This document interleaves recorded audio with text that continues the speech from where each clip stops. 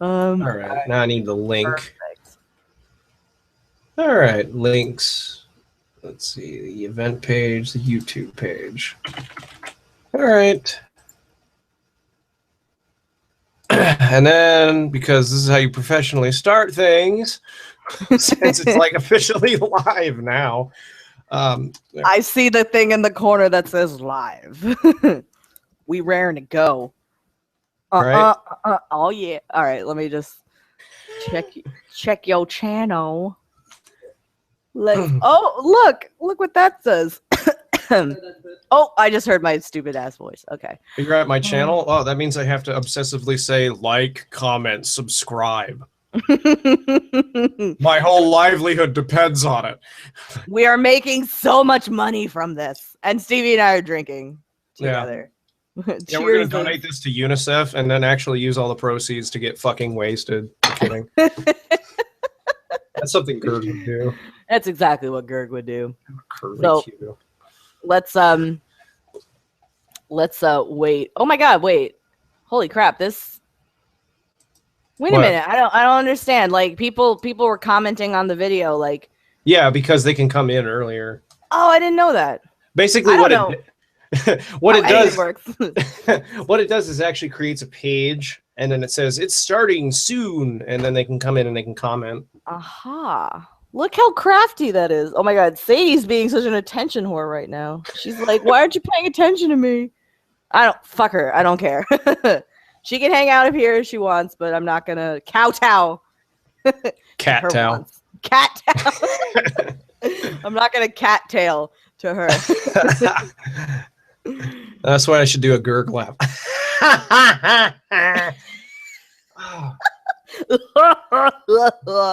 That's how he laughs. It just makes you want to, you know, kill puppies with a lawnmower. Oh, makes me like want to be like that one video where the guy runs over the dude's whole video game collection with like one of those big like ride-on lawnmowers.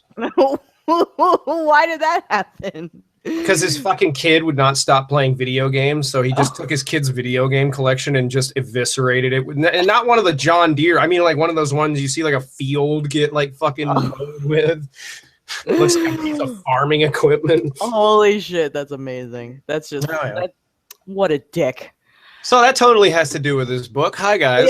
Yeah. Oh, by the way, hello. There's 96 watching right now. Holler. I'm gonna share this really quick. All right. I'm gonna share this on my Twitter.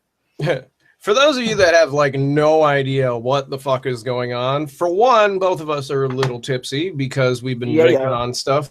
But this is about Onision's newest book, if you want to call it that, called This Is Why I Hate You. My lovely guest here, Generella, has been doing a ton of readings about it. She read the whole book all the way through. So if you want to check out her channel, you can pimp out your channel now if you want to, because the readings are all up there. Because I'm like a pimp. I'm like one of those pimps. Yeah, I'm like one of those pimps. I told her what time it was. I love that movie. It's 8 years old already. What the fuck? Oh. What do you want? It's 10:33. What? What? It is. No, it's 10:40, Stevie. No, I'm kidding. Actually, it is. It totally is. So yeah, Gineella, Gineria, if I spelled that right. I don't think I did. But yeah, check out my readings. Like I'm making them public. I'm making all of them public now. I think I'm up to the last chapter is public and the first 3 videos are public now. Weirdly, the Stones to Abigail reading and the This Is Why I Hate You readings were both 11 videos long. I don't know how that happened, but it did. Roughly the same amount of chapters, because that's what you get when you want to write a serious novel that's only 130 some pages long and you're a lazy motherfucker who can't detail anything. Basically. He said he wrote it in 3 weeks. Which I totally... And my book I've been working on since 10th grade. Right. So. Yeah. You've got a good protagonist and a good plot line, and the characters are richer for the experience. Okay, fine, I give up. Like, you got to put some care into things that you want to potentially sell. Like, you don't write a book just to sell it, because that would just be lazy. But it seems what Greg did. Truthfully, I think he wanted to put a book out just to put a book out again. And this is exactly what the fuck he did the first time. Yeah. You know, even in live streams, like he tried to not give the impression of that. Like I remember he did a live stream with his wife recently, and then he goes, you know, the Amazon wouldn't let me correct all the grammatical errors, so forgive that. You know, they said like 11 days before it comes out, I can't edit anything, and I'm just like, that's I don't believe that for that at all. how okay, number one, how did you submit something with all those errors anyway? Why would you do that? Like, why wouldn't you go through the book again with a fine-tooth comb? Why? Because lazy. Because he's lazy and he thinks that everything he did is perfect. And you know, like, it just shows to me, like, reading it myself and having fucking bought it, which I'm so upset that I had to do that, but we should reimburse you for that. Just send me whiskey in the mail. That's all I want. Like, just a fucking gift bag. Of like, okay. Somebody should send you like a $200 gift card from Jack Daniels. Yeah, seriously. Like, send me to the distillery where I can actually take the tour instead of wimping out with my two friends and we're like, no, we just want to go home back to Jersey. Like, we were at the distillery and we didn't take the tour. We're like, fuck it, who cares? And then I found out my friend was pregnant that whole weekend. She didn't tell anybody. Probably not a good idea to go drinking. Exactly. She had like a seltzer like thing at the wedding that we were at, but me and my other friend had no idea. She totally snuck it past us. And she's like, oh, by the way, guys, I was pregnant. I'm like, what? Oh my God, congratulations. Man, I got turned. I wonder how the kid felt about it. What? It was crazy. That was a fun time. That was a fun road trip. That was a good time. So Stevie and I were discussing this before we went live, and we have no idea where to start with this crazy.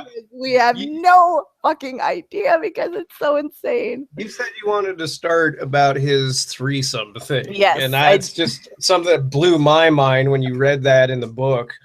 It comes out of nowhere, and he's in the military too, having a threesome. Like, what? Okay. First, I want to know, somebody commented briefly about it and said, like, you know, between, I guess, recruits or airmen or whatever, like, they can date and hook up and stuff like that. Yeah, they can do that. A buddy of mine, actually, he got married to somebody he was dating when he was in the military. They met through like a group thing. It was actually like a religious thing for people, but it was like of any faith, and ended up becoming less about religion and more just like a group talk, because they were over in Afghanistan. It was like the only downtime they had to discuss how they felt about what they were doing. So right. So yeah, I would the military date, but as far as something like that, I've never personally heard of something like that going on. I mean, no. I barely hear about it outside of the military, you know? Maybe like on Tumblr. Maybe like on Tumblr you hear about all these crazy relationships. And not like I'm against polyamorous relationships or anything like that. Like, people between consenting adults, like, people can do what they want to do. That's totally neither here nor there. No, I've known a guy that was married to two different women, like hand-fasted to one and then legally married to the other, and that was just a bizarre situation. I know that these things do happen. They just take so much fucking work. Yeah. You know? Yeah. Just to have that happen in the military and the way he described it, it wasn't about love to me at all. It's just like, oh, these two women, I get sucking my dick, and then if we want to bang one another, one can watch, and this is just insane. Like, oh god, there was no build up to it. It was just like, hi, I met this girl named, I call her Booty because I'm an offensive piece of shit, and she had to be black too, and he called her Booty. Like, that's not fucking racist a little bit, you know? Or stereotypical. Yeah, there were so many like little instances in the book that were really fucking offensive. Like, he called things ghetto, which I think is what, my fucking camera is being a dickhead. he called things ghetto. He would like, you know, he was making comments about women and how they're not strong, and it was really funny to watch what's her name? Ashley fucking carry a suitcase because oh my god, she's a weak woman, like things like that. Hashtag feminism lol. God. Oh, it's so infuriating.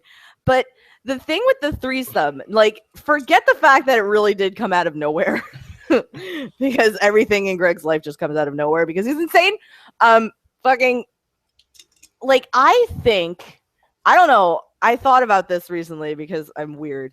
I just think about fucking, like, theories that I have about Greg sometimes. What if this is, like, what he wishes or is happening to him now in his marriage? Like, because, you know, Lainey is, like, bisexual. I've heard that she wanted a girlfriend, yeah. Yeah, like, she wants this girlfriend, and, like, you know, Greg is apparently on board with that, which I don't really think he is. I think he is if he can get something out of it. And right. I agree with what you're saying. But what blows my mind is if he's talking about, like, he said before this book came out, and he admitted afterward in this like interview he did with some guy named Rage Reynolds, that almost all that stuff like was true. Well, if it's true, he can kiss my ass about not being a cheater, because if this all is stuff that happened to him when he was in the military, he was fucking married when this happened. Yes. So I'm like, dude, if you're cheating on your fucking wife with 2 people while you're overseas and she's got to live on base with you, no fucking wonder, dipshit, why your marriage didn't work. You know? Exactly. Yeah, like, or even worse, he made her be okay with having another partner when she might not have been into that, you know? Right. Yeah. Like, he's so manipulative. He has a way to just, like, convince people into doing things, like, I would think, you know, but, like, it doesn't have to be that way forever. Like, yes, like, people have been manipulated by him. Like, I think it's pretty evident that Shiloh was in that horrible pot of terror. But she got out of it. So, you know, I think maybe it's like temporary manipulation. And until they break out of it, you know, then there's no helping them, unfortunately. No, every relationship that he has in the book is so abusive too. Like, it's like when you're reading it, I'm sitting there listening to it. I'm like, how the fuck am I supposed to feel about this? You know, I mean, you know, as a reader, it's just like, am I supposed to like cheer this guy on? Like, yeah, I hope he gets his dick sucked. Or like, God, I hope she gets the fuck away from this dipshit who doesn't value a woman for anything other than her body. Like turning the one girl into goth. Woo! You got her to wear other clothes. I know. Apparently that is like a legit thing. Or like, yeah, it is. It is. Like, on his old website, basically. For whatever reason, he's got on his old website, you can check out an archive.org. He's got like an archive of all of his ex-girlfriends that go back to when he was in elementary school, even though obviously they weren't girlfriends because nobody in elementary school really dates unless you're weird. But, you know, he's got a girl that he describes in there going through the exact same shit, like getting in a fight with her friends at lunch and then turning them off. Yeah, and then getting the girl to turn into goth or whatever because that means something or whatever, when he could have just found somebody who was already into this shit. You know? It was really like I thought Stone to Abigail was terrifying. I feel like this is even more of a terrifying glimpse into just how fucked up this guy is. Like, more potential like mental disorders popped up for me. Like Peter Pan syndrome. I think he has elements of that. Definitely. For real. Because he like, which is for those who don't know, it's a real thing for those who don't know. Yeah. I don't think I think it's like colloquially called Peter Pan syndrome. It's like another in the medical terms. It's in the DSM. It's called, I forget what it's called, but it's got a much longer name, but colloquially, yes, it's called Peter Pan syndrome. It's like, basically, you live in a fantasy world completely removed from reality, and people can't bring it back to reality no matter how much you try. Right. You know, and like you're fucking Peter Pan. Right. Like, and they just you're mentally stunted to a point where you can't grow as a person. So you stay in this same, you know, mindset that you can't break out of without intensive, ridiculous psychotherapy, you know, and he like the things that I was thinking while reading it, I'm like, therapy would never fucking help this guy because he's not going to be honest with a therapist. Like they would have to, they'd have to take him to a mental ward and like completely rewire him because there's so many things going on. That's so many things wrong. They would more than likely knock his ass out with like Seroquel and shit. Because I mean, there's no other response for people like that. The problem with people that have narcissistic personality disorder as bad as Gerg does is that after a certain point, they become self-aware of what they have, and then they just use it to their advantage. Like he knows what the fuck he does to women. That's why he counters arguments that people like yourself and myself pose to him in the way that he does, because he knows what he's fucking doing. Right. He's not so stupid he doesn't know, essentially. He's a self-aware narcissist. Yeah. But at the same time, like, kind of isn't aware. Like, do you remember the big thread on that we found the high school anon posted on? So there was that really, like, somebody who is studying, like, criminal psychology posted, like, did you see that? Because I saw that. It was like a fucking post like that long. Yeah, it was a really long post on like just if somebody had to do like a psychological profile on Greg. I read it and I agree with a lot of the stuff that they had to say in that, to be really honest. It was a good assessment. It was a really like thorough assessment. But the way, like, what did they say? He said that he's a manic depressive. Wait a minute. Let me just for short, we'll call it a cunt. Right, just a massive cunt. I love how, like, in the UK, that's such an accepted swear word. Like, it's the word. It's worse than fuck here, but over there, oh, you know, this cunt like cut me off in traffic the other day. Yeah, it's just like saying asshole over here. Yeah. Like when I went to Scotland to like hang out with my friend over there one time, like, lucky. It was awesome. Oh my god, Edinburgh, it was amazing. Like the first time I went over there, like her boyfriend was saying cunt all the time. And I was like, what? Wait, what? And she was like, you really can't say that around American women. They don't realize that that's like an asshole over here. And I was like, no, it's fine. I got used to it. Now I'm just like, cunt, like all the time. Cunt, cuddly, unt. Okay, I found the quote that I wanted to find in this thing. Somebody, the person who posted the criminal thing, they called him a self-aware, narcissistic, manic depressive hebephile with sociopathic tendencies. Wow.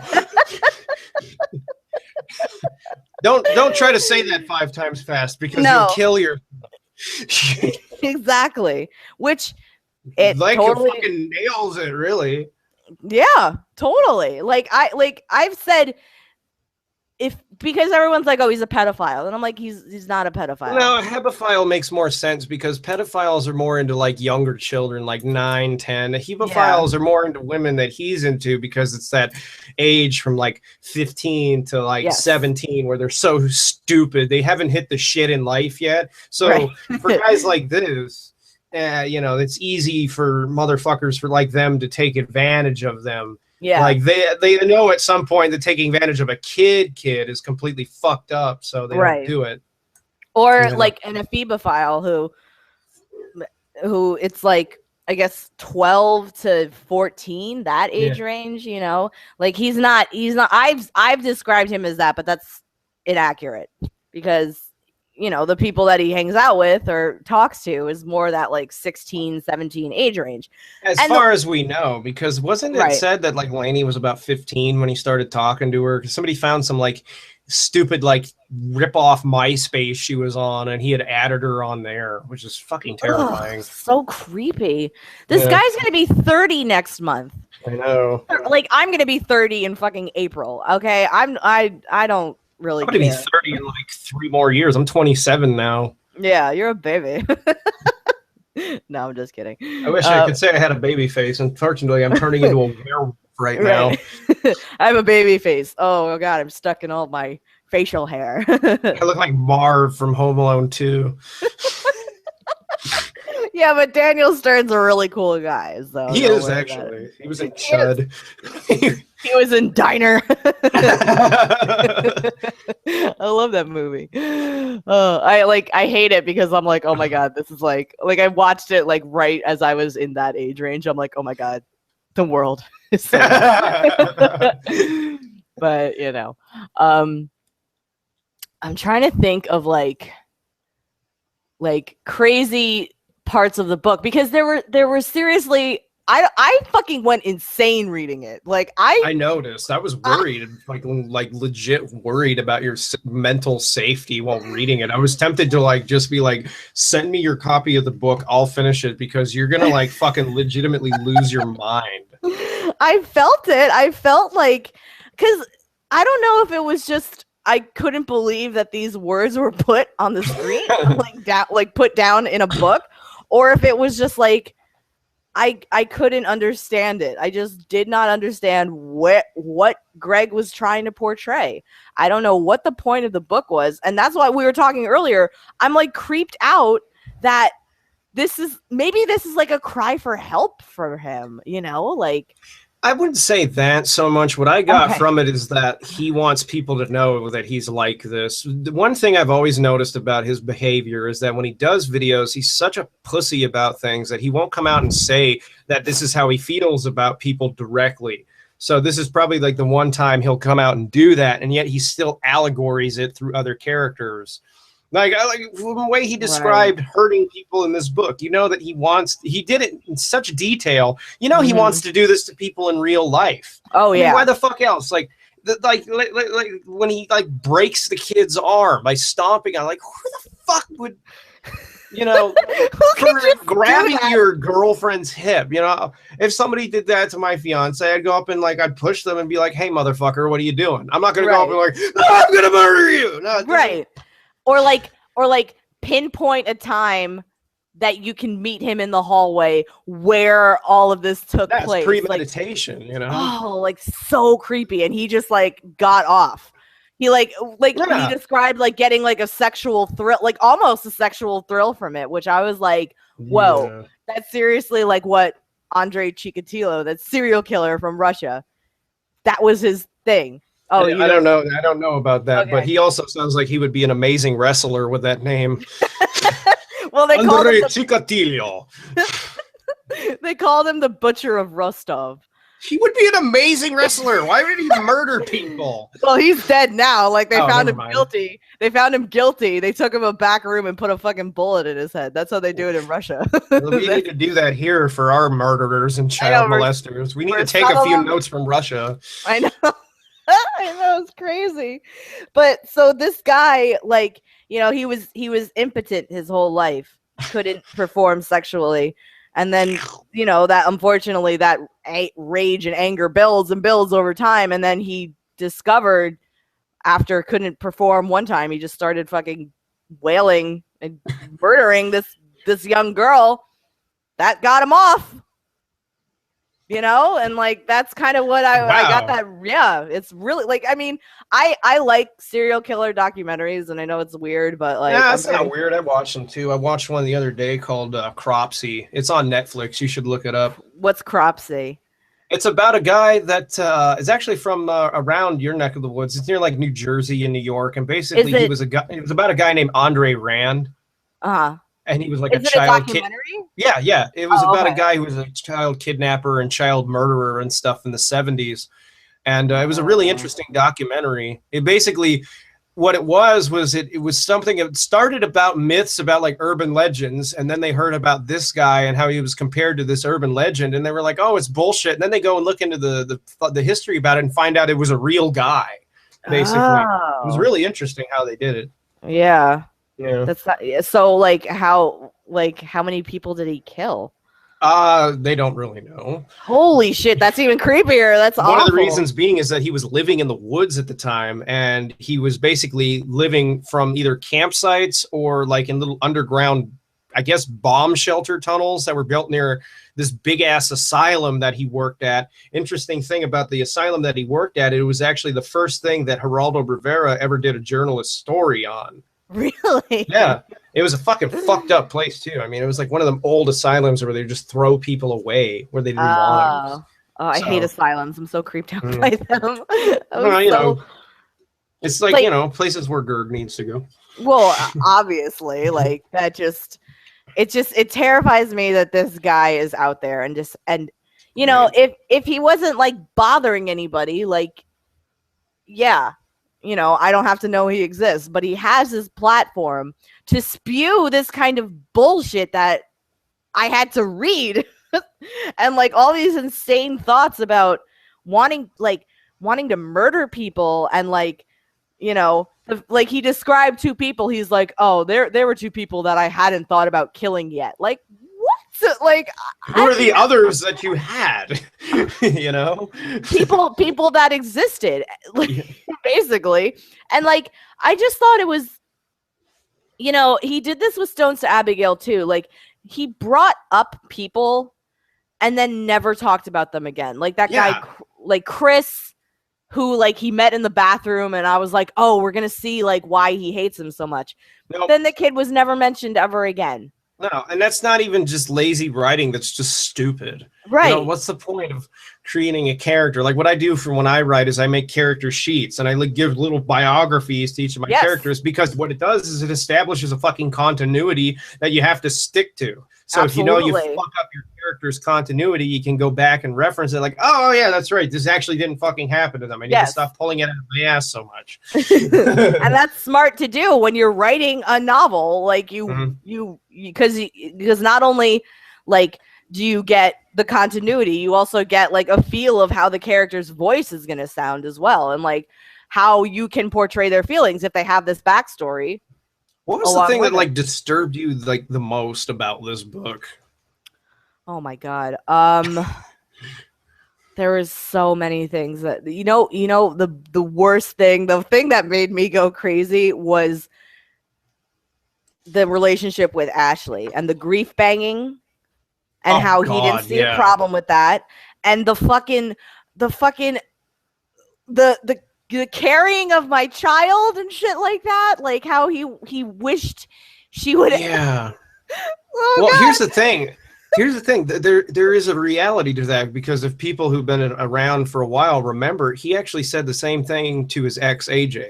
Actually, where yes, he did. Like, and she expressed that to me too, because whether this asshole wants to admit it or not, you know, we know each other in real life, and she said this to me, you know, that he would like he had her pinned down and stuff was going on, and he said, "Look, you want me to do this, you know, right here and now? You can carry my child." I mean, he does these things in real fucking life, and when he put that in the book.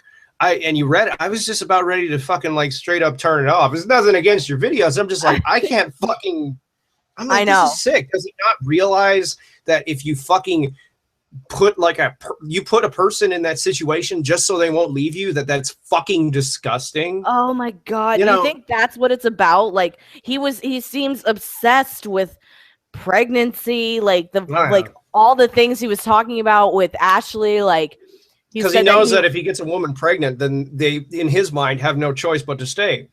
Oh. Because he knows that they'll look like shit if they have a baby out of wedlock, at least in society's eyes. In reality, they won't, but to the shitty society that we fucking live in right now, they will. And it's like, to take advantage of that, you're not just fucking over a woman, dude. You're fucking over a kid. Because now that kid has got to grow up for 18 fucking years, or maybe really the rest of their life, knowing that they have this piece of shit father who brought them into existence just so mom wouldn't leave. Oh my God, that is so fucked up. Oh my God. Yeah. Because I was trying to rack my brain, like, you know, why?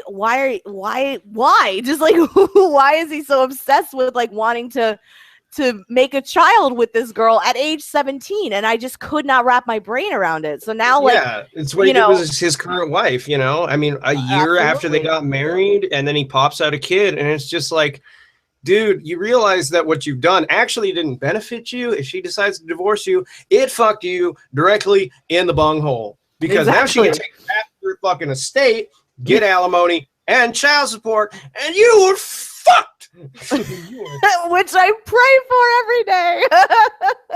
Just take him down a peg. Like, just take him down a peg. I don't wish ill on anybody. I don't want anybody to get like maimed or anything, but just take this motherfucker down a peg, because this is like the insanity that this guy puts out to the world.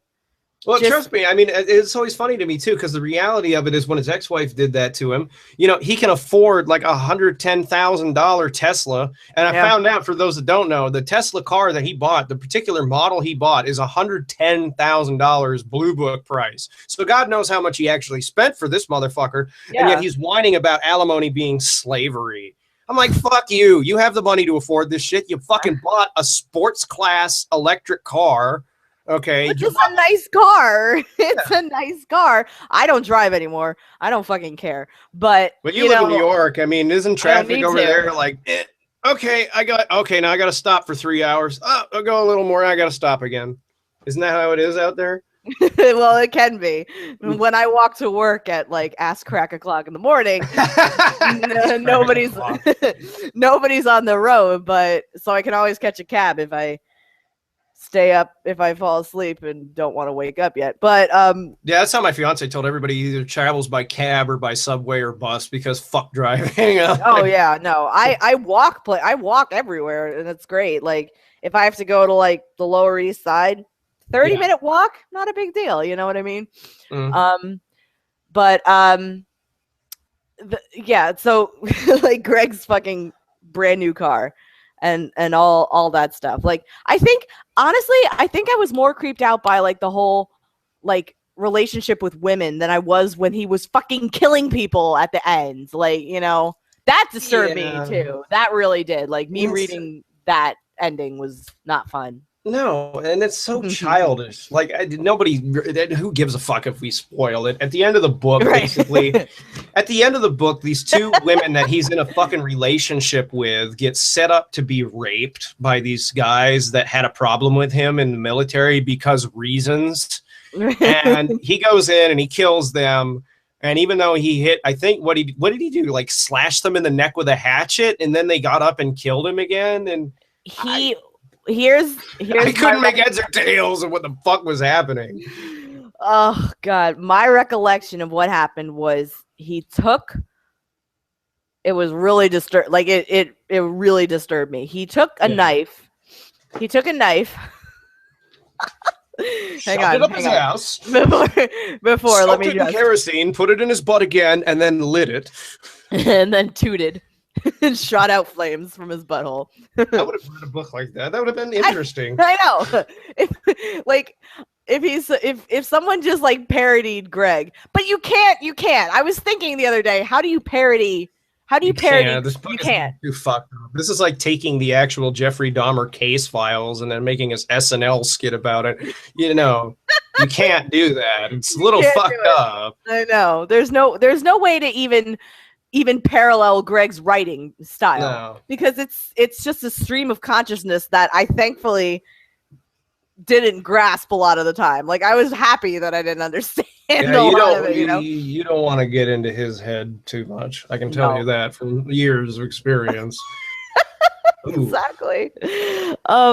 Okay, so with the murder scene, I'm going to call it murder. He took a knife, jammed it into the neck this way, and then like that, like put it in so he could pull it out this way. Now, I don't know the first thing about slicing necks. Medically, I did a little bit of training as an EMT when I was younger, and medically, that's not going to really do anything, because if you get it stuck in the vertebrae, well, great, you know. Well, it's gross, because the way he describes these things, from like at least my experience, is that he's maiming people. Even he's not even outright killing them. He's like, and it's gross the way he does it, because he maims these people so they live with an injury, you know, the rest of their life, like ripping the kid's eye out. It's like, what, you fucking sick fuck. So now he's got to fucking sit there and live with like one eye the rest of his fucking life so he can remember your fucking ass. Oh my God. You, dude. The eyeball. I totally forgot about the fucking eyeball thing. The Beatrix Kiddo scene. Yeah, that was like, it really was. There was a lot of parallels to Kill Bill in this. Now, I was like doing this. I was like, how do you rip out an eye? Like, you really have to fucking dig in there. And the fact that he to said rip it that from the ocular nerve. Oh yeah, it's not just like and it comes out like a golf ball. No, like like exactly. And thankfully, my eyes weren't hooked into anything. Oh no. I don't have retinas or anything. Like no, that doesn't happen.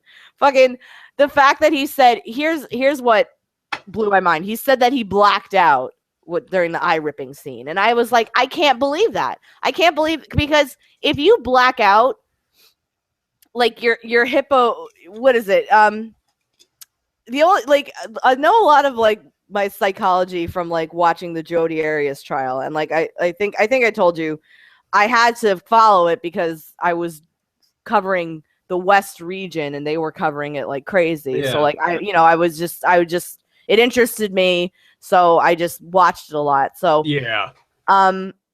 So what I know about my minimal psychology, they tried to portray that like she shot him and then went into like an amnesia state.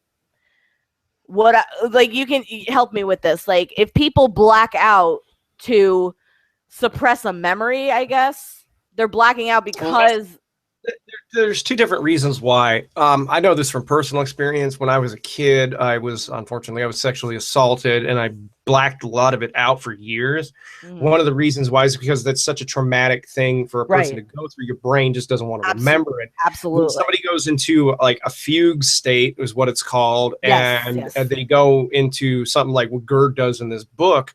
I mean, that's indicative of dissociative identity disorder, where it's like from what I understand, it's like a type of schizophrenia where basically a person's personality isn't just split for like protective reasons, so they don't want to, remember something traumatic. It's because they have such like a severe type of schizophrenia that they act upon things and don't remember doing it later. Oh. So for him to think that, like, I blacked out, I don't remember doing this. I'm like, dude, that means you have severe fucking issues. It's not your mind like basically blacking out something it doesn't want to remember. Like, you have a disorder that is making it so you're consciously not remembering actions that you committed, at some state knowingly, but not after the fact. Basically, DID is a very fucked up disorder in some cases like that. Like if it's very severe. No, that's I didn't even consider like schizophrenia at all. Hey, what's up? Holla. Hang on a second. What? Somebody stole our tomato plant. Yeah. Somebody stole our tomato plant out front. How does one steal it? Like, why would you steal somebody's tomato plant? I don't know. That is so weird. Oh my god. People are weird.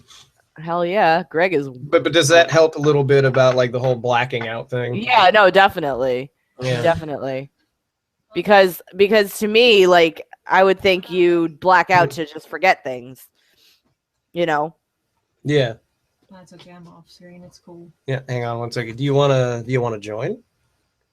Yeah, I can in a minute. Yeah. Okay. Sweet. So my fiance is gonna join our stream in a little bit. Let her decompress after work. Decompress, please. Decompress after your job. Somebody stole my tomato plant. I'm sorry that somebody stole your tomato plant. I was looking forward to those tomatoes. I was too, and I was also looking forward to figuring out why it didn't grow any tomatoes, but grow to be like a mile long. It just kept like fucking growing and growing and growing, and I'm like, is it gonna produce tomatoes, or is it gonna like become sentient and then start attacking us? Oh man, like a whole stream of tomatoes. So what did you think about like the military stuff in this book? Because I know that what you do for a living, you deal with stories about like people in the military and all this stuff. Somebody in the military. When I went over on. Can you get closer to the? Oh, sorry. Because it's a condenser mic. When I dated somebody that was in the military, they were Navy, so it's a little bit different with Air Force, but a lot of the speak is pretty much the same. For the most part, a lot of the stuff he talks about with attacking people, he would have gone into military police possession off after the first thing. Yeah, There's no way right in into the hell. brig. Yeah, right to the brig. You can't harm your fellow, guys if you do that. You have to be very conscientious about what you're doing, because even the smallest thing can put you in the brig. Mm-hmm. He like ripped a guy's eye out and got a slap on the wrist for fuck's sake. No, you would never get a slap on the wrist. No, I mean in the book he does. I know. In real life, you would never. No, I mean, you get a slap in the butt in a jail cell multiple times. For example, there was a guy that was being blamed for killing a taxi driver on the Japanese base. They held him in prison until they cleared his name. Like, they don't screw around, especially in the Asian countries. Yeah, I remember you telling me about that. Yeah, I'm sure it's like a whole different. As far as when he talks about the shirts, that's just him getting lazy and the whole first and second shirt thing. Like basically that what that means is like first sergeant, second sergeant, stuff like that. Right. But to be so fucking lazy as to use like terminology a reader's not going to get. It's so stupid. Yeah, I didn't get half of the things that were boatsman's mates. Oh yeah, that's true too. Like all the abbreviations. Like I Googled just today what the what's it called? BDU? Yeah, that's a uniform. I didn't know what that was at all, so I had to Google that. But he, there was a few things that he said that were never explained. Like BDU was never explained. A lot of the tests to get into the military were never explained. Yeah, the ASVAB is like a regular standardized test, kind of like the ones you took in high school for like SATs and stuff. It's an aptitudinal test for getting into the military. She had to take one when she was in the Air Force, and I took one for my job. Well, most high schools tend to give it in the senior year. You have to take it. You don't really get told that it's an ASVAB test. It's one of those aptitude tests that they sometimes give you in the last year of high school. Pencil in the bubbles, please. It literally is one of those pencil in the bubbles. And when they don't tell you one ever, never. My high school sucked. Well, they don't label it as an ASVAB. It just seems like a regular standardized test. Maybe I blocked it out, Stevie.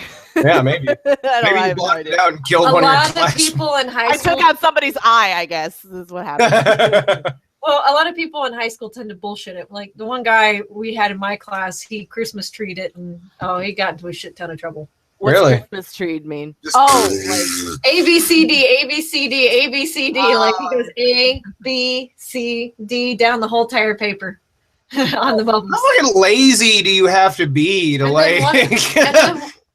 he was such a prankster that he actually made a Christmas tree on the actual little thing. He made a little mini Christmas tree, and so he got into shit tons of trouble. That's what I would do. I would just be like, "Fuck it, who cares?" He was following pictures. He was like, "What are they gonna do to me?" They were like, "Yeah." I drew a picture of a hamster grilling. They made it over again. Oh well, good.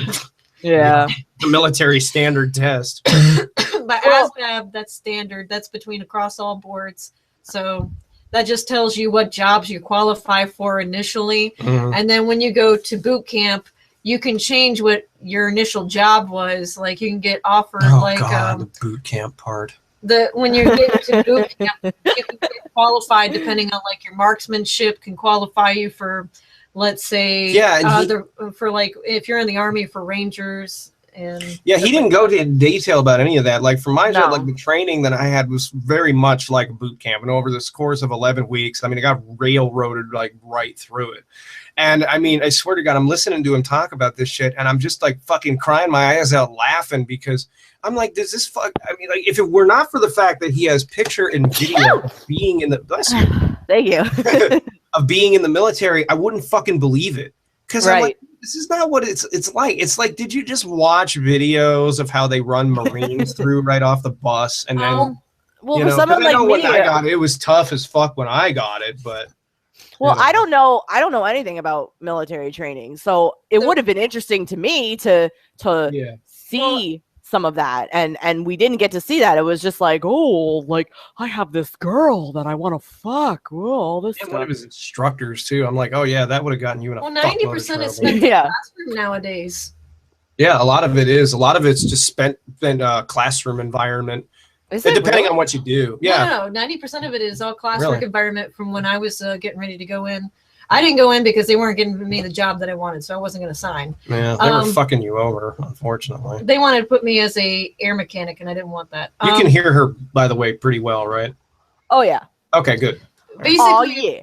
90% of the time you're down there, especially if you go during the summertime, is in classes. You might be marching to and from, and then they have medical training, which they do, like CPR tests and other stuff like that. Then you have a small survivalist classes. And I mean, it hasn't changed because I was off and on wanting to go in, but I was always underweight. So that's why I never went in the first time in high school. But it really hasn't changed structurally as far as how they run it. They don't really yell at you as much anymore. I mean, they do in a way to quote unquote psychologically break you and build you back up. Yeah. But it's more to build a team mentality. Yeah, it's to build a good structured team. And I guess that's what, when he was really in, he didn't understand. It's like, oh, why are they being so mean to me? Motherfucker, if like you're just doing your guard thing over there, and let's just say, because he was in Korea, like for example, like let's hypothetically say the shit hit the fan and North Korea decides to just run over that border. I can't imagine him knowing what the fuck to do. Like, he's going to pull off some dumb shit and get somebody killed. Like, this is how he really is. And he just like goes up to people in the front line and just like tries to rip out their eyeball all the time. He tries to go up and say, oh, please make sure I don't get shot. And it's just like, that's a good way to get shot, but not by the North Koreans, by the Americans, because you're an annoying fucking asshole hugging on their ankles. I don't understand take him out just to... What's up? I don't understand how we got off a base. What do you mean? Like how we got off a base? Well, okay. They have a system where you have to earn your right to get off base. You start off as basically an I'm good. Okay. They start you off as something like an enlisted 1 and E1 kind of status. Yeah. So that's what you go through boot camp. Now, yeah, that's not the E1 status doesn't necessarily tell you your pay rank and other things like that. What I mean by that is E1 is that you can't leave the base until you get the proper paperwork and actually take a cultural class to go off base, because they don't want you going to, like, let's say if you're in Japan, to go off base and then ruin one of their temples or their sacred places. Right. He did that shit anyway. He's got pictures on that website that I found, the America's Air Force, where he's wearing, you know, like one of those stereotypical, like weird pyramid-y hats that you see Chinese. That's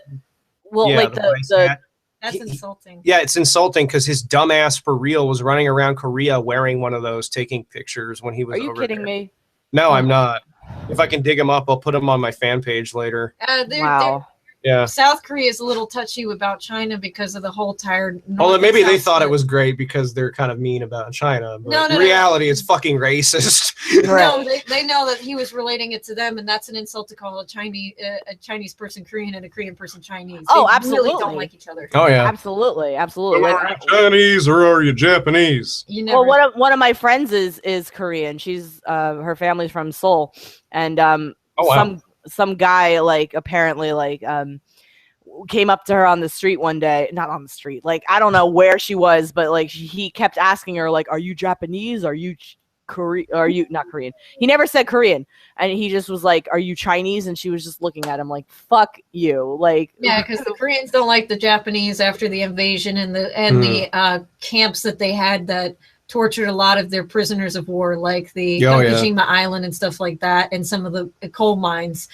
And then the Chinese, they don't like the Chinese because of the North Korea and South Korea split. The Chinese helped North Korea with what they were doing, and so that's why you never you ask. You don't just assume. Yeah, and then here he is wearing the fucking like whatever the fuck you call one of them hats, you know. Yeah, and he's just running around. He looks like such a dumbass in these pictures. He's got like the fucking hoodie on and the shades on, running around with this thing. And I'm like, how many times did somebody stop this motherfucker on the street just to beat the shit out of him and then go on with their day?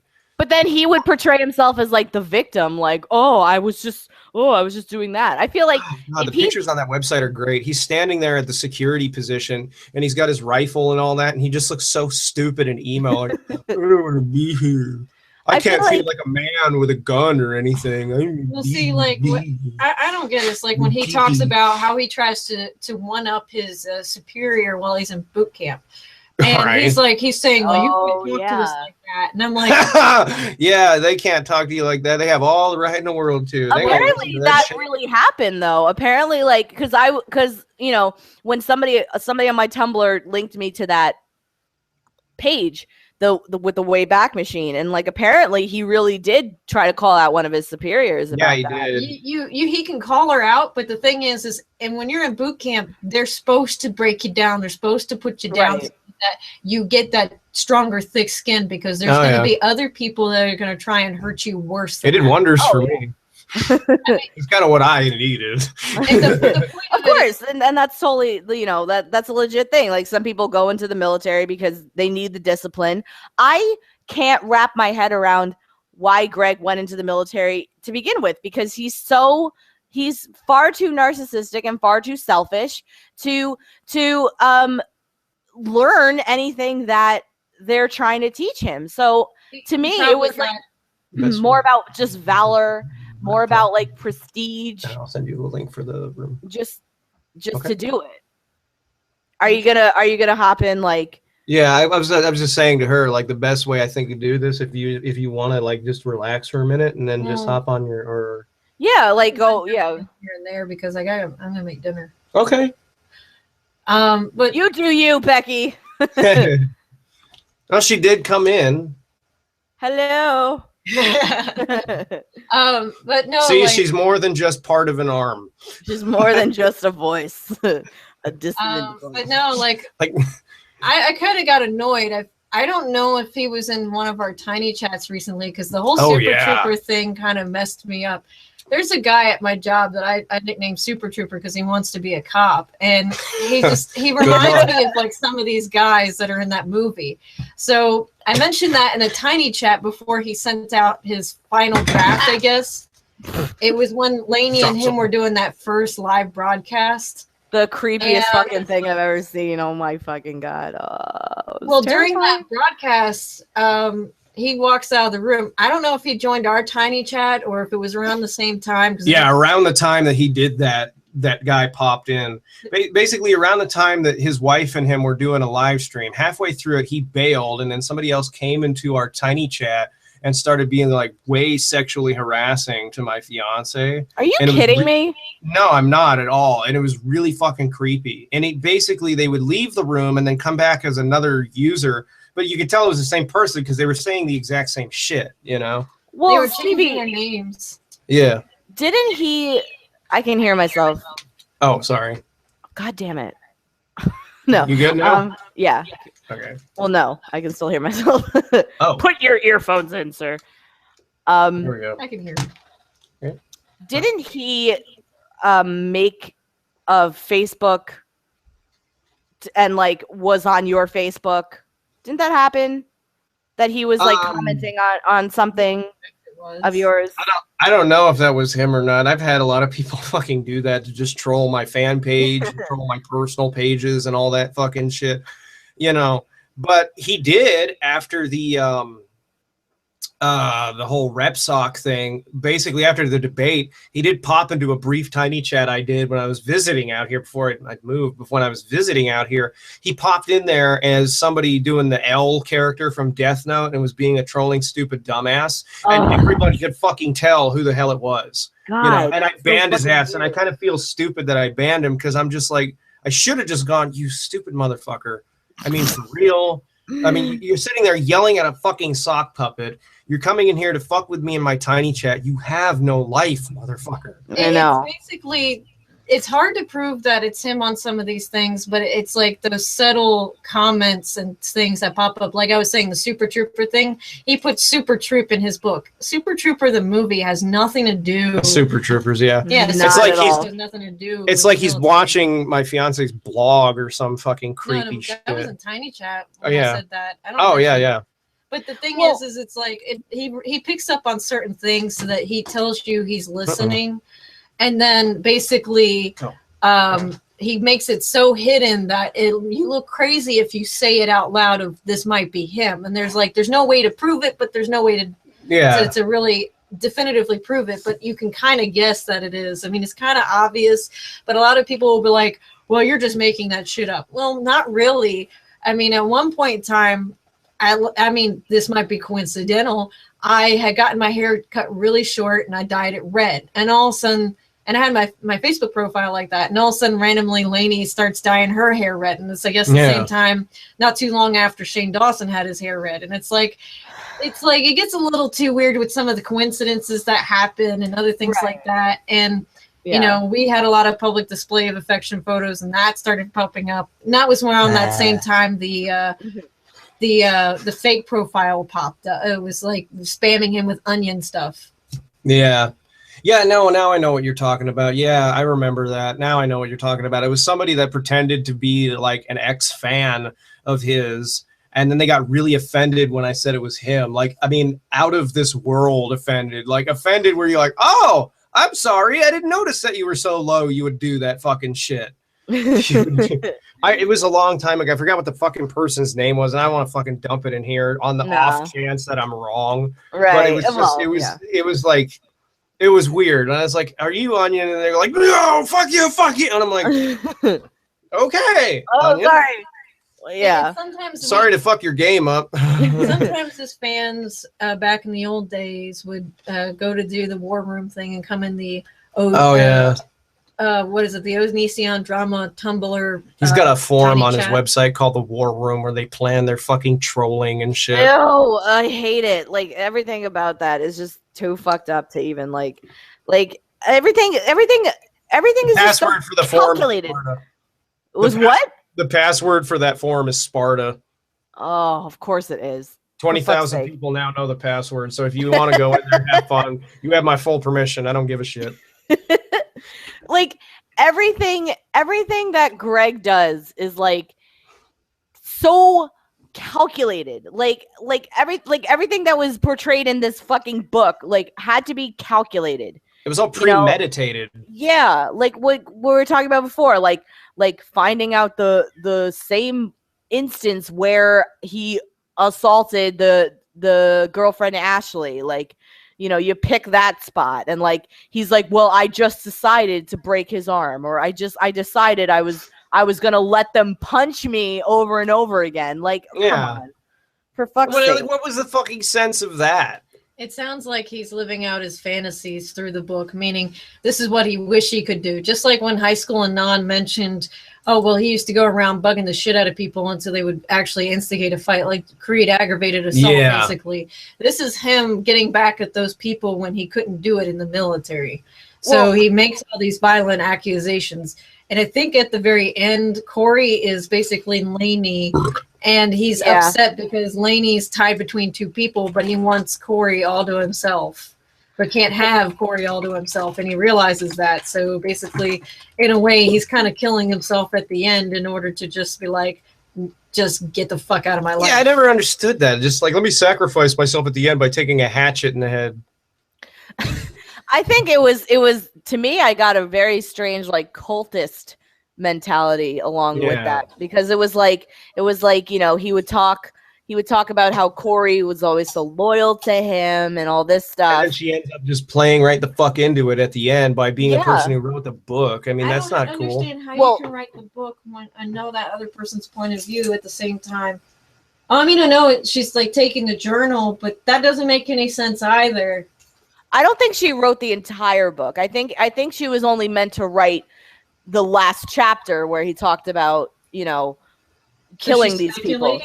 So she just like speculates then. Wow, everything in his world is speculation. I mean, I don't know if the sky is blue. It could be green. but the fact that creeped me out was like, if Corey did write that last chapter about how, you know, Arthur killed all these people, there was no distinguishing between Arthur and Corey at that point. They were just one and the same voice. So to me, that was really like cultist to me. I get such a Manson family vibe from Greg. God damn, that's so perfect, because that's exactly how I feel about it too. Yeah. Because listening to these characters talk, you know, I mean, it's exactly like listening to the fucking Manson girls talk too back in those trials. Oh yeah, like Charles Manson told them to shave their heads one day before trial. They did. Like, wait, what? You know, before trial one day, Charles Manson said, "Shave your heads" to the girls. What'd they do? They fucking shave their heads. Come into trial. Shaved her head. What? She did. Shayla was made to shave her head. God, that's too. right. Yeah. And actually, in another live stream, he did like you've seen the interview where he's just like getting up and singing and all that other shit that Charles Manson did. In one of the live streams, he starts doing that. Oh, Charles Manson did that. No. Yeah. Oh, yeah. I've seen that. Yeah, definitely. Yeah, Gerg starts doing that in the middle of one of his live streams too. Jesus. Like for no fucking reason. He's like not even singing a song. He's just. I don't know what the fuck he's doing. I feel like I was trying to explain this to my mom because my mom just does not understand this like Greg thing. She doesn't get it, and I don't blame her. You know what I mean? Trying to explain it to other people that haven't been involved in it is really difficult because it's like they're not into it. They won't get it. It's just a fucking like years worth of drama, to be honest. It's true. And we continue to do it because we do, you know, whatever. Fucking who cares? You gotta have a hobby. I have a 4-day weekend. I don't give a fuck. But I was trying to explain to my mom, and I was like, if Greg was like, if this happened in the 70s, I think Greg would have been like a legit cult leader. I don't doubt that for a second. He would, because the thing is that makes it easier for him to do what he does is the fact that we have global communication like YouTube. Without YouTube, he'd have to be stuck, to doing the co-leader thing. If he was in the 90s, and this was all going on, he'd be like Tony Robbins.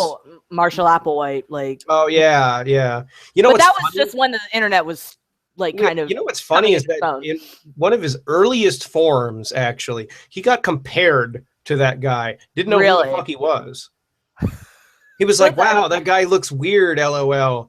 He's kind of funny. And I'm like, this is like you being stupid and really sinister because you don't know this guy was responsible for one, cutting a bunch of people's balls off and then having them kill themselves because of UFOs. What was it? 37 people killed?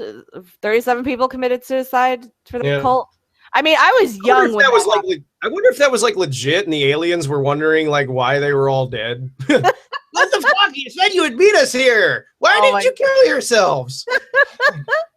Oh my god. Motherfuckers. We're never coming back to this planet. We were going to give you a cure for cancer and shit, but you know what? Fuck you. Yeah, you guys fucking Kool-Aid and shit. I can't with that. What did they do? It was like arsenic and fucking...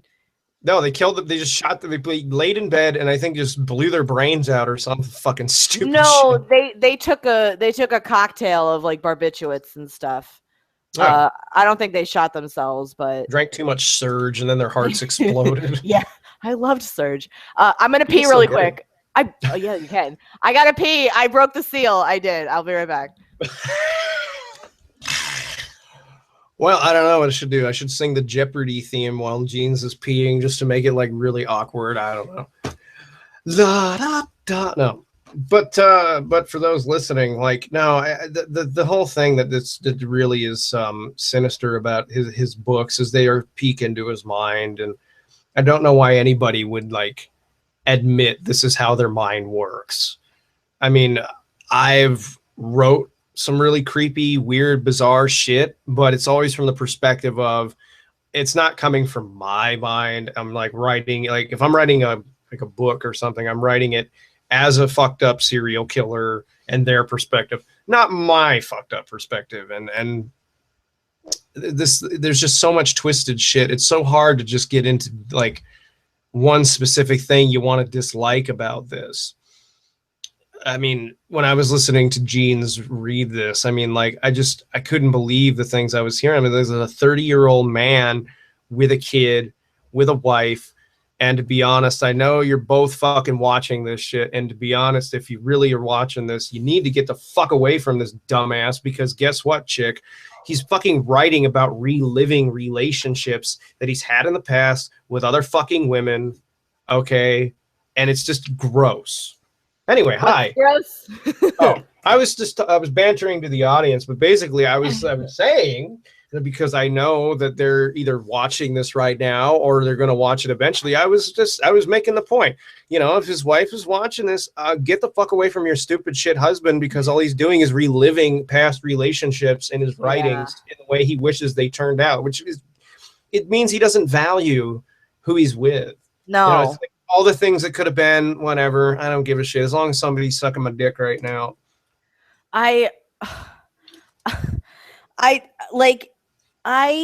Okay.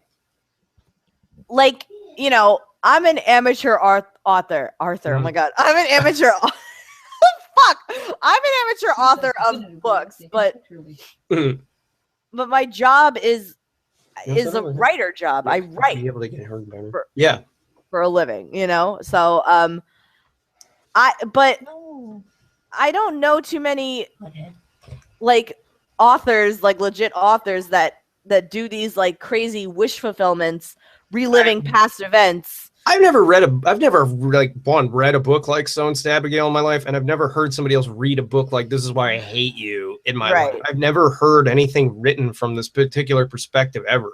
Right. Like, for example, I'm reading through Soul Survivor by Dean Koontz right now, and I mean, it's a totally different writing style. One, because Dean Koontz is a talented writer, but like the voicing of everything, it's the way a normal person would talk about things. I don't know who the fuck in reality would talk about things this way. Well, Go Ask Alice was not that bad either. I mean, if you read that book, it really is an in-depth and day-to-day type thing. Doesn't start out with, you know, like, I haven't written in a while. She's just kind of like, I was in San Francisco and I ended up being on a street corner. Oh, yeah. The one about the girl. It's been a while since I last updated my journal, guys. Oh my God, that irritated me so much. I was just like, put dates at the top. Just what, like, if it's maybe that's what his calendar says. It's been a while, and then since I updated my journal, or each of the days. Oh God. Stones to Abigail, chapter 1. Really? Remember, I kept screaming at, like, I don't understand. Oh yeah, she tried to read Stones to Abigail, could not get through the first chapter. No, it was Stones to Abigail was awful, but I felt like my readings of Stones to Abigail were like funnier. I felt like it was easier to laugh at Stones to Abigail. I mean, I could bear it. There's just something so disgusting about this. It's like, look, grow up, you fucking baby. Things in life don't go your way. And murdering people are not going to make things better. They're just going to build up your fucking problems because you're a fucking child who looks at everything like it's a goddamn obstacle that's in your way to make your life shittier. Yeah. I grew up in the South. I had the actual gun. One of the guys that had a gun that on campus. It was an airsoft gun, but he had a gun on campus because a lot of the homeboys, what I call them homeboys, is like all the good old white boys. Trash who thought they were cool. No. The guys who always went hunting on the weekends forgot to take their guns out. Oh, the Daryl Dixons then. Sort of, yeah. So then I would like those guys because Daryl's badass. Well, they're not as friendly as Daryl Dixon. But anyways. What a shame.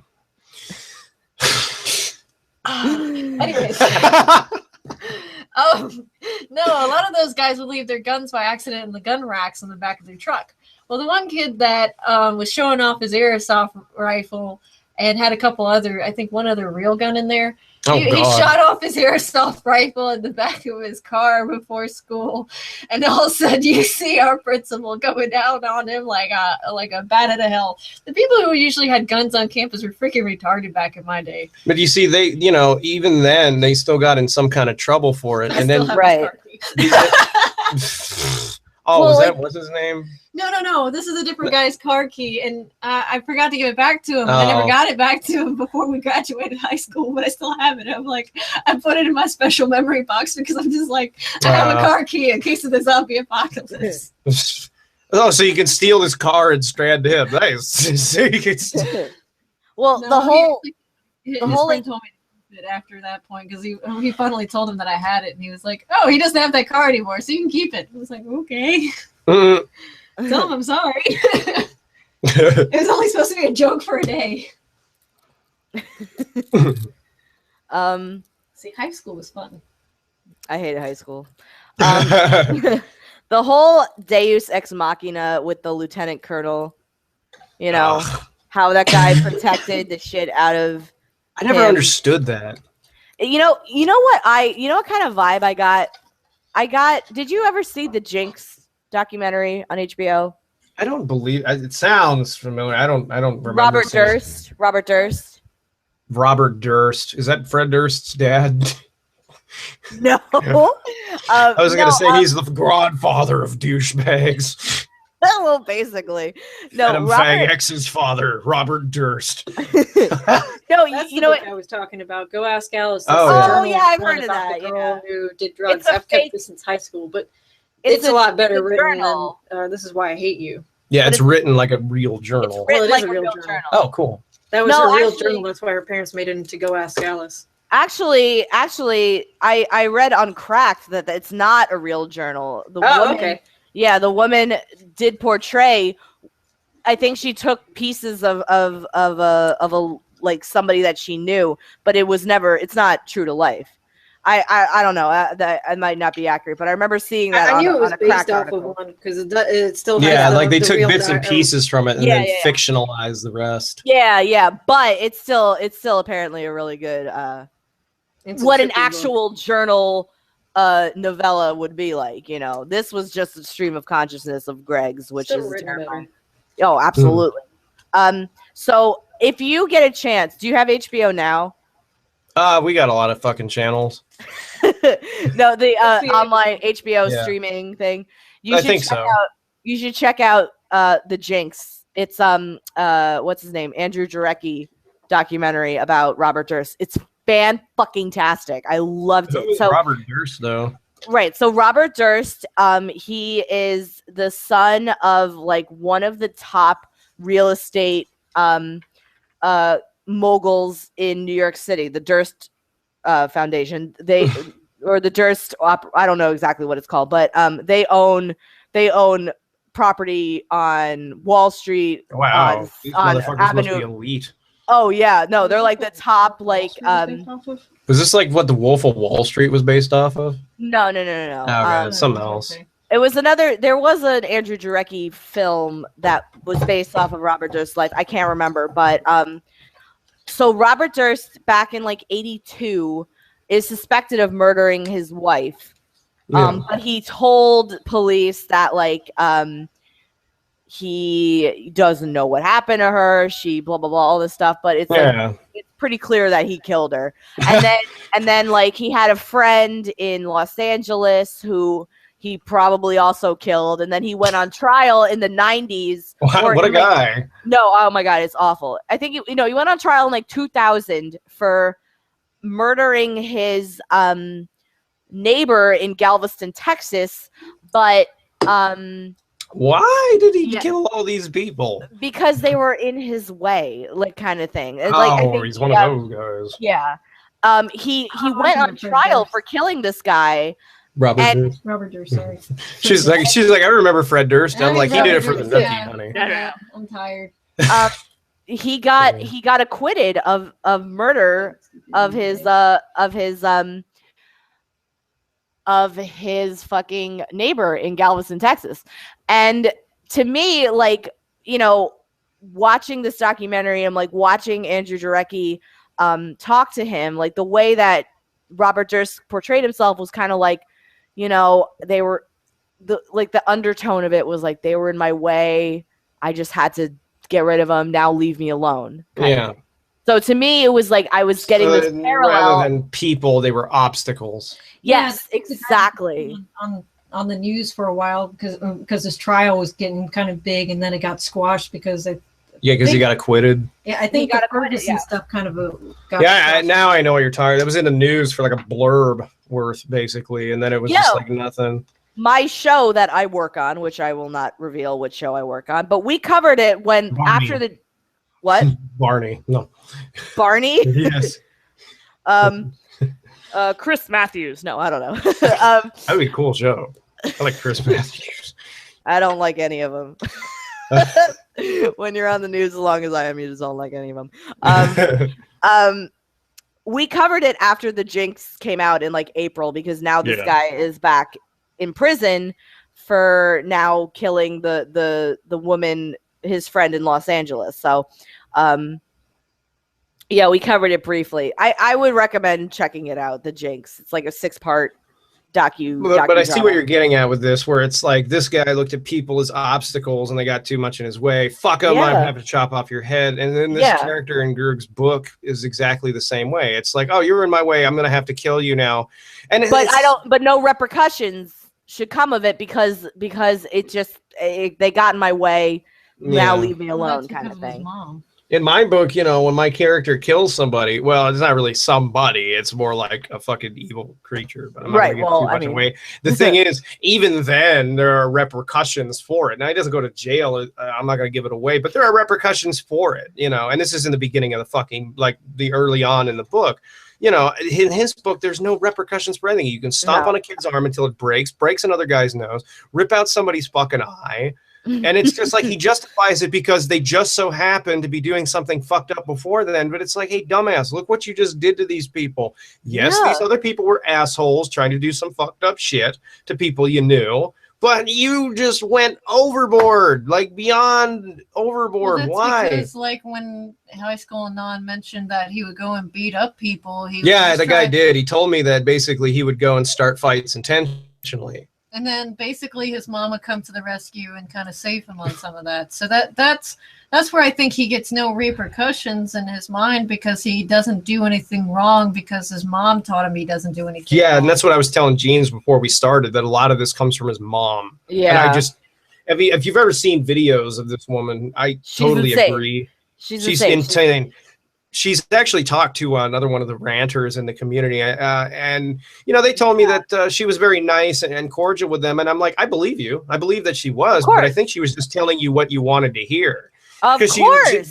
They basically told me, she was like, you know, I know that my kid has problems and I've talked to him about it before. And I'm like, obviously you haven't. It's bullshit. If you gave a fuck about what was going on with your stupid fucking kid, you'd have yanked him off the internet and got him some fucking therapy. But you don't, because I think being the only parent he's ever had, you're the reason why he's this way. And his million father figures. You know? I don't doubt that for a fucking second. Much about it anymore, and she kind of realizes that a little bit of the mess up is happening. Because I mean, one time he was like, "Well, I'm not even going to wish you happy birthday," and he had an argument with his mom on the internet about that. Sometimes I watch this for popcorn and release of for popcorn. For popcorn. When was this? Was this back when fucking ran his mom over in some video he did? Yeah, this is when he didn't even send her a birthday present. She's like, "Look, I know you're not going to even apologize for this," and you know, she kind of was like, "Fucking asshole." She got upset. I mean, she still loves him, but she gets upset about some of the small things, but she's not going to do anything. Well, this is also the guy who told me that her hitting him with a flashlight wasn't child abuse. Yeah, that was awful. Like a Maglite flashlight, which is that giant one with the handle on it. It's like the one the cops like to hit you with. I guess so. I don't know. No, I'm just thinking, like, you know, I mean, I'm not a psychologist. I don't have the ability to diagnose somebody, but like obviously there's some obvious mental issues at play here. And what I do know about narcissistic personality disorder is that as children, you are met with either extreme vilification or extreme praise for minor things. So the fact that, like, you know, the mom bails him out saying, "Oh, my son's perfect, I can't," you know, all this stuff. But then at the same time, there have been abuses, like being hit with a flashlight. Like, I don't doubt that Greg had like a hard childhood. Like, I don't doubt that for a second, you know? He goes into that in the book too, because he talks only about his dad being a piece of shit and his mom's great for reasons. And oh, by the way, it's just conveniently that she's dead from cancer. Right. You know? Oh yeah. I was thinking about that. Like the whole instance at the end where he said like my dad or his father was abusive.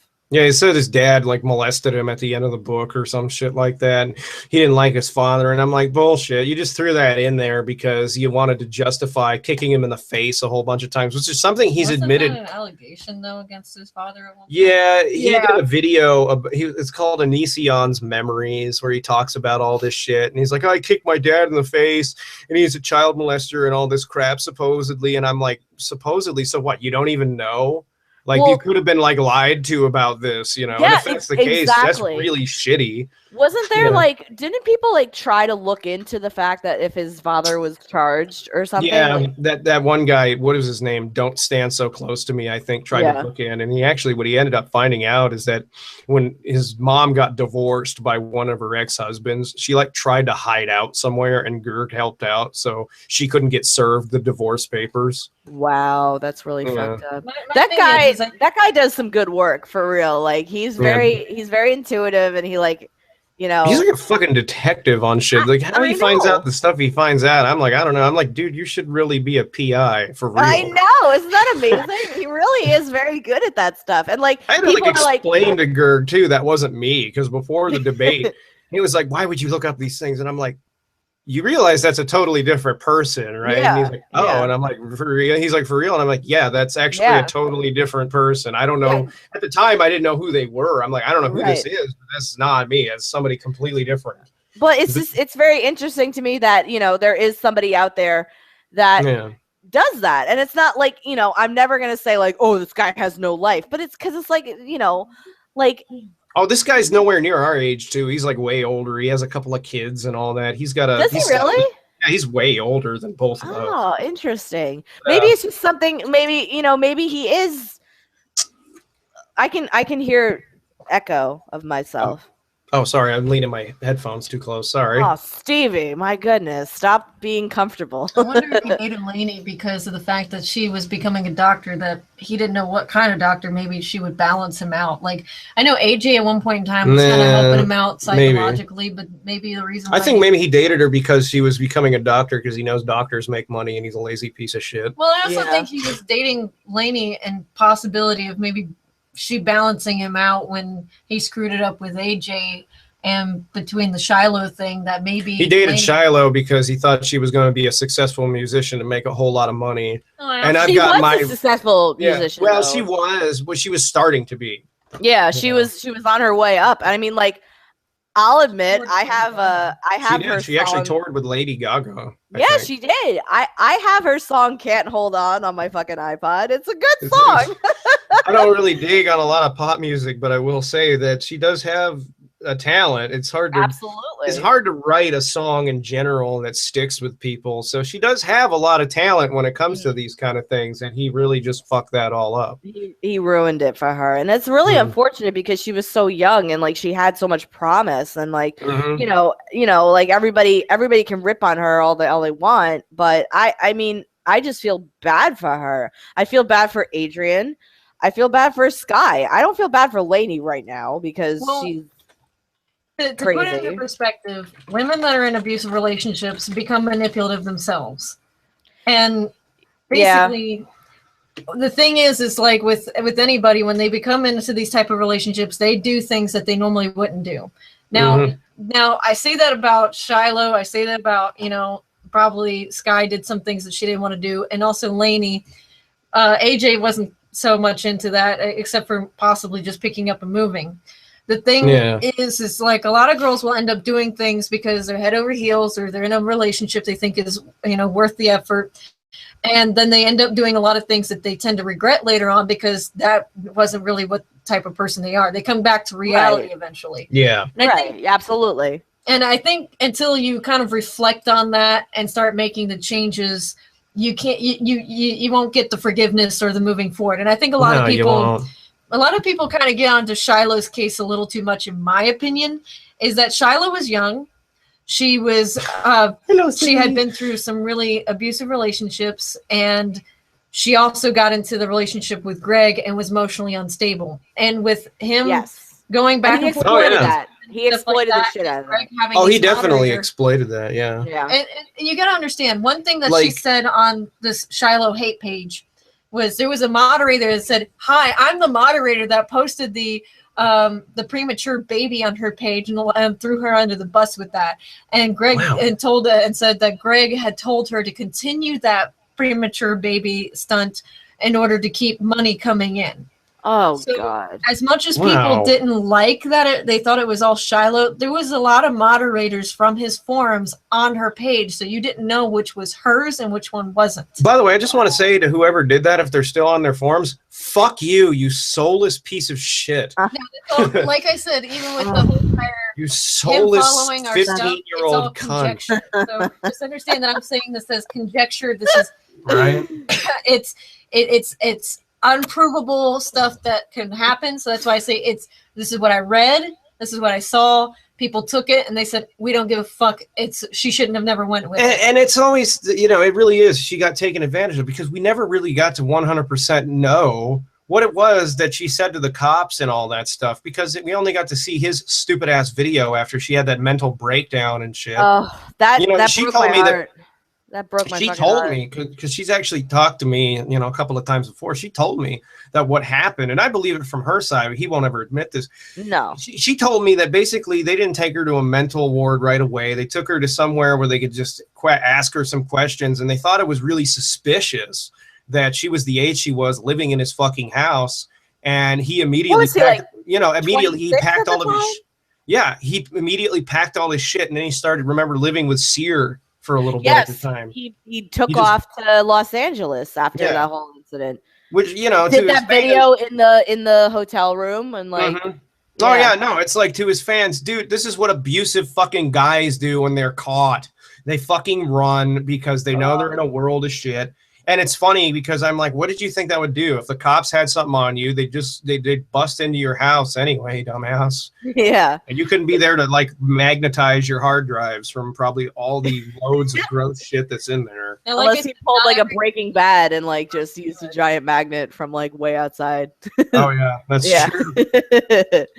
Well, like I said, not every one of these girls, even though throws in the microwave.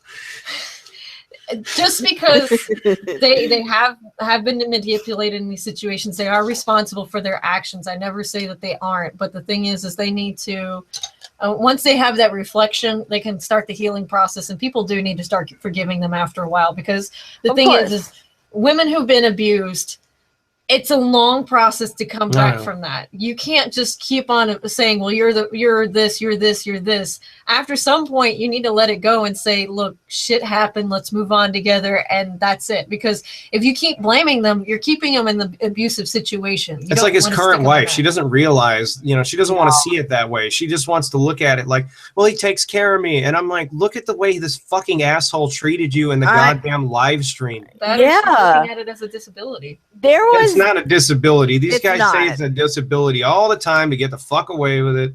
Because they're fucking manipulative, shitty, lying assholes. He's clearly like evidence from this recent book. It's clear that this guy's a fucking abuser. Like the fact that he was blaming other people for the actions that he had to take. Like you made me do this. Exactly. Nobody can do anything. That's like a common textbook abuser fucking mantra. Like, you made me do this. No, a person has the ability to react in a certain way, and the way that he reacted to people that were perceived as wronging him or wronging people that he quote unquote cares about, that's his choice to fucking rip out somebody's eyeball or to break somebody's ankle. You made me light your whole family on fire. Like what exactly? It's just you made me drop them off on the island Cannibal Holocaust was filmed on. Exactly. And I just to me, this was just an even more terrifying glimpse into Greg's mind, because there was no story being told here. It was it's like, look at all these people and the gross shit that they made me do. Yeah. What was another thing that really disgusted you about this book besides the way he treated women? And we'll get in more in a minute into the in-depth. Actually, fuck it, I'll just do it right now. What was the point of making these relationships have no setup? Because ultimately that was what I was going to ask anyway. Because that's how he bases his life on. Yeah, that's how he wishes his whole entire life was. Like, the way automatically loving him. Yeah. I'm not saying he's bipolar, but like this book kind of tells a lot about some of his personality type problems. And I'm not saying, it doesn't say that you're bipolar because you have some of these things in here. It just says that you have some tendencies to maybe have certain things that relate to other disorders that cause problems for your personal life. Like I have bipolar disorder legit, and that book helps us out because sometimes I get into a funk where I'm like fucking impossible to deal with. Mm-hmm. And there are some correlations between his behavior and that shit too. Like, but Stevie, you're aware of these things, and you have no choice. But you're a good person, and like you try to better yourself. You don't let this shit like overwhelm you. Like you realize that there's issues here, and like you take action to try to counter them. And like that's an admirable quality to have.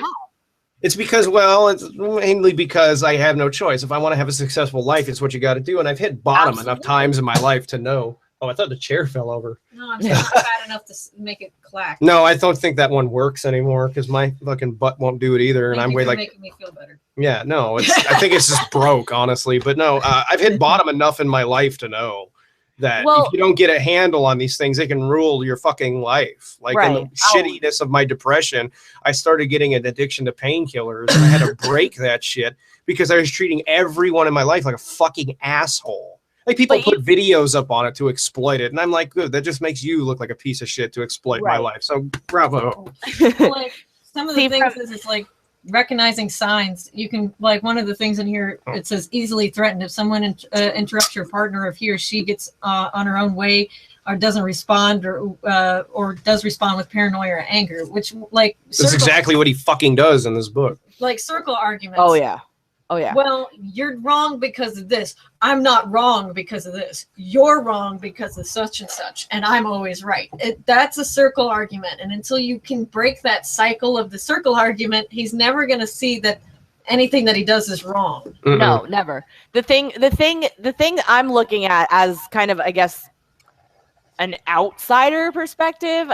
You know, like one of my best friends has bipolar, but she recognized the issues. She's been dealing with it. She's a lot better now. You know, I'll admit I don't know too much about bipolar. Looking at it from my perspective, getting a handle on it and knowing that there are things that need to change and knowing that, you know, to have a successful life and to have a life that you want, getting a handle on it and knowing when these issues arise is healthy. You know, it's absolutely like to benefit your well-being, and that's good, and that's a good quality to have. Because if you let yourself be like what Greg does, who just wallows in this shit and just lets the mania, I guess, take over. Yeah. Like he admitted in a live stream with his wife, he's like, yeah, well, you know, I have a disability and blah, blah, blah. And then it's just like, no, you're just an abusive, malevolent ass. And you're saying a disability is like excusing it, because if you had a disability by now, you would have fucking done something. You would have gotten a handle on it. He doesn't. He's cognizantly aware, but he doesn't want to change it because he knows the benefits of what he's doing and how he can get away with it. And that's the problem. He's not willing to work on the problem to even when I talked to Sky's aunt, that's basically what they told me. He's like, yeah, he thinks he's smarter than other people, and he thinks that he gets away with this, and then he just whines and cries. Basically, she told me that he whines and cries like a little baby when he gets caught because he didn't get away with it. I don't understand how he can think he's smarter than people when he just doesn't do anything. He has no life experience, really. Like, plausible, you know. deniability. Pretty much. She says plausible deniability. I don't know what it is, but it's like his life is about as secret as Area 51. Then, yeah. Hey, some people say it's like Neil Postman's whole entire kick. We're getting so much. Neil Postman's amusing herself to death. We're getting so much of information now that, like, you know, people can get so much false facts that it doesn't matter. That, you know, he's going to believe whatever the false facts, because there's enough false facts out there to back up what he's saying. Yeah. You know what Don't Stand So Close to Me did one time that I think is so interesting? He played a video of Greg, but did this like weird Michael Jackson face over him. And to me, it was like, if Greg wasn't mildly attractive, how many people would fucking listen to him? Yeah, even you know who in Mendham is on YouTube? Like the crazy dude with the blonde hair. He blasted me in a video. That was great. But basically, he's like, you know, he said the exact same thing. Liked him, though, no? I do. I do. I like his videos, but he's unbiased when he blasts people. He's unbiased. He doesn't give a fuck who you are. I said something about vegetarianism, and I got fucking like wailed on over it. And I'm like, whatever. He basically said, you know, he's like, without your pretty, you know what? You'd be nothing. He's like, in reality, your Dorian Gray picture is the most hideous, pus-covered, shit-covered thing ever. I'll send you the link to it when you get off this. It's fucking funny. Well, I know. I want to say it's style over substance, fucking bullshit. He's like, style, Vogue. Well, it comes down to like, you know, how people get attached to like celebrities and stuff like that. Oh yeah, so the cult of celebrity. Yeah. Well, what happens is people see you online enough, and because you're unattainable and you're unable to be reached, that sometimes gives you a level of desire and attractiveness that they wish that they can achieve. People see what they don't have in themselves through you, even if it's not there. So that's why they gain this. Some people on YouTube gain this weird popularity, or like weird fans that go obsessive. Oh yeah, and he's totally taking advantage of that with his fan base. Absolutely, because he has this like boyish charm to him, and like the hair that he had at 30. Oh god, I know. Like it just makes me. What's he gonna do when he grows a chest hair? You know, I mean, how can he live from that point on? Just like it'll just. Oh, I got one. Poink. It was like in that one movie that we were talking about earlier, Squirm. He's like, God damn it, I can't force the chest hair. Wax it. I have one chest hair. Like, oh shit, those were just my nipples. Never mind. Poink. Wax the chest hair. No, please, no. I don't have any, but no. No, I like chest hair. Don't touch it. Why would you touch it? Even if it's like, not if it's like a carpet sample stapled to your body. She's fortunate because she doesn't like that, and I have none. I'm like fucking smooth as ice. I've had a guy that just had a rug carpet like glued to his chest one time. That's how bad it was. I'm like, I don't mind it as long as it's trimmed up. You're like, you take this, what the fuck? What the fuck is it? What is that shit? That an Afghan on your chest? There was a guy in the college we called Wolf Boy because he basically, and he liked the nickname, but he had a beard that matched his chest hair, which blended in with his chest hair and blended in with his hair. It's like a waterfall of hair. Oh, when it gets all sweaty and matted. Danger. I hooked up with a guy who had like my chest hair is an elaborate network of nerves constantly processing information. That's Rousdower. Yeah, that is. Rousdower. Rousdower. Try to start his truck. My hair is an elaborate connection of nerves. That's so good. Have you ever seen the interview that guy did? No. I'll dig it up for you. The guy, the guy who played Rousdower, and he's actually a cool fucking dude. He reminds me of her dad. That's awesome. I love it. I fucking love that. Man, there's like, you know, Greg recently has been looking pretty haggard. Yeah, you know? He gets that way when he gets depressed. When he went through the divorce thing, he looked like insane. Like just like he hadn't bathed for. We could tell too, because if you look in the background of these videos he was making to his ex-wife, like the house was all ripped to shit. And I know his ex-wife did the good thing and got all of her shit out of there, but it's just like you could tell that most of it was because he just like he'd fallen the fuck apart emotionally. And you said something that stood out in one of your videos. It's like whenever this guy is alone, he just cannot function. No, he can't. He becomes manic and so codependent. It's weird. I've never seen somebody so codependent. No, and I worked at a mental health facility, not as a technician for like as a doctor, but more like it's like an electrician. But I was around that kind of shit. Just an electrician, but good gig. Of course. Well, the thing is, the thing that I've observed about people is, you know, if you can't be alone and learn to like love yourself, how do you expect anybody else to love you? Exactly. You can't. It's like with his advice videos. It's like he won't help himself. So how is he going to help another person? Right.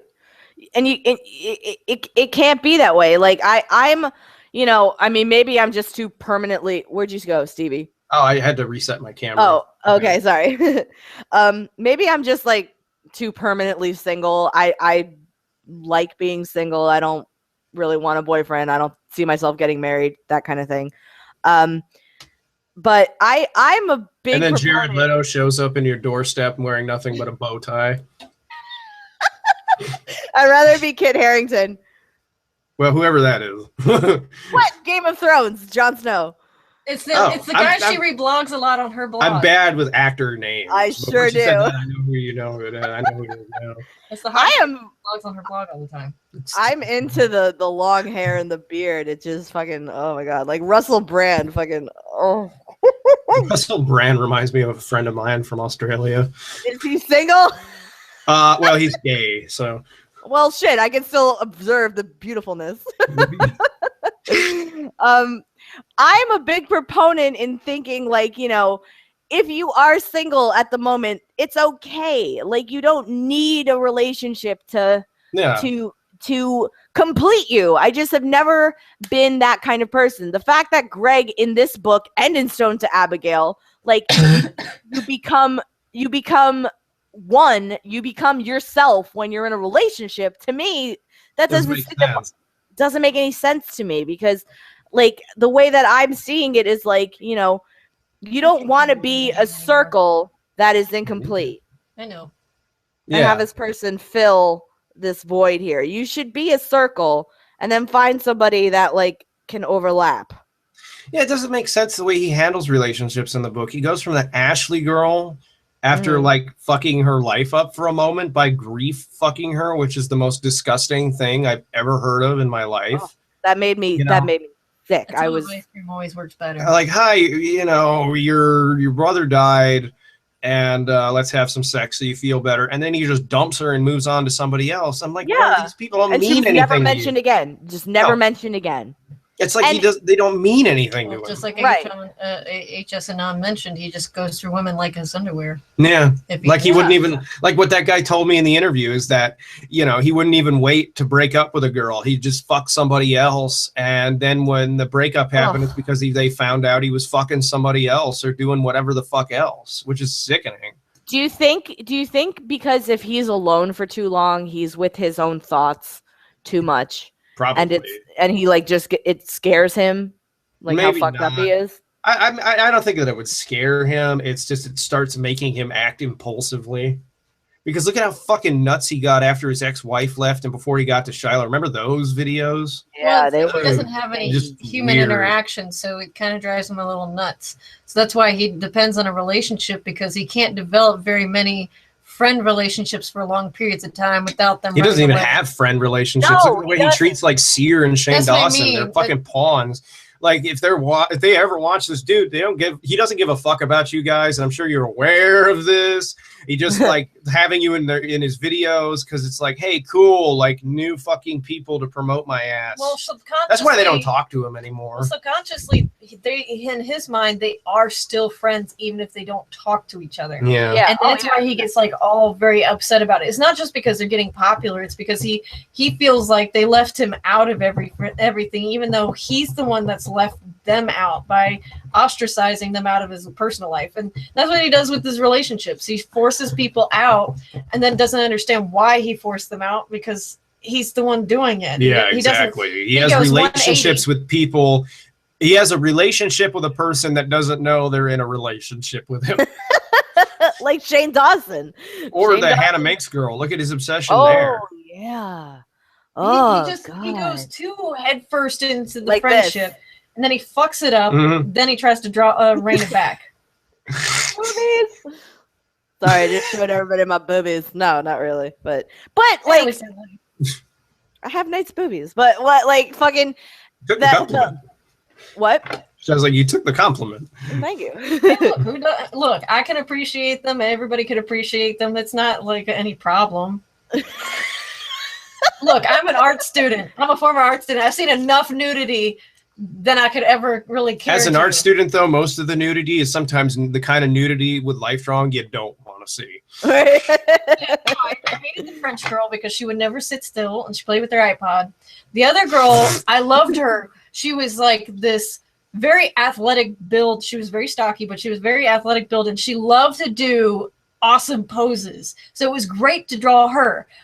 But Leaky Steve, the heavyset man that was 50 years old, it was is what his nickname was. I'm not leaky. No, this is a 50-year-old man who volunteered for free for figure drawing. Very overweight man. Nothing wrong with that, but it's the fact that he would wink at you while you're drawing that you would just flip your board and walk the fuck out. Why did you call him leaky? because he would start getting an erection and he would start leaking and it would stick to his leg. Ew, danger. Wait, how much do nude models make? I would do it. I don't fucking care. I like flipped the thing and I left I would do it.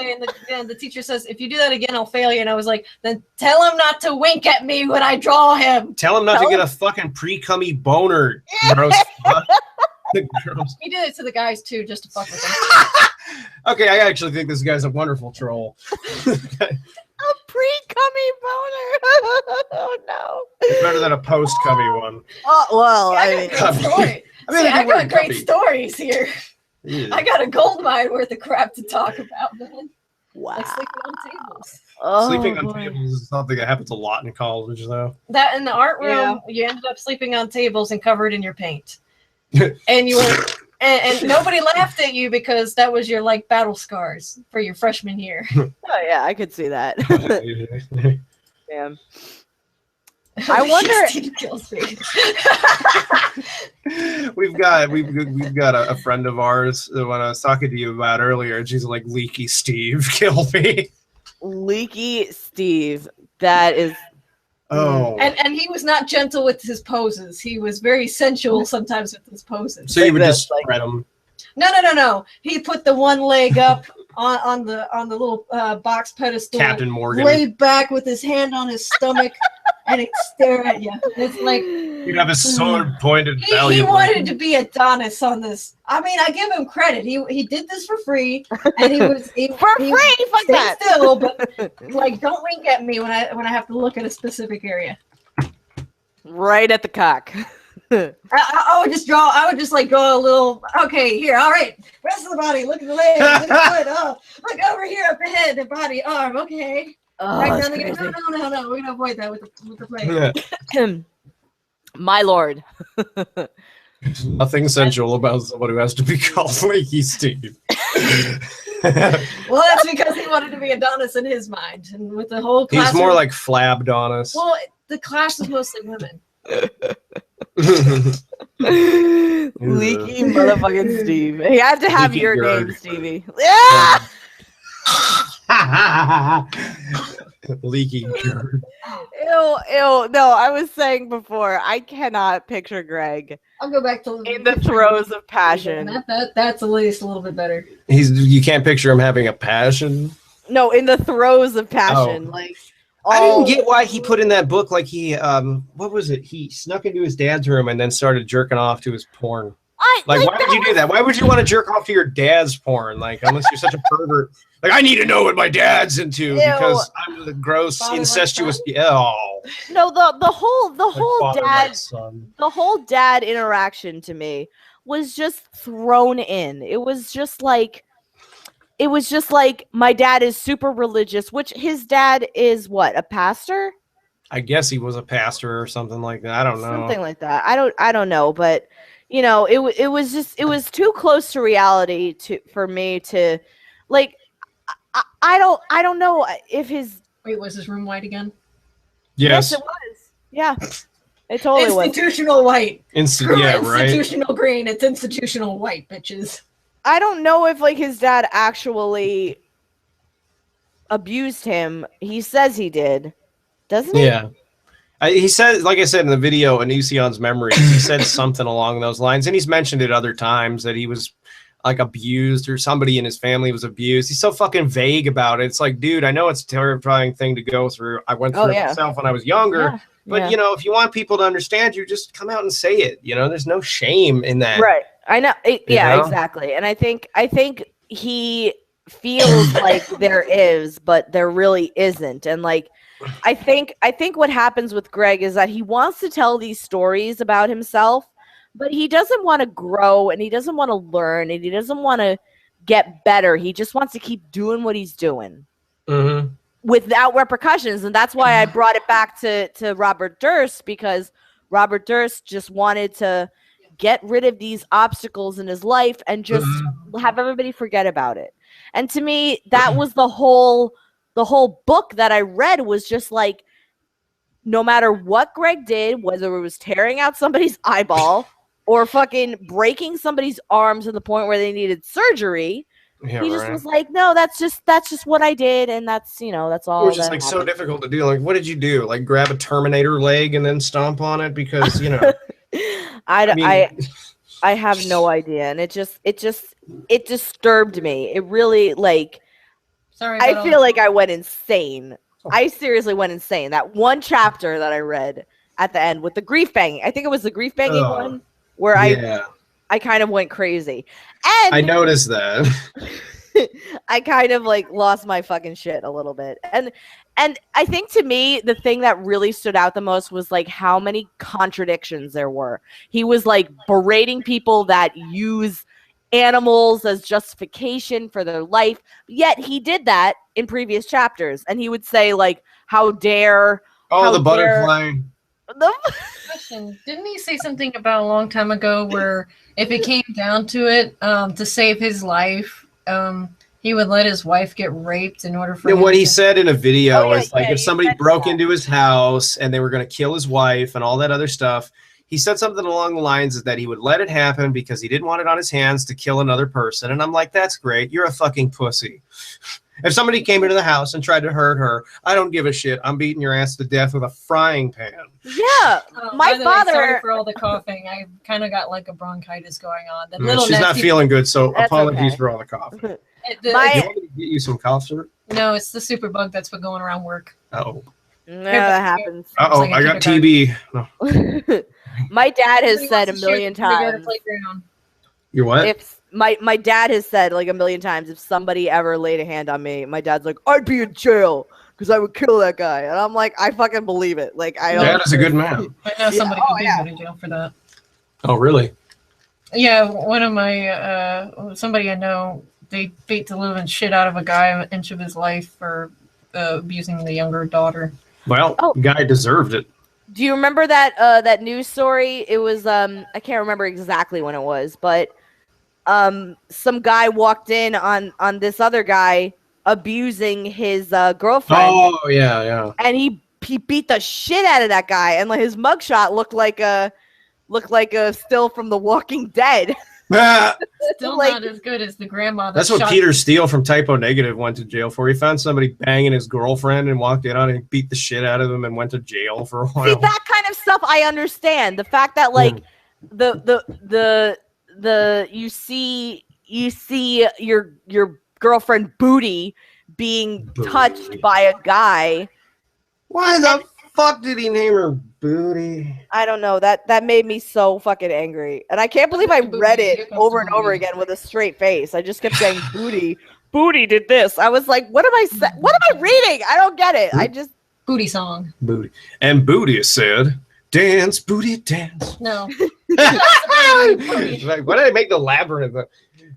But we got no, he just introduced her one chapter. And was I just am dating a black girl and she way, has a big butt and her name is Booty and I'm not a racist because I date women that are black. Goddamn. I want the booty. Shaking that booty. Holy booty, smoking booty. Right. Go look at that body. Go look at that body. Booty. Right. It makes me say, okay, here's the thing for me. I don't think I'm big into feminism, you know what I mean? I'm not an outspoken person when it comes to that. I've never been that. I'm just kind of well, that sucks. And then just kind of go about life. It comes from being in the newsroom. I'm just tired of outrage, I guess, all the time. But the way Greg treated women in this book, really, Stevie, you and I talked about this briefly, before we hopped on here. Here's your Sadie clone. What? Where? I have a Sadie clone right there. I want to see. Bring it over. Oh, wait, I see. Oh, hello. She's oh, look at the little white gloves. Where is my cat, by the way? Poor Gizmo. She's like, I don't like this. She's stuck. Yeah, Gizmo and Sadie are sisters. Oh, yeah. Gizmo. Hey. You got a little Pete. She doesn't have a mustache like Sadie does. Sadie has a white mustache. She's got a mustache. It's like a Chinese martial artist mustache with the whiskers. What is that guy from Second Kill Bill? She's not Mr. Pai Mei.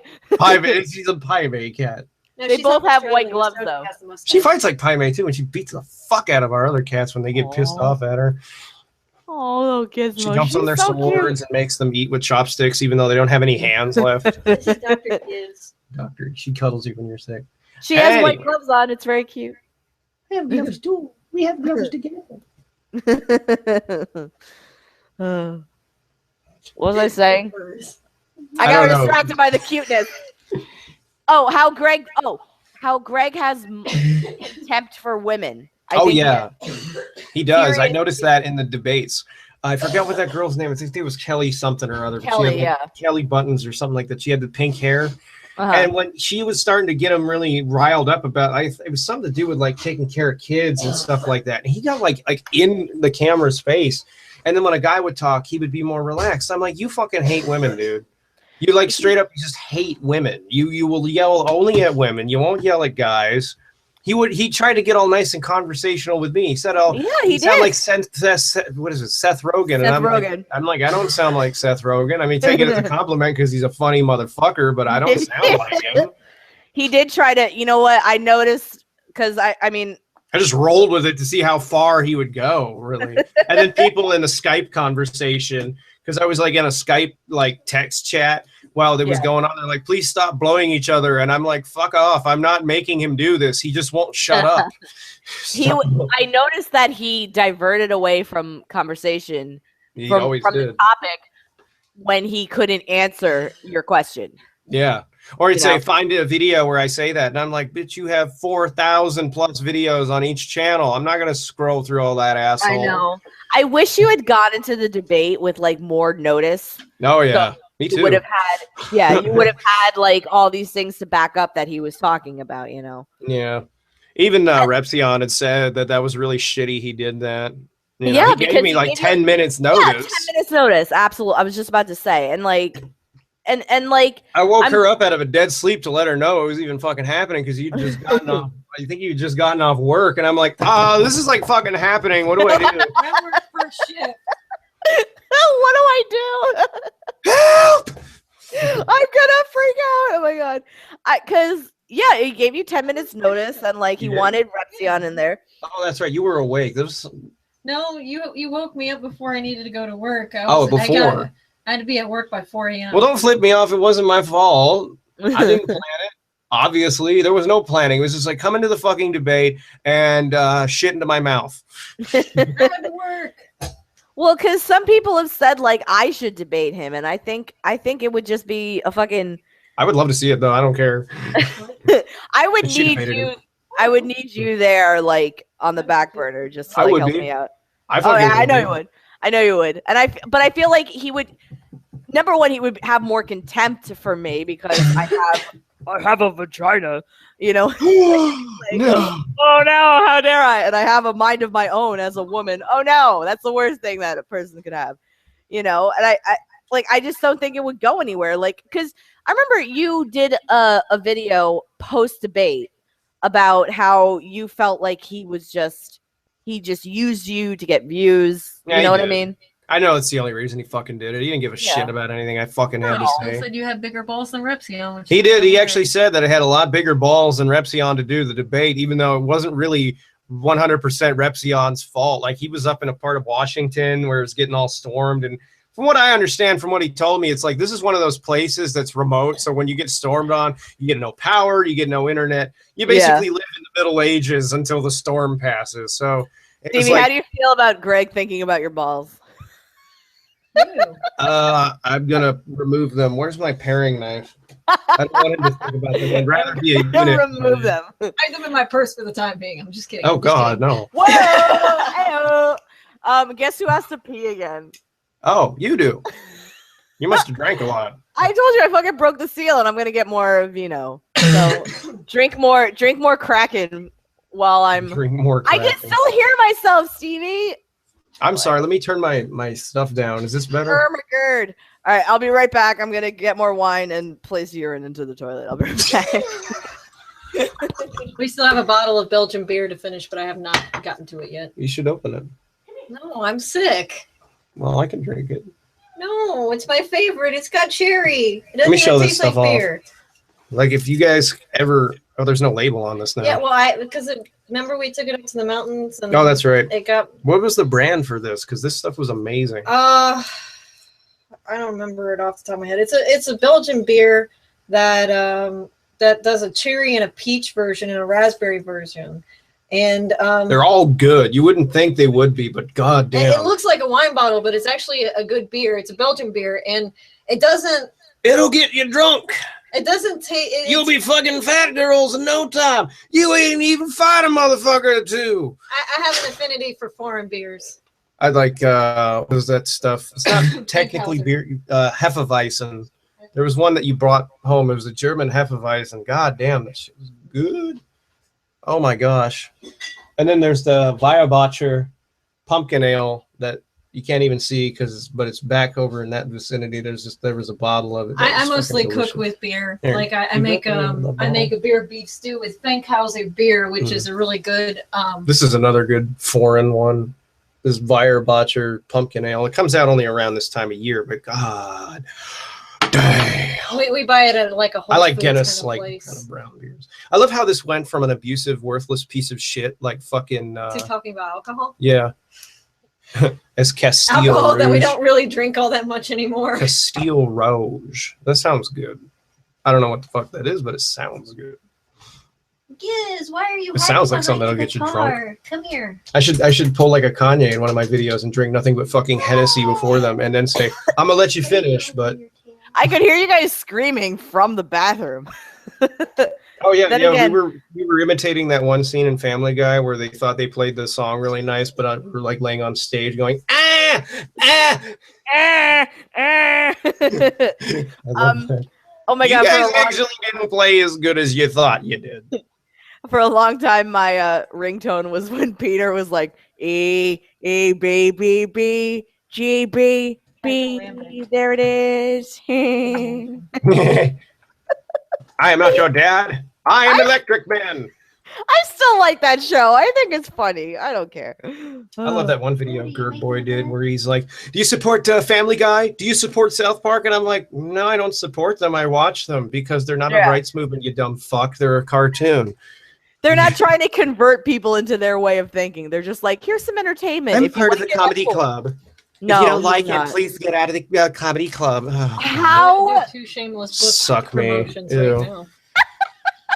So one of our friends is talking, and she'll think this is funny that he whispers things to women when he's sleeping, like "suck me." Ew, that is that because he talks in his sleep. Oh, suck me! Ew, like suck on me. That's what Adrian said. Like, yeah. Well, now you know who I was talking to. I'm sorry. Now you know who I was talking to. Well, she said that in the She said that in her. These are good books. What is it? School of Shameless book promotion. Please read these so I can have movies of them. Here, wait. I'm gonna get one of my books now. The Electric Church is great for sci-fi fiction. I actually do like it. And then the School of Good and Evil is not your typical fantasy book. Please read them. I want movies of them. Tim O'Brien in the Lake of the Woods. Good one. Kicks ass. That's and a good keeps you book. on the edge of your feet. Did you read this one? Tim. In the Lake of the Woods. In the Lake of the Woods, Tim O'Brien. Sounds really good. It's very good. I read it in high school. It's like it's like an exploratory of like this guy's wife disappears and like nobody knows what happens, and then like you hear like all their backstory. It's like Gone Girl-esque kind of. It's very interesting. Oh my god, Gone Girl like blew my mind. I loved it. Oh. I never heard of that. I've heard of it, but never read the it. movie. Oh my god, I watched it like Blazed one time, and I was like, "This is the best movie I've ever seen." A lot of movies, though, to be honest, when you're pretty frosty, are pretty good. Not gonna lie. I watched like half of Eraserhead. When I was getting like severe chronic back pain, and I do have it because I was in a few accidents in my life, but I had to take like what was it, Percocet or something like that, and I decided while I was setting in to watch Eraserhead. Wow, this movie's amazing. This movie is amazing. I feel fuzzy. Everything's fuzzy. You know what I did after my knee surgery? They gave me a shitload of Vicodin. Oh god, a shitload of Vicodin. Like I went through 120 pills of Vicodin in a month. What the fuck? Yeah, that's how bad it was. It was a major knee surgery that I had, but yeah. And they gave me tramadol like before I had my knee surgery. So I was just popping pills like crazy. I would sit on the couch at my parents' house, fucking like watching Seinfeld and just occasionally going, this movie's funny. That's exactly what I did. That's what you became. You became Butthead. I totally. I am become Butthead. I am destroyer of butts. This is cool. Hang on a second. What's up? The Howard Stern episode. What Howard Stern episode? They found Beavis and Butthead female and male version. Oh God, yeah. Becky and I were listening to Howard Stern the other day, and he was talking about like the people that were at the Occupy New York and how they all sound like fucking a Beavis and Butthead. Oh my God. I can't tell you how much I fucking hated the Occupy movement. Only because every single day, what was that, 2011? Yeah, around then, 2012, somewhere. Yeah. So I had to, I'm not going to say what channel I worked for. Stevie, you know, but I'm not going to say, obviously. I would work for the affiliates, and we would get video in every day about new Occupy movements popping up, and it was just constant. You get video of people just shitting in bushes. It was basically just like people standing around. It was just, they were just standing around. Protesting, really? Because you look like you're just fucking standing around smoking. Which is fine to do every so often, but when you're trying to do a social movement, I would say maybe stop that. He was finding nothing but fucking people that were like, so why are you here? And that's what they would do. I'm like, oh, I know. You know what? Yeah. Oh, yeah. No, it definitely was. It was doomed from the get-go because there was never any cohesive whatever about it. I went to one in Vegas, and I was just sitting there with a laptop eating lunch, and some cops they came up to me because I guess I was sitting on somebody else's property, and they weren't harassing me. They were just letting you know you can't sit here. And then so I was getting up, they were like, "What do you think of all this? Like, you're not one of the protesters." I'm like, fuck no, man. This is like a zoo. I'm just here for some entertainment. Yeah. Oh yeah.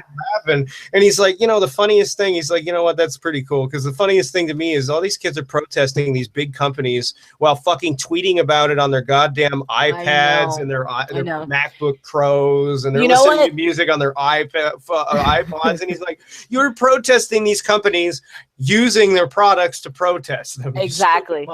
You should look at this guy, Adam Kokesh. Right now. Adam Kokesh? I've heard of him. Becky wanted to interject something here. Yeah, like the only thing that I agree with is that a lot of kids came out of college with no jobs. And like one of my friends, she wanted to be a teacher.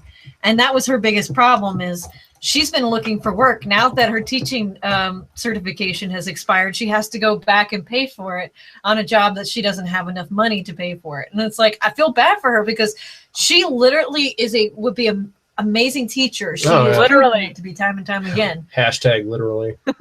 But the problem is like, that's the only thing the movement failed to get across is that we have those people that are in business now that are just to make money and not really pay attention that you need quality workers to make the life of the company extended. Like Lee Iacocca.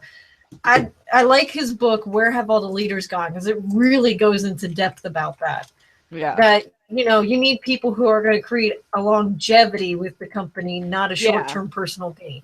And that's what Occupy was about. It seemed like it was all about short-term solutions to long-term problems, and it would never work. You should check out Adam Kokesh, who he's a Marine. He's a Marine. He ran for, I think, U.S. representative one time. Oh wow. He's a libertarian. He's an interesting guy. I would check out his channel because he went to like Occupy New York. He went to Occupy DC.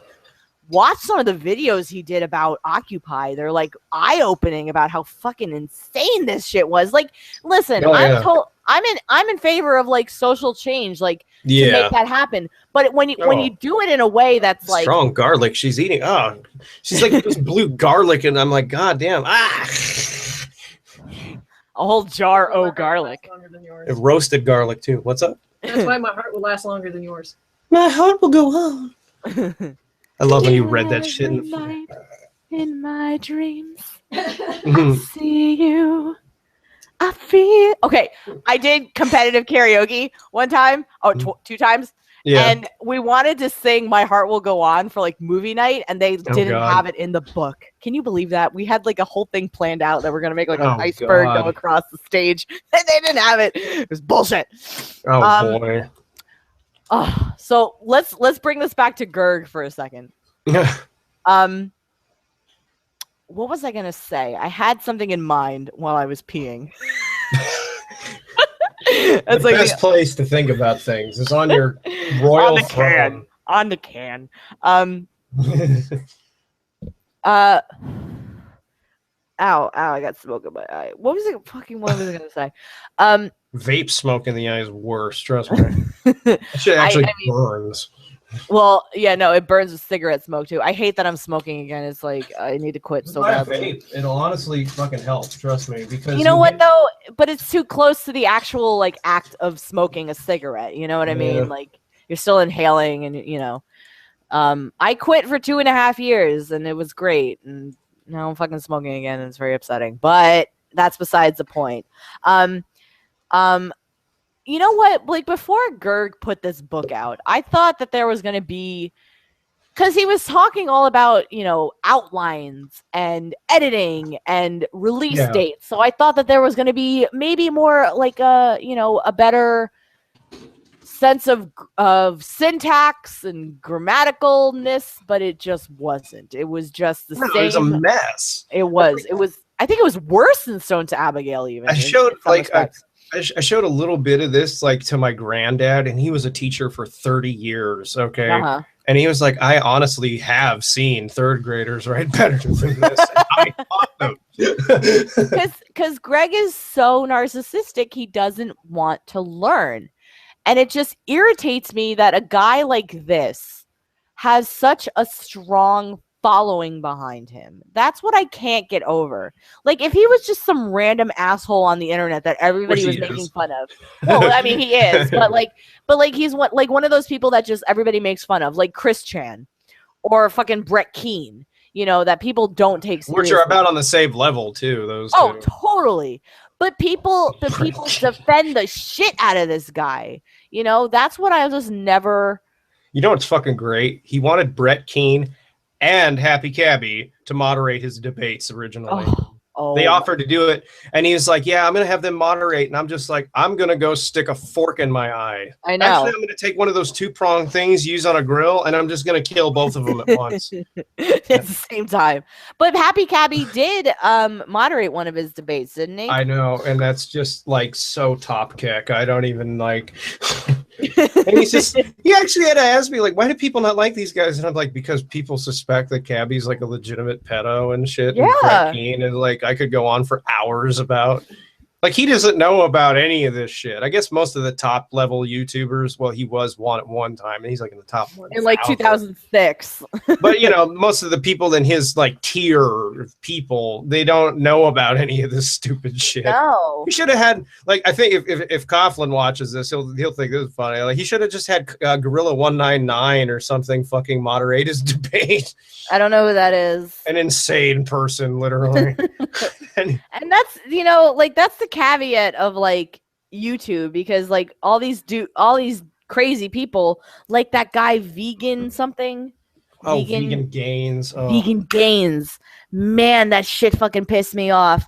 I couldn't believe how. I guess the way he said it, he was so gross. He was like, "Yeah," and then he went home, and then he had a heart attack, and I was gonna film it because I wanted to show what'll happen to people when they eat meat. And I'm like, "You're just like so desensitized to everything." It's all like terrified gross. Me. That terrified me to my core. He was on the what was it fucking called? He was on the, what is that fucking podcast called? The Amazing Atheist does. Drunken something. Drunken Peasants, because that's Drunken Peasants. Yeah. I love the argument that if you're going to be a vegetarian or a vegan, you'll live longer or you won't get cancer. No, and then watch them all like get fucking gross, like intestinal cancers. You know, when my mom had cancer, we went to the cancer center, and there was this lady in the elevator. She had survived her first bout of cancer, and she goes, I don't understand, and I probably will give this advice to my own kids. It doesn't matter if you're vegetarian or vegan, cancer will get you no matter what, whether it's hereditary or not. Yeah, no. And it don't matter what you eat. If you have the recessive gene for cancer and it manifests and metastasizes, your diet didn't do shit. You got cancer. She didn't have cancer doesn't discriminate, man. It doesn't. It's just cancer does not play or hate. No, it doesn't. It's awful. It's what an awful disease. Vegetarian. She exercised a lot, and she still ended up dying with the recessive. The cancer came back and got her. Anyways, it was breast cancer. I know somebody that has cervical cancer right now, and I know somebody that's like on and off battling like some type of leukemia. That's awful. That's seriously like. Thank you. Like you know. Like the people that make these arguments that you're gonna be healthier if you don't eat meat, like cancer doesn't discriminate. Like it can happen to fucking anybody. Yeah, it can. And it's just like when he argues about vegetarianism, he uses that, and it's just like you don't know shit about biology. No. I'm like, I learned this shit. Okay, there was a time I wanted to be a paramedic. I know about all of this kind of shit. I know about this, and I'm just like, you're so full of shit. Well, I got it from this video that's from PETA's website, and their statistics come from medical textbooks written in 1970 fucking 6 that aren't even like relevant anymore. Exactly. Like, it's just idiot. I remember when one of his fans came on the page, and I referred to what was it? It was oh God, it was the Smithsonian. They were running a test in Germany on plants to see if they have a similar receptor for pain. And what they would do is they would stimulate the plant, and then they would burn parts of the leaves of the plant. And what they found out is it has a similar electrical pulse as that of when we feel pain, except they don't scream. So the thing is there is a possibility that plants have a similar nerve system. It just doesn't. It doesn't work like the same way ours does. Yeah, because I believe it. You can sense what you feel and what you don't feel. And guys like Onion don't acknowledge that because they don't want to feel like a fucking hypocrite, But unfortunately, everything like Greg really is like, if there's one thing in the world I can't stand is hypocrisy, like constant hypocrisy. And there's times in our lives where yes, we can be hypocritical at times, but there were so many contradictions in the book that I could not. Oh, I remember what I wanted to talk about. The fucking what is the deal with him vilifying vegetarianism in this book? Edginess. I don't know. In a way, it's weird that he did that because the guy I interviewed, actually, the guy who called me and I talked to, said that he wasn't really a vegetarian in high school, and he says that it's just pretty obvious to him that it's all a bullshit fucking act, and he just keeps it up on his channel because he created this image of himself on there as a vegan and can't really live it down now. Man, that to me, it's like if you... And it sounds kind of forced, too, that his hatred for vegetarianism it sounds a little forced. Oh, totally. Oh, totally. Like, just the whole fact that, like, he vilifies people who eat meat. But in this book, he vilified people who were vegetarian. And to me, it didn't make any sense because now he's on this rampage about how eating meat is gonna how meat eaters are killing the planet. And I'm like, fuck you. I just enjoyed some nice chicken and I really want to order some chicken right now, but I shouldn't because there's Comic-Con on Saturday and I need to this is interesting that we're talking about this because I'm talking to AJ right now, and she says when he visited Austin, he ate eggs with her, and he's never been vegan. No, I can't. Roasted. I can't imagine. I think he's a liar. He's a total liar. There's like this saccharine kind of feeling that he gets about. It smells fucking great. Food. Okay, well, I'll get it when it gets done. Okay, I'll bring it in here in a second. It's hot. I'll get some. See, I didn't know. Had I known where you were at, you could have visited me a couple of weeks back because I was up. Yeah, I told her.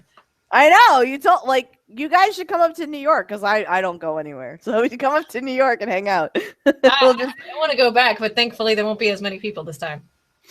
No, there's always people in New York, no matter what. No. I mean.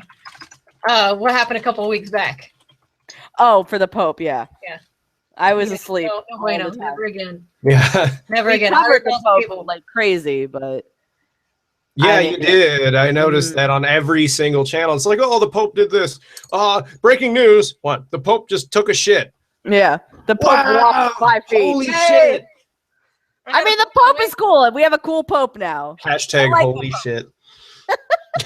I actually like this Pope too, because he's kind of a boss. He's really like, you know what? Fuck you. Yeah, I know. I shot a snot rocket almost. I like him so much, but I thought it was fucking great that we got a Pope that's like, you know what? Fuck this homophobia shit. Really not doing good for the numbers of people we're converting to Christians. He's a cool guy. And he's like, fuck this fucking little boys stuff. We really need to get rid of that. I'm like, I was a bouncer in Argentina. Fuck all y'all. Probably like he invited his friend, like the only person he really invited to the White House area in the Washington D.C. was his longtime friend from Brazil that is gay, and he knew about it. He says, "Well, I'm not thrilled about that, but you know, it's you, and I still love you, and I will always love you." Who am I to judge? Exactly. He's a cool guy. He's a cool Pope. He's better than Pope Palpatine. So much better than fucking. But going back to the meat eater thing, it's all genetic, and I'm sorry, but I'm naturally 108 pounds. I finally broke past 98 pounds this past year, so I'm all excited. But I have to eat like 170 pounds. Yay! Yay! I'm a chubby McGee, so it's okay. Anyway, sorry. No, like I'm happy that I'm gaining weight because it's really hard for somebody like me. I have just a really high metabolism, so I have to eat meat or heavy. Stop bragging, Becky. No, I'm gonna die, even though my family members live to 115. I can't brag about my metabolism because it's just all over the place now. Dude, I sit down and eat potato chips, I lose 10 pounds. You what? I could sit down and eat potato chips and lose 10 pounds. You know what? I don't want to lose any more weight. I want to gain weight. I wanted to give you some of mine if you want. Give me. Here, let me just cut off a little bit. I get like I hate to say this, but like what Lainey deals with, I don't give a fuck. Anyways, well, like what Lainey deals with, she says that she's got an iron deficiency. I don't think so. I think it's the fact that she can't. She's lying about that bullshit. Well, no, maybe she's not lying about it. What ends up happening is she's not eating enough small meals throughout the day to stabilize her diet. So her body is burning through some of the food faster than she can keep it. That, or she's not eating enough food throughout the day. Like for me, I have to eat 6 times a day in order for me to be okay with snacks and stuff like that. I'll have snacks in my pocket all day long. Mm-hmm. Yeah, I knew a girl like that I work with. She always has snacks on her because otherwise I go to sleep. Yeah. I have hypoglycemia, so I have to eat like heavier stuff too. I've gotten blood. He like berated his wife on Twitter recently because she eats fish. Yeah. What did you think? Do you know about that or? You know, cats for tuna. The only way I know about that is through Onision drama and Tumblrs and stuff, which is good. Like you keep up with it when you want to. At your own leisurely pace. You hear the burning wreckage of the train crash. That is his life. It really is. And I can't look away because for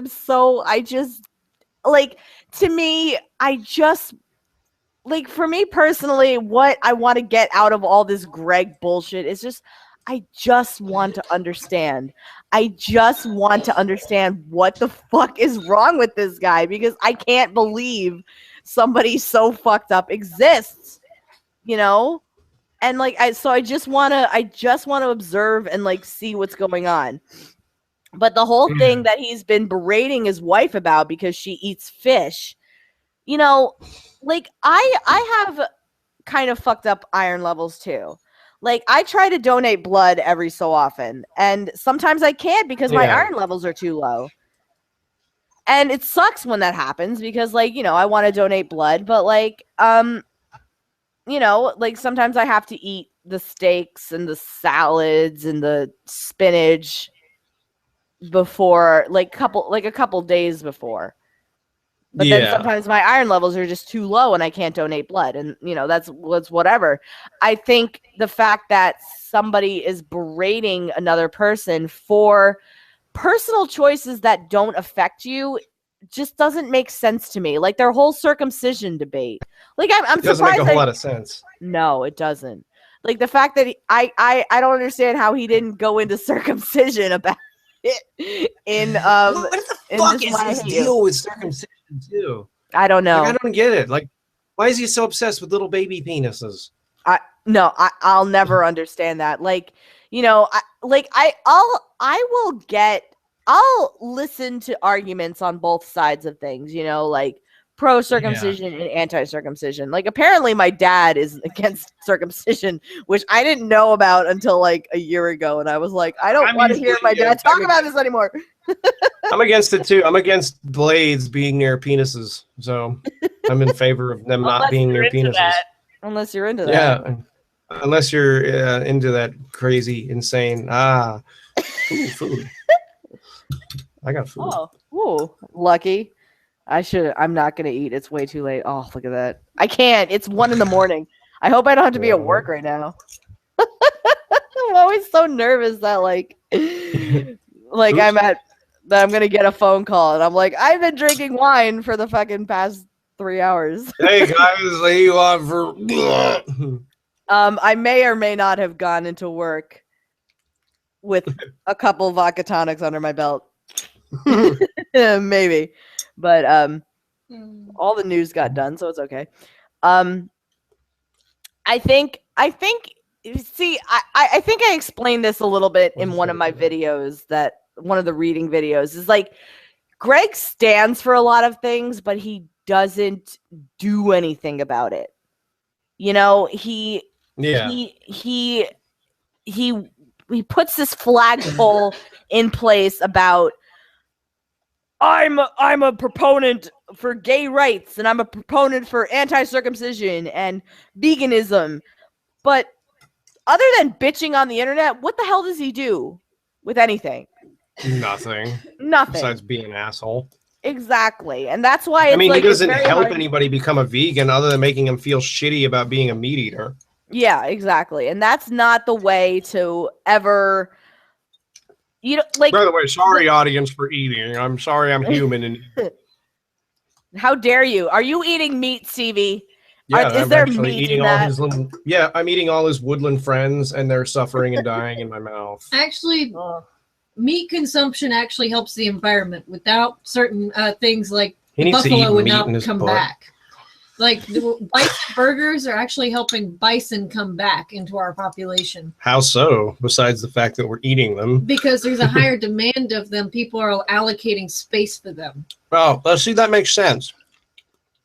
Also did not know how huge a bison was until I saw a truck of them go by once. We only have one species left like, of them. They're fucking they're like cows on meth, dude. They're fucking, well, not even meth and roids. They're fucking crazy huge. I think we only have one species left of them. So what they do is they allocated some for actual eating. The rest are actually for, you know, natural preservation of the prairie lands.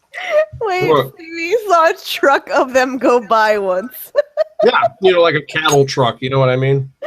I know, but that's just a funny image. Like, you're standing on a barren road, and just a truck of bison go by. What's up? Oh my god! Speaking of, what? I'm sick. No. Oh, okay. Never mind. What's wrong with you? She's like, that sounds like us when we go stargazing. There's a road we go stargazing on that's nearby this guy's cattle farm. It's nice to see the stars out there because it's pitch black, but then you get like cows that will come up to the fence and hang out. I'm sure that's nice though. Like I can't see the stars. I can't see the stars in New York City. It's too much bright lights everywhere. You can't see anything besides the gooey sky of New York. Yeah. When I go home to Jersey, like, you know, my mom or dad like drives me home from New York sometimes. You have to bypass half of the crybaby bridges, you know, the 7 or 8 crybaby bridges just to get out into the bumfuck middle of nowhere where you hear the banjos playing in the cattle. You know what though? I would love to just go upstate New York for like a weekend and just have a chance to like write my book in the serenity of fucking nature and not be around. I'm here to enjoy the serenity of nature. You might end up in a Stephen King book called Misery. Oh shit. Oh, Misery was a wonderful book. Well, no, I don't want that. I don't want my you don't want to break something broken by like a sledgehammer. That's not what I want. But I would love to just go upstate for like a weekend, 3-day weekend, and just not be around all the sirens and the ambulances and that's what I like about being here. It's better than being back home because I can't stand city life. I mean, I'm used to it because it's where I live for so long, but in reality, I can't fucking stand it. Yeah, it's okay. One of my exes is going up there. We can throw him in the middle of nowhere, New York. So let's bring this whole thing back to the book again. Like, besides the stuff we talked about earlier, like, what was like the second most disturbing thing to you about this, besides like the relationships? I think just the violence that Greg went into great detail about. Like he went, the thing about Greg's writing is that he doesn't go into detail about anything except for really fucked up like parts of it. Like you go into great detail about how you break somebody's arm and how you murder two or three people. And just all the thoughts about, here's what really bothered me was that he would constantly talk about how, well, I have murderous thoughts, but I don't act on them. Like he's somehow fucking better. Like he's somehow fucking better for like just thinking about it rather than like, and like then the glaring contradiction that fucking stands out to me is that he broke John's arm for touching Ashley for a second, but then found it totally feasible to kiss Corey without her consent. Sexual assault is fine, but don't touch my girlfriend's hip. Why? Because it's my girlfriend. Yeah, and it's just like everybody on the base like just seemed to pick on him. Good. I hope they fucking like did the thing in Full Metal Jacket. They did the Private Pile. I know he was Private Pile. He totally was Pile. Go back to the military thing. A lot of guys that get picked on in the military deserve it. There's a good fucking reason. Okay. Oh yeah. The reason why my ex got made fun of a whole lot when he was in the military is because he didn't get along with people as much. He was kind of the he was the bottom of the bottom of rankings. So people like to call him gay a lot, and they like to make fun of him. Bitch. So when they talk about the girl being a lesbian and she was getting kicked out, most of the people I knew didn't really always get kicked out for being a lesbian. They got kicked out for being gay, but a lot of people didn't really bother. And it's not even as widespread as he makes it sound in that book. I'm like, when were you in the military? In the 40s? Unless they were an asshole and they fucked over a lot of people, most of the time they didn't get kicked out. They just kind of got made fun of. Yeah, they wouldn't get kicked out. They were kicked. They were discriminated. Yeah, well, guess what? You just made that up because I know plenty of people who are gays in the military. No, I can't say that for all bases, but in Japan, there was a gay guy that we talked to and we met. The only reason why that guy weirded me out is because he would wear my ex's underwear after cleaning it.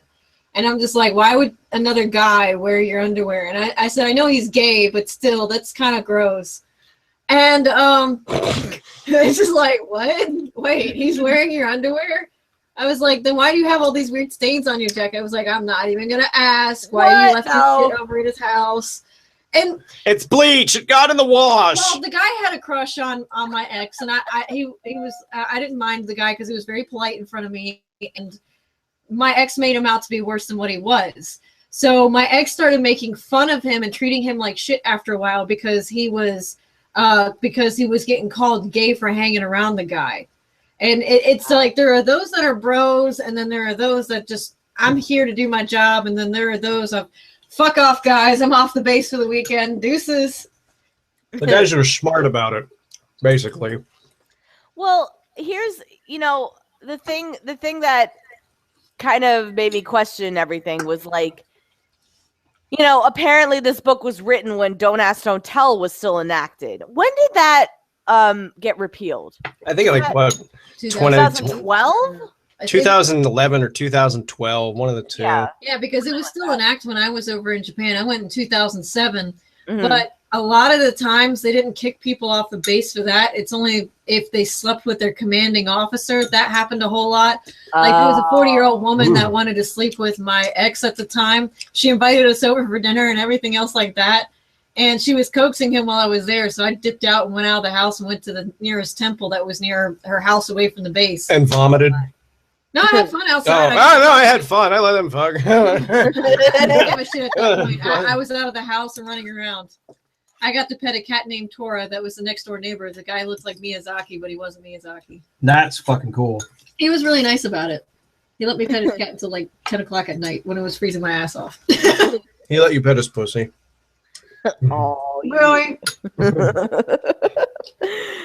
I don't like. Ow. That's what I get for that joke. The whole thing. Like, see, you know, I was at my local station apparently when Don't Ask, Don't Tell was repealed, so it wasn't like a major national story for a local station, you know. So I can't really speak on all that shit that was going on. Would the military, like, how they acted? Would they kick you out if they found out you were gay? Not that I know of. I've never met anyone who was kicked out of the military straight up. They were supposed to kick you out, but what ended up happening is like they had to build a case to prove that you were gay to be able to kick you out. They had to catch you like blowing a guy and then film it or something. I don't know. No, they had to catch you and build a case against you. They couldn't just take straight up accusations, because like what ends up happening is a lot in the military, people end up sleeping around on each other. Like the bar on one of the Japanese bases was where a lot of wives would go and hang out with the guys that stayed behind that didn't go on their boat ride. Their husbands would be on one boat, go out, and then they would go to the bars and maybe flirt with the guys there. And the guys that were on the boat would go maybe to Australia and go hit up the bars and stuff like that there and go sleep with a woman there. It's notorious that the military has a lot of adultery going on. Not everybody's like that, but there is a lot of that goes on. That's why like certain bases are called reject bases. Oh yeah. And that's why like in Korea and Japan, right outside of the bases is the red light district. Ah, okay. So they put like what they called it near this base, the haunch, where all the prostitutes would be and all the drink me bars and all the bars and everything else like that. Drink me. Well, they're called drink me bars because a girl. What about a suck me bar? No, they don't have that.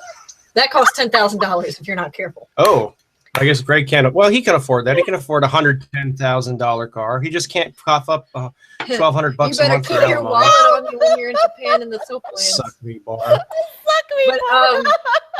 And in Japan, it's great because they spell it SUKMI. Oh God. Suck me bar. But yeah, like in Korea, it sounds like he cheated on his wife a lot.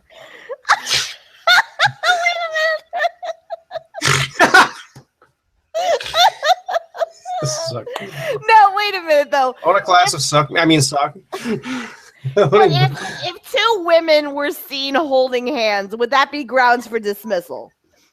No, because girls do that anyways. I've done that with my friends.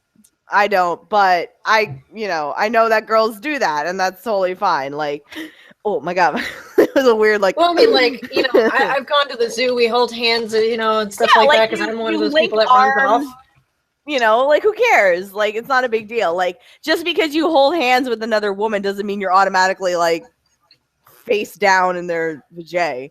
Like, you know what I mean? Like, are you guys eating a boxed lunch together? Because I saw you holding hands. At the bars near the base, there would be women kissing each other while they're shit-faced drunk. So no, that stuff doesn't get Trust you me, automatically. I've seen people that were like. That's the only time I've ever kissed another girl. To be honest, I saw plenty of that happening with some of the in the club that I would DJ at. Plenty of that happening with some of the girls that were like off leave. Well, what ends up happening is when you fuck somebody of a higher ranking, right. That's when you get into a lot of trouble. That's what I took away from it. Rankings above, that's when it's a lot of more trouble. Most of the time, people didn't give a shit about your personal life unless they wanted to start shit for you. Yeah. They thought you were a bitch or a dick and that they wanted to do all these things to you. Which to me is why Greg was getting all this, like, all these people all over him all the time, like Asher and fucking Austin. Like, you know, they didn't have any reason to hate him other than the fact that he was being a complete cunt. Unless, like, when he leaves out of his book, like he did from what High School Anon mentioned, he tries to steal people's girlfriends and tries to screw them behind their back and stuff like that. And that's where he's like leaving out that he didn't cause them to cheat and stuff like that. Because remember, High School Anon's thing basically mentions that Greg would try and take girls from their relationship or screw them while in a relationship. He wouldn't even fucking dump a girl, he says to me. He's just like, he would just straight up go into a fucking relationship and say, fuck it. You know, I'm already in one, but it don't matter. That's really fucked up. Like, you know what? But, like, I mean, my high school was small. My high school was about 500 people. So I didn't have that many, like, you know, like a big diverse group of people. I didn't know somebody like Greg in high school, but Stevie, I know that you have said you've known people like Greg in high school that, like, you know, you said in a video one time that you were like, I don't want this to come off sounding weird, but like, this is the kind of guy that you want to bully. You know what I mean? Because I didn't want to sound like a piece of shit, but you're right. Yeah, I did say that. These are the kind of people that kind of deserve what they get when they get bullied. Yes. Because, you know, without that, they don't learn any sort of personal discipline. And most of the time, they don't anyway from it. It just kind of reinforces them being a dipshit. And they just do it like a lot of the boys that had way too much money in high school, they got away with it. And a lot of which is funny because now look at how he fucking lives. Well, I mean, it sounds like he's one of those guys that basically started cat fights with other people just to cause problems. Cat fights. Man, I've seen enough. No, I've seen enough weaves come out of people's hair. He's like Mean Girls, except greasy and horrible. I've seen a weave be ripped out of somebody's hair. You've seen a weave, but you've seen a hair hat ripped out of somebody. A hair hat. God. That's what Tommy Sotomayor calls that on YouTube. He calls weaves hair hats. They are. It's just funny to me. They merged two schools together. Basically, ended up the year after I left. A telephone. We had payphones still on the campus there. What are those? I've heard of these infamous devices. Payphones. What? Don't make me feel old. Fuck is a VHS? The girl ripped the payphone. Please rewind. Off of the box and started bashing the girl's head in. With what? With the phone from the payphone. What the fuck? Was her name Arthur? Yeah, some crazy bitches at my school. You dropped an M&M by my foot. You gotta die. No, she wouldn't get off the phone. Let me break your arm in half. Off, bitch. So she takes the phone, rips it out, and starts hitting the girl with it. I'm like I don't even understand this, but like, why it's a normal reaction to do those things to people. Like I said, you know, and like you said, I don't understand the violence. I don't see how that.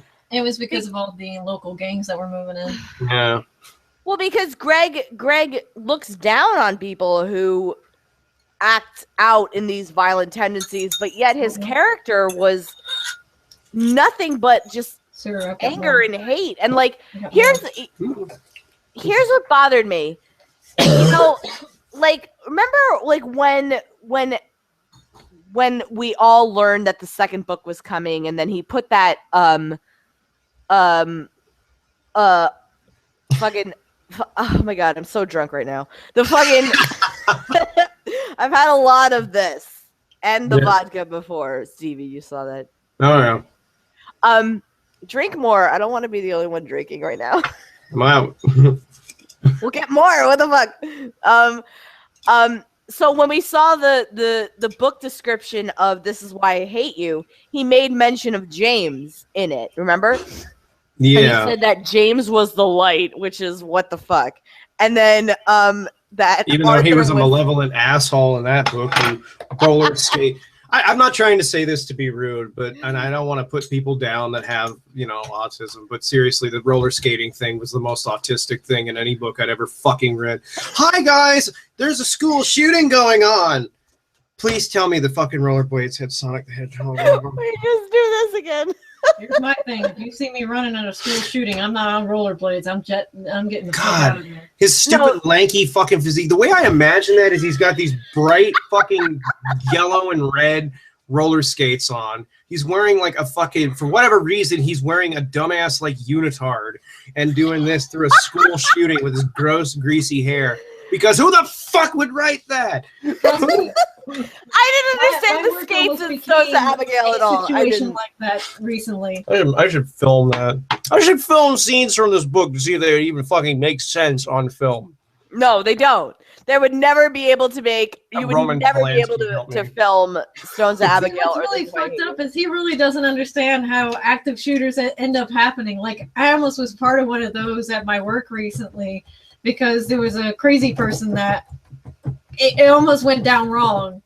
I mean, it almost did. Oh yeah, you told me about that. But thankfully it didn't. So I'm just like. Some nutcase wanted to. Oh, you can't talk about it? No. All right, I'll shut the fuck up. That's all I can go into. Crazy people were being crazy, and it almost went down. But it's funny that he doesn't know how these things work, but describes them so well.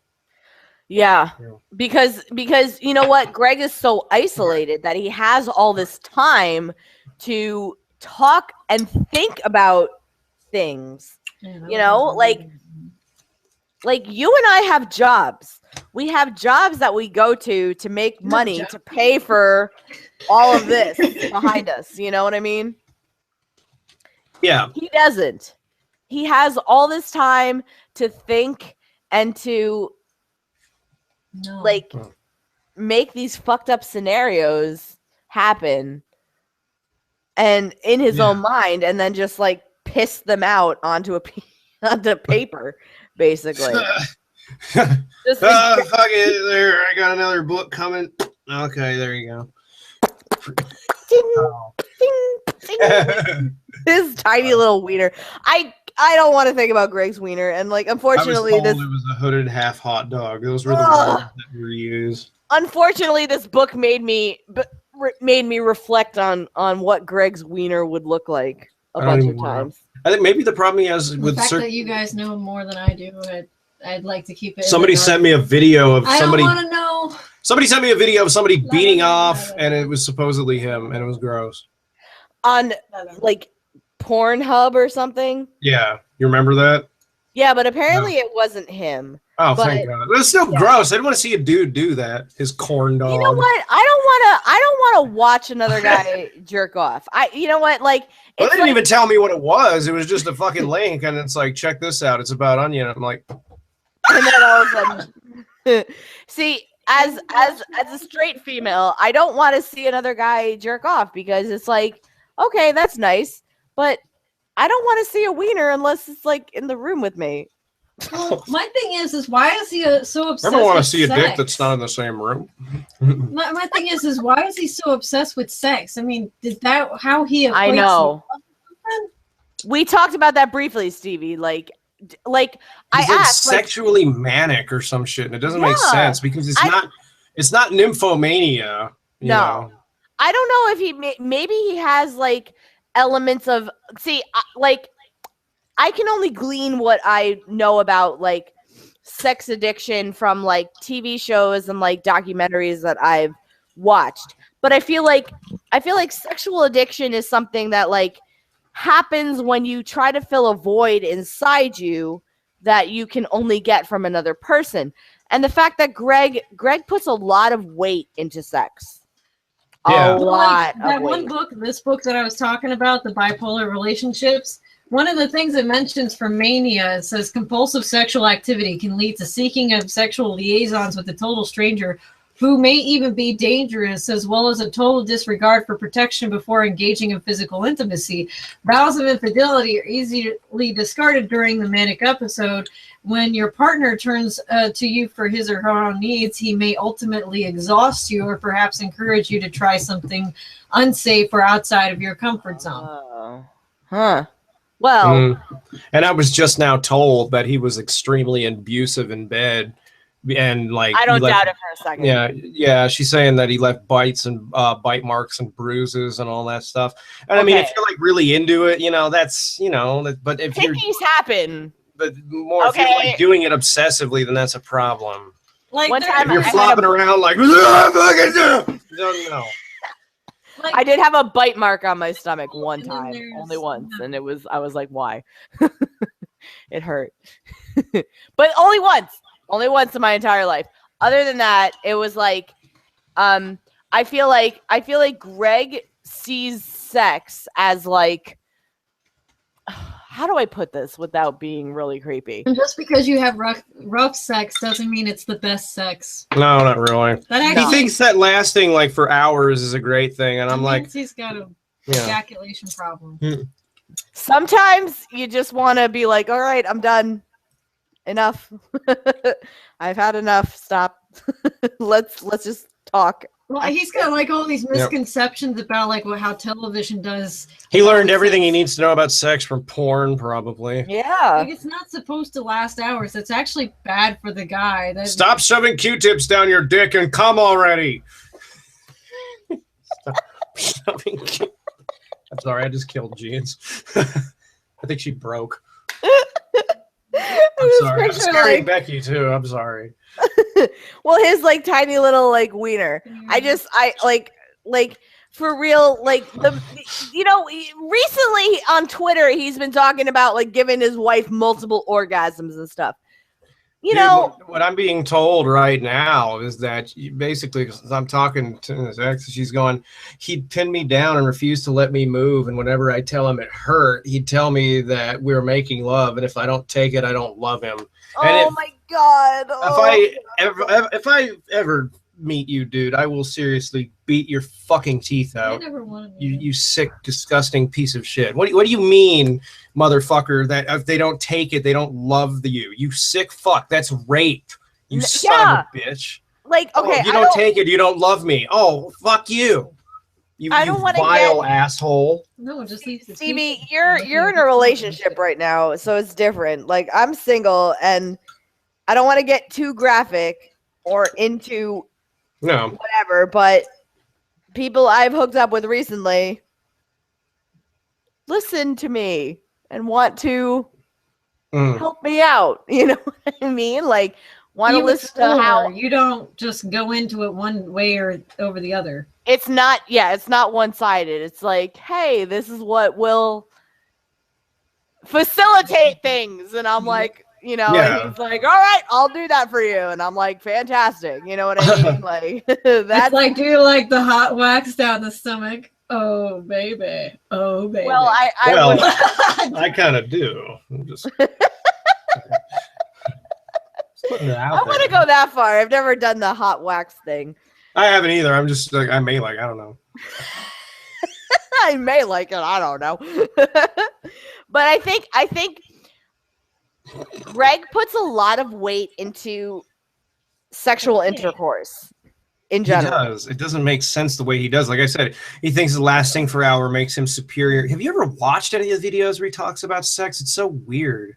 The one where he talked about what it should be, where he talked about how the woman should be paralyzed.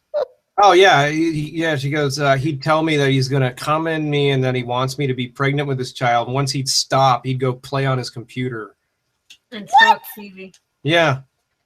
Yeah, well, it's gross. Like, I'm letting you know this, like, right after I'm being told. So, because she said that she didn't give a fuck, for me to put this out. So. Well, remember when she used to tell you that he would sit on his computer and watch your videos front to back? I'm talking to her right now. While I'm eating and being gross. Tell her I say hi. I don't think she knows me, but tell her I say hi. She's watching this. She's watching this right now. Oh my God, that's awesome. That's fantastic. She's like a celebrity. She seems like a cool person. She's a fucking really cool person. Yeah. She's a kick-ass. She's a wonderful friend. She's a great person. See, anybody out there that believes otherwise can fucking suck my left nut. Fuck you. She's an awesome person. Nut. I'm dancing. You know what? She's like though? The girl from Kick-Ass.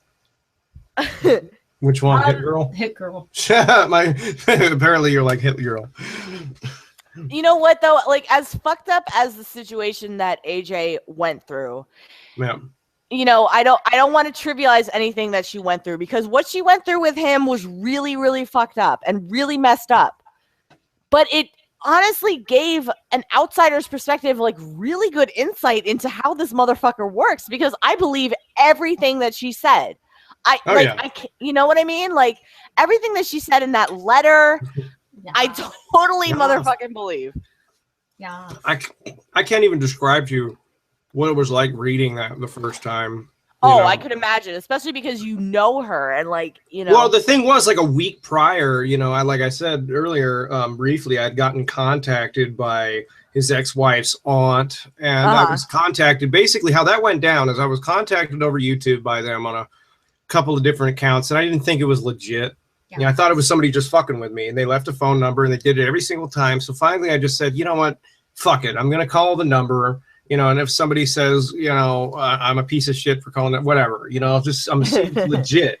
And it turned out to be legit. You know, they proved to me who the hell they said they were. And they said, you know, all kinds of crazy shit. Basically, all this stuff the high school anon guy said to me. Yeah. You know? Yeah. They said he's been like this for years and all this other shit. There's enough proof. Then a week after that, that's when AJ sent me the letter and all that stuff. So it's just like one crazy thing right after the other. And I'm like, I need a nap and a lot of alcohol. There's enough proof for an outsider to see that. Here's my whole thing about Greg. Like, the whole consensus about Greg is that with his audience, he portrays one side only. You know, what the fuck is that, by the way? It's a head crab. That's what I thought it was, but I was like, why? Oh, you're not from Half-Life 2? Yeah, I have a head crab. It's a Lamar. That is fucking fantastic. It tries to eat my brains, but it's always disappointed because there's nothing up there. Stevie, you look so hot with the head crab. Oh yeah. I'm into it. Oh yeah, move it around over and over. I'm going to interrupt the podcast at least once to show these awesome bad boys. Oh yeah, she wants to interrupt just to show these. These are shoes that she was working on. What is that? It's a fucking hoof shoe she made out of a high heel. That is crazy. Oh yeah, they clack like hooves when you walk too. I gotta fix them with Bondo. We saw somebody that I follow. What was her name? Sakara. She made some of them, like out of like big platform boots and shit. So he's like, "Fuck it, we'll just make some of these out of high heels." And it actually turned out cool. Fetish shoes, even though I don't like them because they hurt my back. Fetish shoes. I like how they're like they have their own category. Yeah, like stripper heels are a legit category for shoes fetish too. shoes. You know what I do? It's a nice portmanteau. Walk with a walking stick. What's up? I'm like grandma. I have to walk with a walking stick in those things. I'm like, oy vey, my back. Oy. I'm not into that. I'm not too much into cosplay. Like I crafted my own armor for Zelda last year.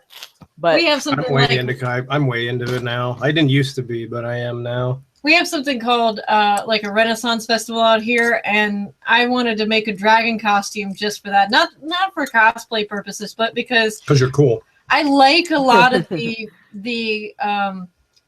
fabrication stuff that they do out here with leather and stuff, and I love this one armor that comes around every year. It looks like you. That makes sense in context. Yeah, it does. But I have my portal gun over there. I'll grab after I'm done smoking my 15th cigarette of the day. I'm sorry. Anybody? I saw that you had a portal gun. I'll show it in momentary. I haven't gotten batteries for it yet, but I have to buy a companion cube. Oh yeah! Oh my god, I love portals so much. It's so ridiculous. Dude, my shell costume looks awesome, by the way. I'm gonna look so awesome on Saturday. Just walking around with my fucking portal. You're becoming one of us. One of us. One of us. I dressed up last year and I looked fucking hot as on Crack Zelda. On Crack Zelda. No, I have my pink wig and I styled it like Twilight Princess Zelda. I look good. People were taking pictures of me all day. I was like, yeah, that's right. What is that? I blame you. What is that? It's like a running joke at our house, and she finally sketched it out. Like something happens that I didn't do. She's like, I blame Stevie. Oh, that's cute. Like something happens to the dude who's like, I blame Stevie. Even like it got kind of fucked up. Like some really fucked up shit happened in the news. Like I blame Stevie, and I'm like, why are we laughing at this? People died. Yeah, I know. You know, you have to sometimes laugh at crazy news stories. If you don't, I caused Katrina. I'm sorry. One of my coworkers, like, I blame Stevie. I broke the levees. I'm sorry. I was trying to serve it all for the nookie. Awful. 10 years already, man. Isn't that crazy? 10 fucking years. Like 10 years since Twilight, too. Just like you farted in Gizmo's face. Oh, 10 years since Katrina. Yeah, I know. 10 years since Katrina, 10 years since fucking Twilight graced us with its presence. And now there's a gender flop of Twilight. Shoot me, please. Oh, there sure is. People want me to read it, and I'm like, I don't want to buy it. For the love of God and everything holy, no. Yeah, no. I don't see. Oh, holy shit! This is awesome. That's my portal gun. I bought it on Amazon. How much were those? I wanted to try to craft one, and I looked at like crafting things, and it's a way too big pain in the ass to build one of those. I was like, get them from Bolton Crops. The company that makes those makes some really cool ones. They did a steampunk version of one of those for a while that I still want. Really? Yeah, it's like $400 though. Yeah, this was up there. I used to do jewelry and metals. I don't care. This is what I made. She used to do metalworking. She made the goggles. That's awesome. It's got maple leaves on there. Yeah, I hammered them and I cut all the copper in them. Hell yeah! I made the clasp. The only thing I didn't make was the strap, but everything else I made, rivets and everything. It's about bad. Awesome. I love how we go from Gerd being a sexual deviant to this.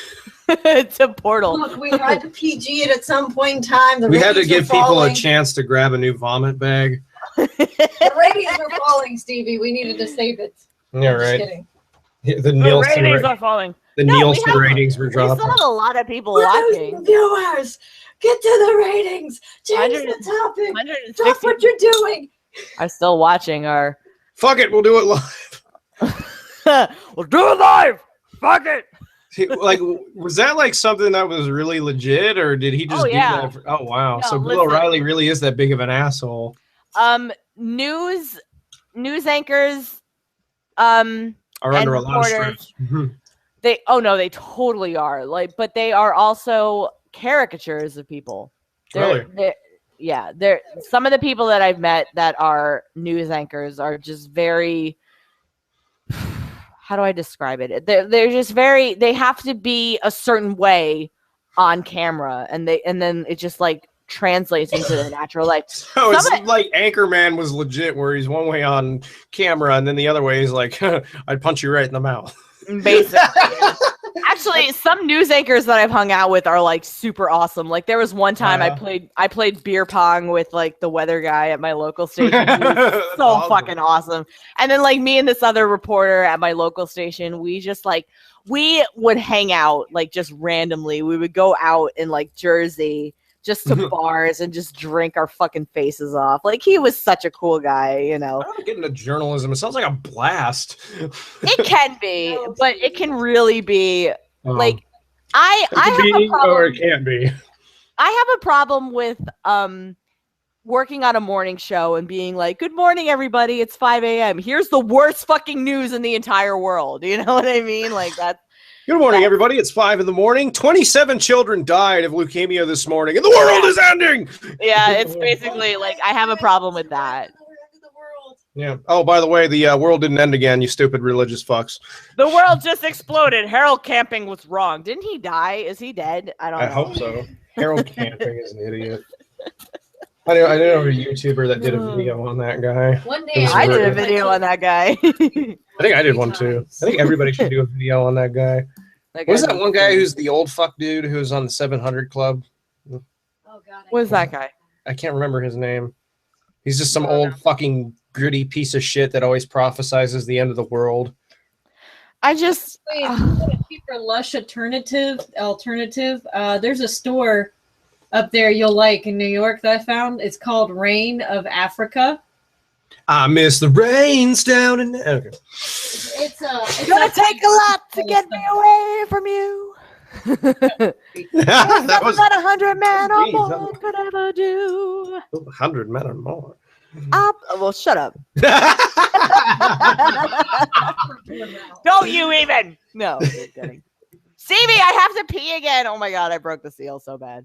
You I'll be broke right the back. 7th seal. I broke so many seals. I'm This is the third time I'm peeing in this live stream. I'm gonna make like a tally of how many times you had to pee in this. Oh, I'm gonna do that and see, like, look at my wine glass. It's not. It's like it was up to here before, and now it's down to here. Oh, so God. I'm just gonna refill it and pee. I'm gonna give myself some refreshments too. So no, Stevie, you would need to drink more, and be as drunk as I am right now. She wants me to drink more. We don't have much alcohol. Yeah, the one Kraken thing. You want to save that? I was gonna use it for cooking desserts, but okay. We don't really have much else.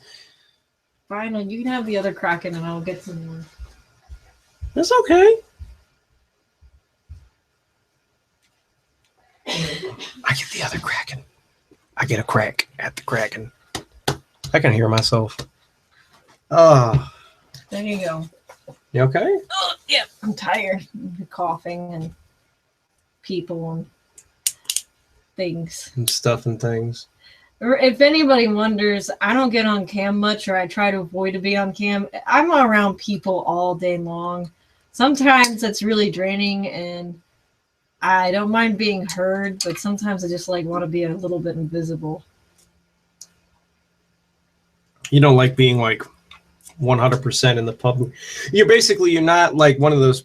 The best way to explain it, she's not one of those people that wants to be like a celebrity girlfriend. And I'm glad, because I wouldn't want one of those kind of relationships. I guess, anyway. You know, they're like one-sided and boring. Well, no, I've kind of become introverted a little bit because of my my work, and I don't mind it because it's a little more relaxing that way, but because nobody really always recognizes me or bugs me.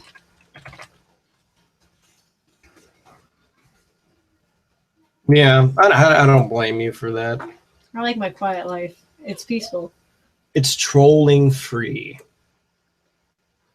I wouldn't say that. Well, ever since Marvel's decided to get the fuck off YouTube and Facebook and everything on the internet, which is a thing that happened. And when I found out why, it was amazing. He got caught doing some really fucking stupid shit with a underage girl and decided to leave. Whoopsie. This is the last of my wine. This is the last. This will be a whole bottle once this is done. I got another one, so. Hell, fuck yeah, you do. This stuff is good. If you've never tried it, the Kraken, it's black spiced rum. It's fucking amazing. It's Well, I wouldn't be able to drink it straight. I would have to dilute it with 7 Up. Straight. What was that one stuff I drank? I was living with a buddy of mine, and he brought home like a thing. Ipecac. What? Ipecac. Oh, no. That makes you puke. Yes, it does. This stuff made me puke almost too. He brought, what was it called? Pyrat rum, Pyrat. It was 180 proof. And at that particular time, I had not very much experience at all with liqueurs. So I was like, okay, whatever. It's like, you know, I was so stupid. I thought it was like drinking a beer. Duh, no. So I fucking drank like half the thing, and I'm watching him. He's like, hey, that's pretty cool. It's like his face was and he's like, and I hand it back. I said, that's cool. And I'm like, oh, I feel weird. And he's like, yeah, that's going to hit you in a minute. It did. It's like oh my god! Vodka through coffee filters a couple of times until it's no longer cheap vodka. It is no longer wet potato drink. It is amazing. Wet potato drink. In Soviet Russia, potatoes are good for vodkas, cleaning engine, and they're convenient for eatings too. My uncle sent us vodka from Europe, and I was like, eatings. My uncle sent us Russian vodka from Europe.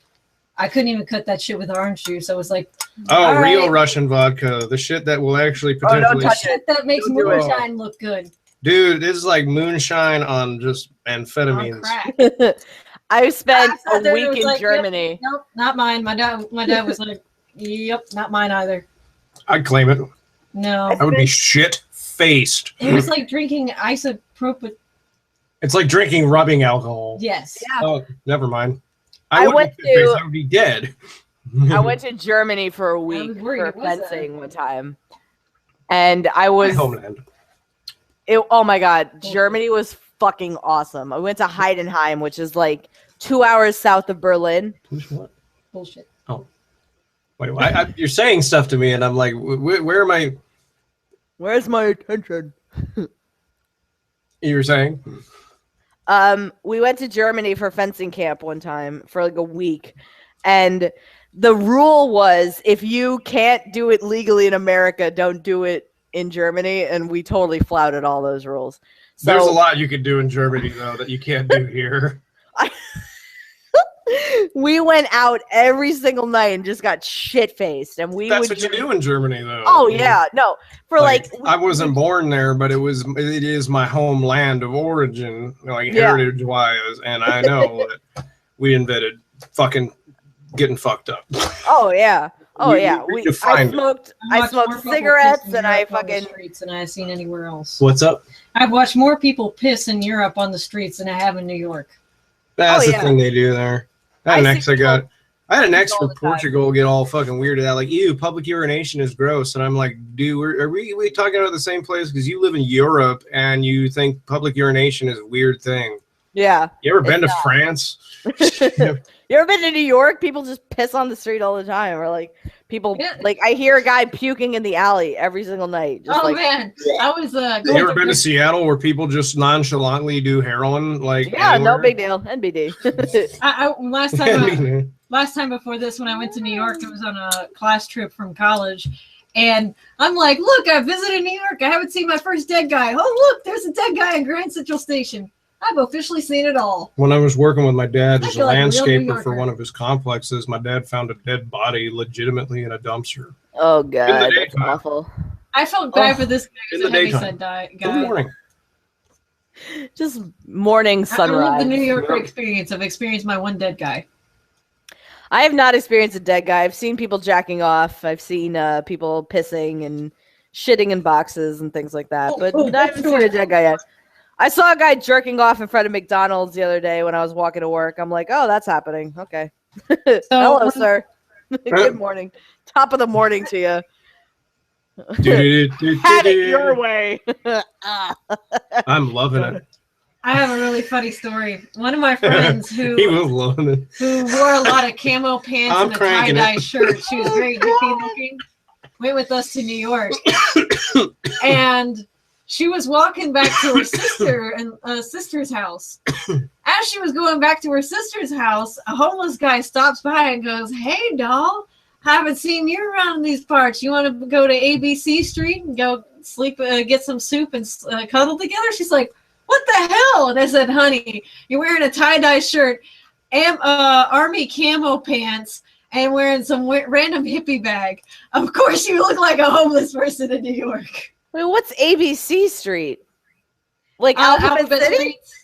Yeah, pretty much. Like where all the streets are like A Street, D Street. Like here's the funny thing that's actually here's the unflattering thing about Vegas. Every single one of the alphabet streets that's off of Martin Luther King Boulevard is a total ghetto. Everywhere I've ever lived off of every Martin Luther King Boulevard in the country is apparently this way. Awful, no, Alphabet Street, from what one of my bosses used to tell me when he lived up there, that's where a lot of the weird, eclectic hipster people wanted to go for a while. Oh, well, they can stay there and then just like all congregate there across the country, and then we can firebomb it. Like anti-folk is the huge thing. Just fuck hipsters. Stevie, I have a question though.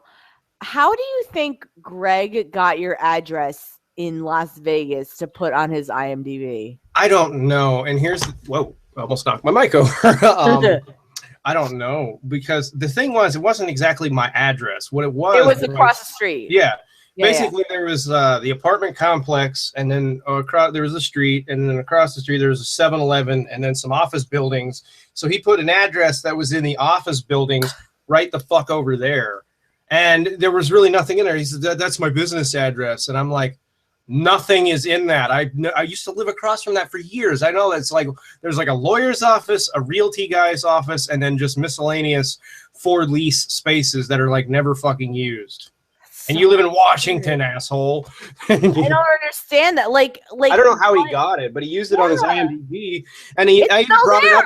I brought it up on the debate, and it was fucking weird because he's like, I didn't do that. And I'm like, well, then if somebody was going to troll me, who would pay for the space to use one of these, you know? Yeah. Because you have to pay for one of those. It's under the resume portion of the IMDb. Hmm? Yes. And to get all pimped out the way he did, you have to pay for it.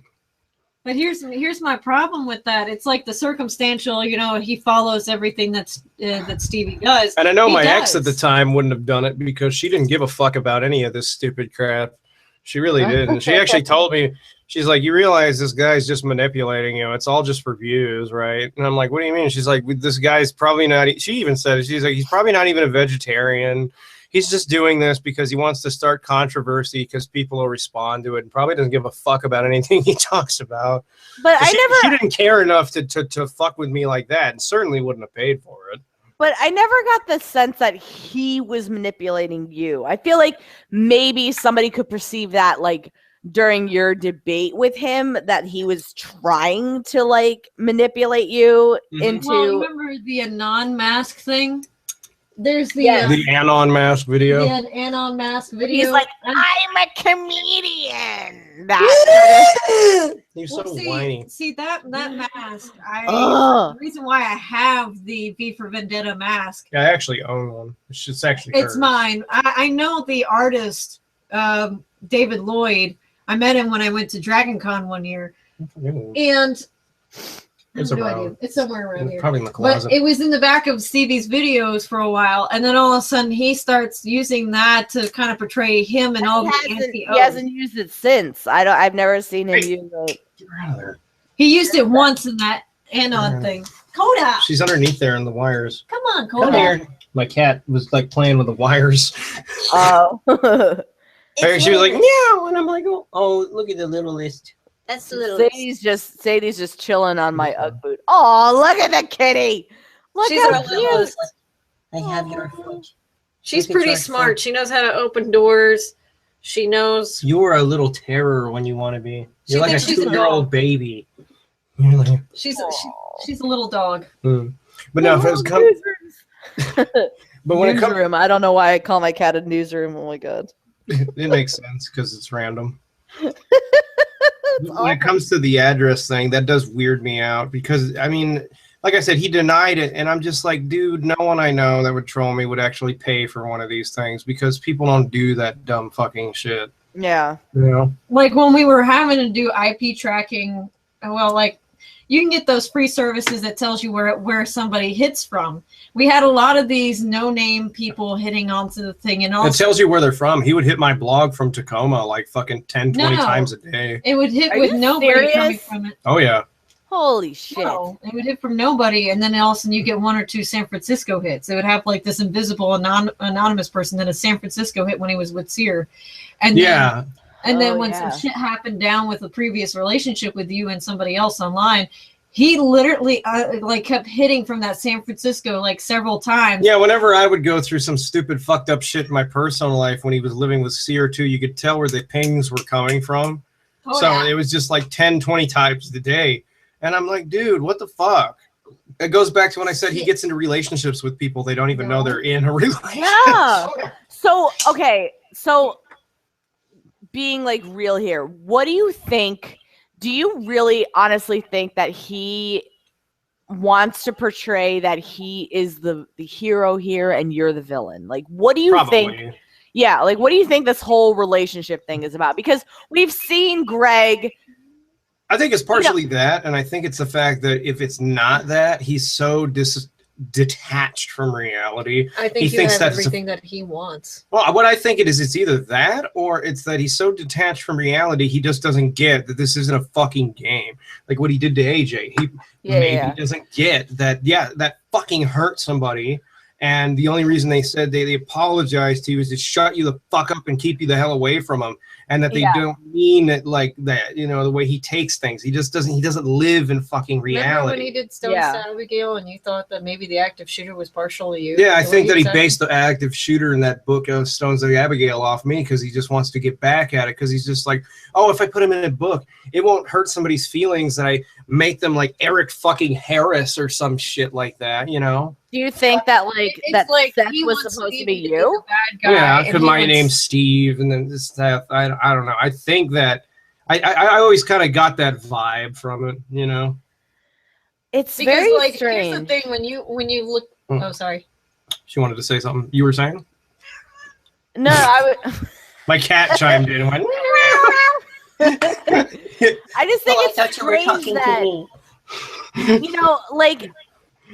Sometimes I think about how kind of our generation, like, you know, you're only 2 years younger than me, so like you played outside as a kid, you know, you had like the childhood where you would ride bikes, and they had like a Pete and Pete kind of childhood, you know what I mean? I love that show, and yes, it was very much a Pete and Pete childhood, so that was the best possible way to be analogous about something ever.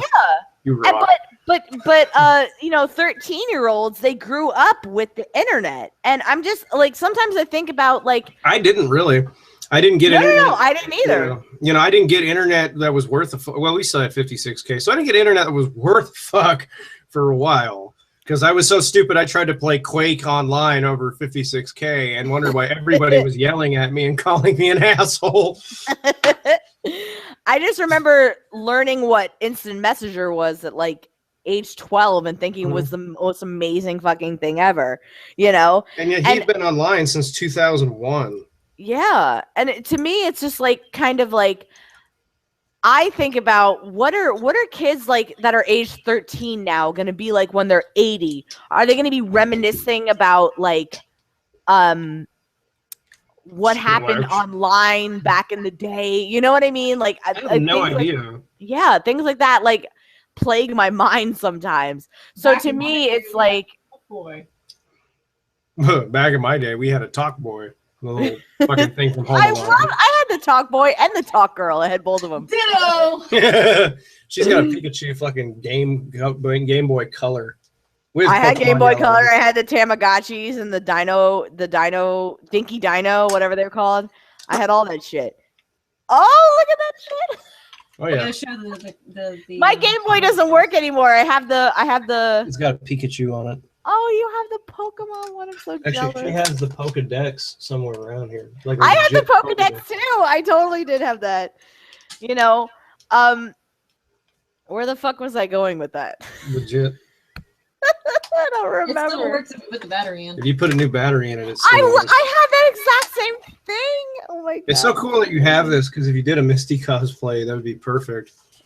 I was Misty one year for. It's Voltorb. No, it isn't. It's another one. Shut up! I was a Pokemon nerd. You can kiss my ass. She said she's a Pokemon nerd. I did like Pokemon back in the day. Way back in the day. Not so much, obviously, anymore, because I'm 29 years old. What do you think Gerg is getting out of all this? Out of, like, his whole online life? Yeah, pretty much. With the books and all this stuff. I know it's just ego feeling, but I've always wondered, like, what is somebody... You know, it's just like it doesn't occur to them, like, why the fuck people dislike them. He just shuts it off. So what do you think he's getting out of it? Honestly. You know, truthfully, I know what we touched on this briefly in the last live stream you and I did together. Oh, yeah. About what exactly is wrong with him. And you said that he's a sociopath. And, like, you know what? I want to talk to you off the record, not in the live stream. I want to talk to you more about sociopathy because you seem to, you know, like you worked in a mental health facility. So, and you studied. I studied it on my own. I was around. So after the live stream, I do want to talk to you about some stuff. Now, I don't truly, I feel like people truly don't understand the true nature of sociopathy, because it can vary so much. You know what I mean? Like, there's such a big jump. Like people that are sociopaths can be perfectly pleasant, have normal jobs, normal lives, normal families. But then sociopaths can be fucking Jeffrey Dahmer. You know what I mean? So there's such like a big. It's that what is that word I'm thinking of? Spectrum of like not self-obsession, but they just want everything for themselves. Everything has to revolve around themselves. Yes, like I said in one of my videos, like I know sociopaths who you know, they're perfectly pleasant people that I like to talk to, and but you can just tell Bill O'Reilly, no. like a CEO of a he's not so pleasant to talk to, but I see what you mean. I mean, I assume, yeah. But like, you know, there's sociopaths that I think that, you know, they're like CEOs of companies that like they just don't feel empathy for other people. Yeah, do things for personal gain. You know what I mean? Like that piece of shit. What is that guy? He raised the AIDS pill or whatever, the price up. Oh yeah. I can't remember. That fucking asshole, man.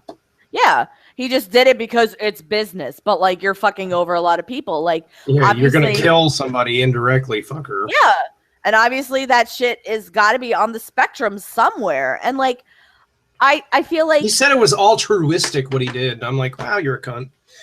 It's not altruism. But I feel like there's some times where, like, I don't know if Greg is a true sociopath or if he is just on the sociopathic. I don't know, because you know, truthfully, because it's like he has these moments of perceived empathy, maybe not empathy, but like, I'm trying to think of, like, he like tries to reach out for other people, but it does always come back to him. I think what we're dealing with Greg is like there's a myriad of mental disorders that have gone undiagnosed for a very long time. He wants to reach out and say, I need help with my problems, but he wants to do it in a way that benefits him so he can still have them around. It's just like he gets like halfway to getting help, and it's just like there's a block right there, and it just shoots all the way back. You know? Yeah. Best way to. He's blocked from going any further. Yeah, I was thinking that, you know, This Is Why I Hate You is kind of a cry for help in some respects, but at the same time, I can't see him ever changing because what has happened for him for 9 years on the internet has worked. Yeah, you know. What he said about me in the debate is he said the debate was like an intervention for me, and I'm like, I don't need a fucking intervention, shithead. That what I said floored me. I was so blown away when he said intervention. I'm like, my intervention, trust me, I need intervention in my life, but for something vastly different than yelling at you on the internet. Yeah. Well, it took a while for that to happen, but I'm glad it did. But even just the fact that, like, even his warnings that he puts before his videos, it's warning. Like, it's warning. I fucking love that. But the warnings are like, don't watch me. Let me just do whatever I do without any repercussion. And that's not how real life works. Like, no matter what, like, the internet is so vast. No matter what we, like, even, like, maybe he's watching this right fucking now. You know, no matter what you and I put out on the, I heard a meow. That's my cat. Oh, Mrs. She's talkative when she wants to be. Yeah, I see a little kitty cat in the background. Yeah. Sadie's just falling asleep on my Ugg boot right now. No matter what we put out on the internet, like, it can reach people that you don't know how it's going to affect them, no matter what. You know what I mean? About suicide, dude. I'm surprised that somebody hasn't killed themselves from how he approaches the topic of suicide. Yeah. You know? There was one video that Amendum responded to where a kid was going to try and commit suicide because his father died. And all he gives him advice is you should respect your body and live for your body. And I'm like, what does that mean? That doesn't make any sense. If it's like my idol in life was telling me that, I'm like, I'm just going to kill myself because I don't want to sit here and live anymore if even my idol is this fucking stupid. Live for your kneecaps. I'll send you a link. It's funny. You should To your live for your kneecaps? No, he's just Mendez making fun of him. He's like, yeah, you should live for your kneecaps. You should respect them. That whole thing, like, it just doesn't.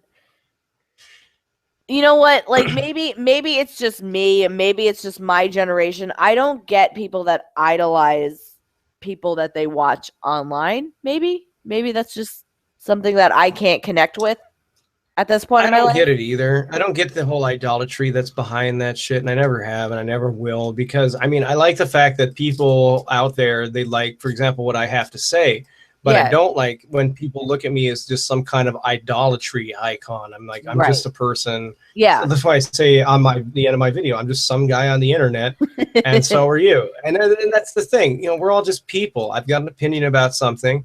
I'm glad people like the music that I do. I'm glad they like the videos that I do.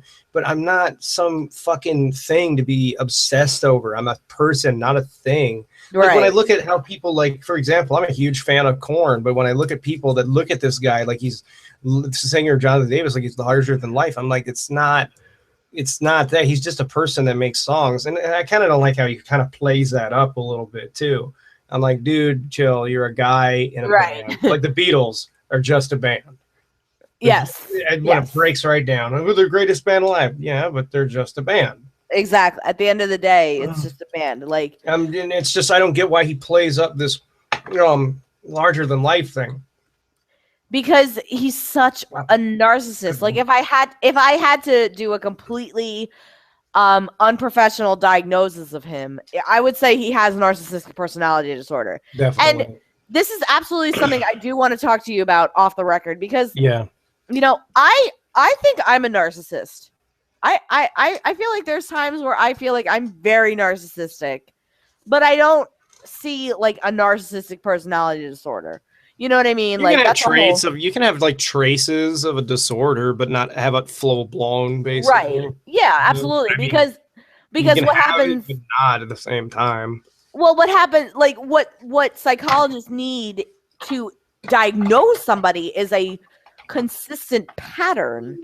Oh, he's had this consistent pattern for nearly 9 fucking years. Yeah, absolutely. Not even that, he's had it for such a long time, because, I mean, if you look at his old sites, even before YouTube, it was exactly the fucking same way. And it's just like, how can somebody be this consistently fucked up and not go at some point in their life, I need to move on from this fucking shit? Right. And that just speaks to the myriad of problems that this guy has.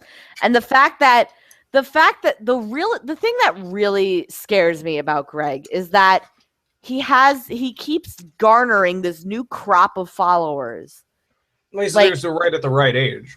Yeah. His demographic is at that perfect age where once people grow up to realize he's full of shit, another bunch of people is already becoming the age his demographic starts at every time. Yeah, and then that's what makes it. That's what, to me, is the most terrifying thing. The fact that, like, very young and impressionable people. That's why I just can't stand by and let this guy do what he does. Like, that's why I feel like I need to speak out and do all these, like, stupid, like, you know, like, videos about, you know, I can't stand by and let this very impressionable age range be corrupted by this guy's toxic views. I just can't. Man, I don't like the fact that he's that manipulative.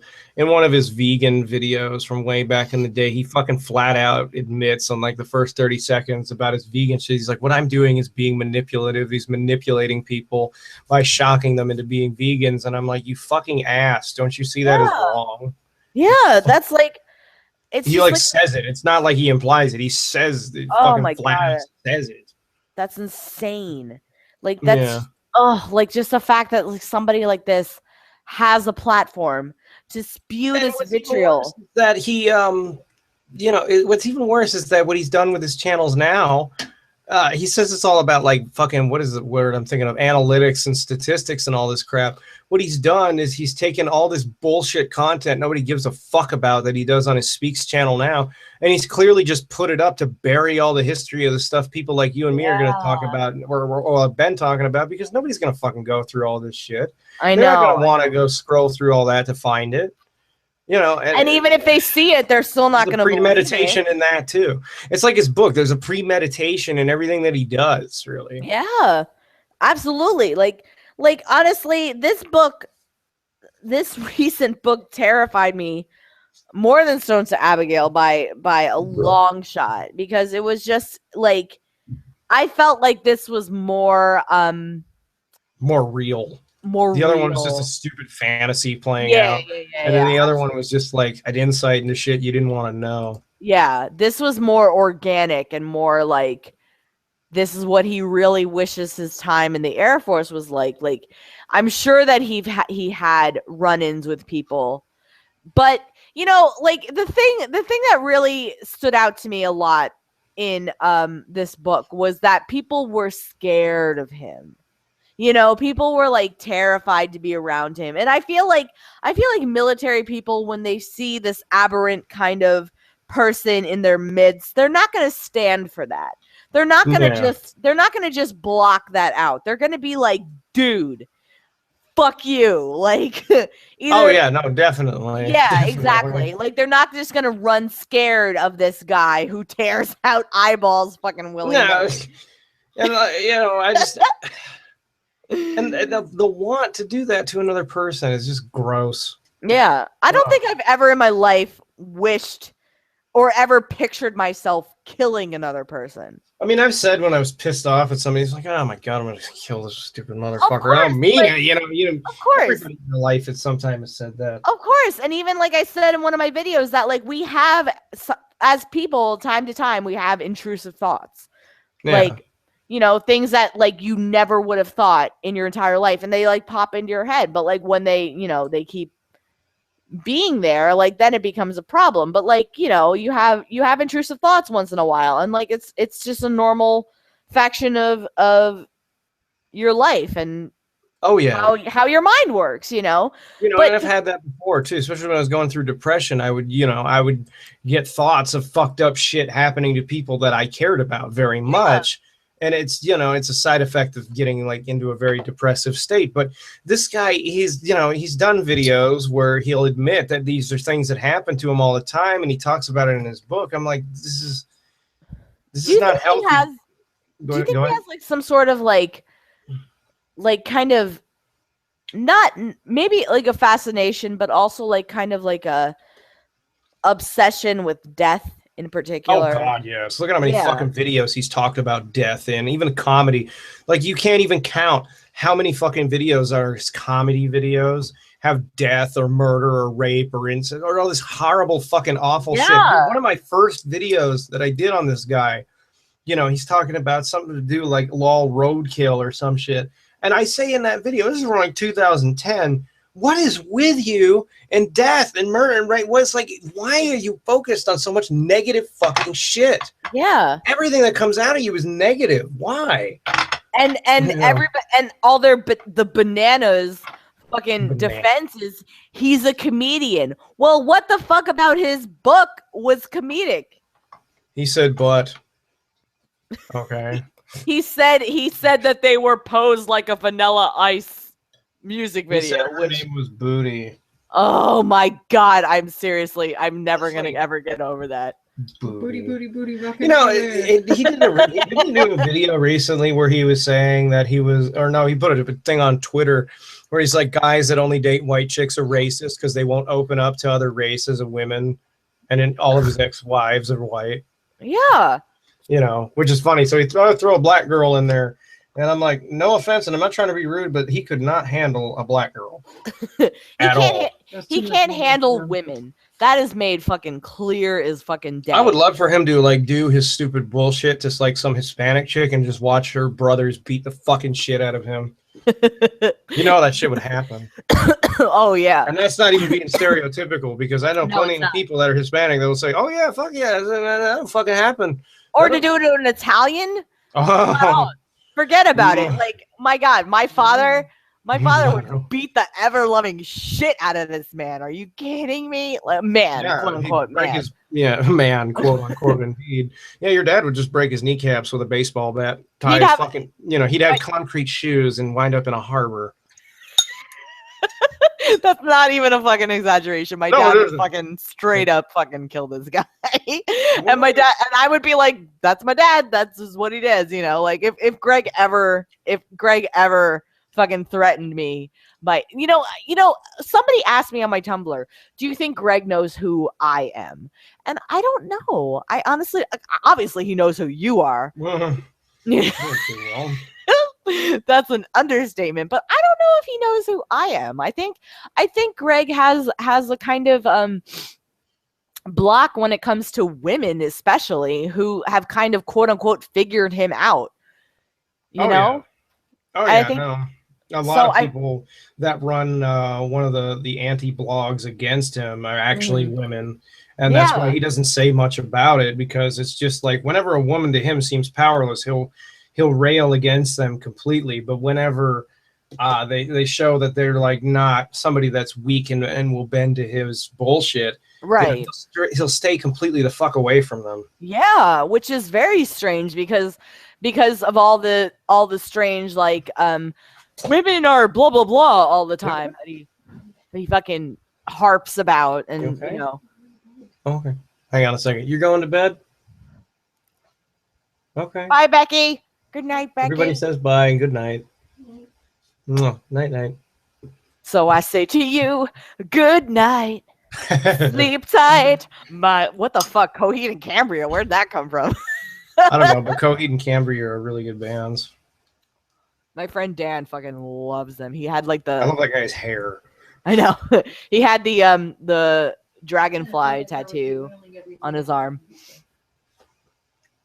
That's how we get through news. Just fucking. You were not annoying anyone. No, not at all. Don't even. Don't you dare. She gets self-conscious sometimes. And no, you were not annoying anybody. I'm going to bed. You're going to bed? All right. I love you. Becky gave some good insights tonight.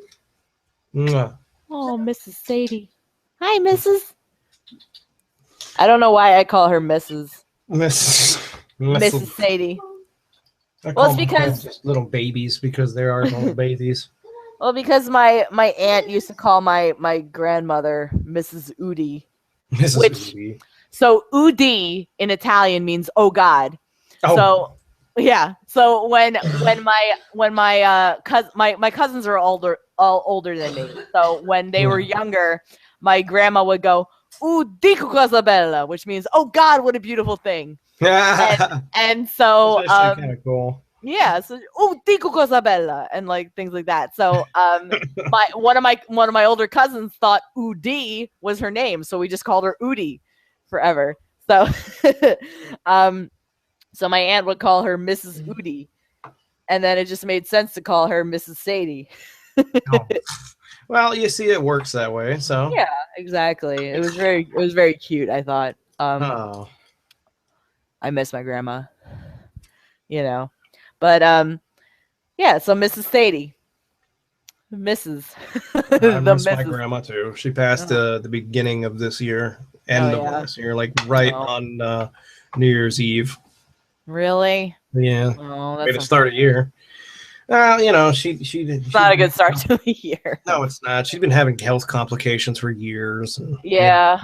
Unfortunately, when she got out of the hospital last, we knew that with the way she had like really, really gotten hit with them this time, it was just a matter of time. And it's it's unfortunate, but you can say goodbye, and I got to say goodbye to my grandma, which was. I talked to her as much as I possibly could, you know. Yeah, that's all you can do, and it's unfortunate. And what can you do, man? It's a part of life. It is, and it's actually it kind of relates to this whole thing because it's just something that you never see fuckhead deal with, you know. No. In any realistic sense, you don't ever see him deal with loss in books, in videos, or in anything in a realistic way. Like when this girl in the books. Brother died, I guess, in the school shooting from his previous book. I have no idea what random school shooting. Sucks. I'm sorry. Yeah, well, that sucks. Whatever. You want to suck my dick? Yeah, you want to fuck me? Okay, I'll just let you do that. Like that to me doesn't make any sense. Like you're dealing with a very vulnerable person. Yeah. Who, like, why you'd fuck them into submission doesn't make any sense to me. I don't understand. Means that he doesn't give a fuck about their brother's death at all. The fact that and like the brother was apparently the guy that like jump started him into the military too, which like you know like it was only briefly mentioned, obviously, because Greg doesn't develop his characters at all. But to me, it was like, this horrible loss just happened. And you're just like, oh, well, she felt bad, so I felt like I should say something. It's like, what, you can't fucking feel empathy for anybody? Yeah, it's just like, well, I guess that this thing happened, now I must do this thing. And it's just, the people don't work like that. No, they don't. They don't. And to me, it's just like, Greg obviously has serious mental deficiencies, he said he's like socially retarded before. And I'm like, what do you mean you're socially retarded? Like, well, he's actually said that. I'm like, I've never heard of that myself and actually been able to believe it. I'm like, go outside and talk to people. Did you ever see those pictures of him with like Shiloh at like a music studio? Oh, fucking God. Where he's like hiding behind her. Yeah, I've had Nike sit on my lap in public and stuff like that, just to be relaxed or whatever. I don't hide behind her though. Yeah, exactly, exactly. People are around me. Like, I know I'm an introvert, so like I don't want to be around people too much, Like I'd rather scream with a sloth. Like there's times where I just want to fucking veg out and like not be around people, and like that's totally fine. Like that's my nature. I'm just naturally introverted. Like I gain energy from just being by myself. I like being by myself. Like there's nothing wrong with that. Like no one should ever think that being by yourself and like spending time with yourself is a bad thing. It becomes a problem when you start lashing out at people that you don't interact with, and you don't. Oh yeah. So like that's like the whole problem that I see with Greg. Like, well, AJ's even told me before that he just has no idea how to handle people. Like just the other day, she was telling me that when they went to like AJ, she was telling me the other day that when they went to a restaurant together, like he was spending more time giving a fuck about talking to Shane Dawson or starting something like some stupid shit with Shane Dawson and giving a fuck about paying their waitress or some shit. Like he just doesn't have any idea how to handle people. Like he handles the internet just fine, but when it comes to people, it's like he has no fucking idea what to do at all. Like we're all just aliens and he's the only human, or we're all humans and he's the only alien. You know what I mean? It's just like, like he really thinks that he is superior mentally, physically, emotionally. He was raised, I believe he was raised to be that way. Because like I said earlier about his mom, I mean, she seems to have raised him into thinking that he was superior. And I don't know why. I've always had my speculations. I'm like, well, since she's like super new age, probably doesn't believe in a whole lot of modern medicine or anything like that. Maybe he got diagnosed as being on the spectrum or something like that. And they said, no, our son can't be autistic. Right. And they just said, you're special, you're special, you're special. And to be really honest, that's kind of what happened to Chris Chan. And look what the fuck it did for him. Oh, yeah. It fucking ruined him. He's what, 33? Yep. Still living with his mom. Yeah, and spraying people with fucking pepper spray because of blue arms. because Sonic's arms are blue. Like it's very strange to me that there are all these parallels that you could draw between Chris Chan and Onision on so many different levels. Chris Nision. Chan Nision. It really is, and it's terrifying because quick Nision. It's terrifying because years ago, like maybe I would say like 15 years ago, you never would have fucking blinked an eye at people. Oh yeah, no. You know what I mean? Never. No, I know exactly what you mean. And now that these people have a platform to talk about their lives, like like on one hand, it's like, wow, this is really interesting to learn more about the human psyche. But on the other hand, it's like, what the fuck? These people actually exist. Oh yeah, no, it's just fucking insane. Yeah, it's really terrifying. And like, I don't see a resolution, unfortunately. Like, we can speculate, we can talk about it all we want, but what's gonna my worry is like what happens when the fucking what happens when the camera goes off? Yeah. You know, what is he gonna do when, you know, finally the YouTube thing is done, when everything is just like said and done and he's gotten like no fucking future here? Like, what is he gonna do?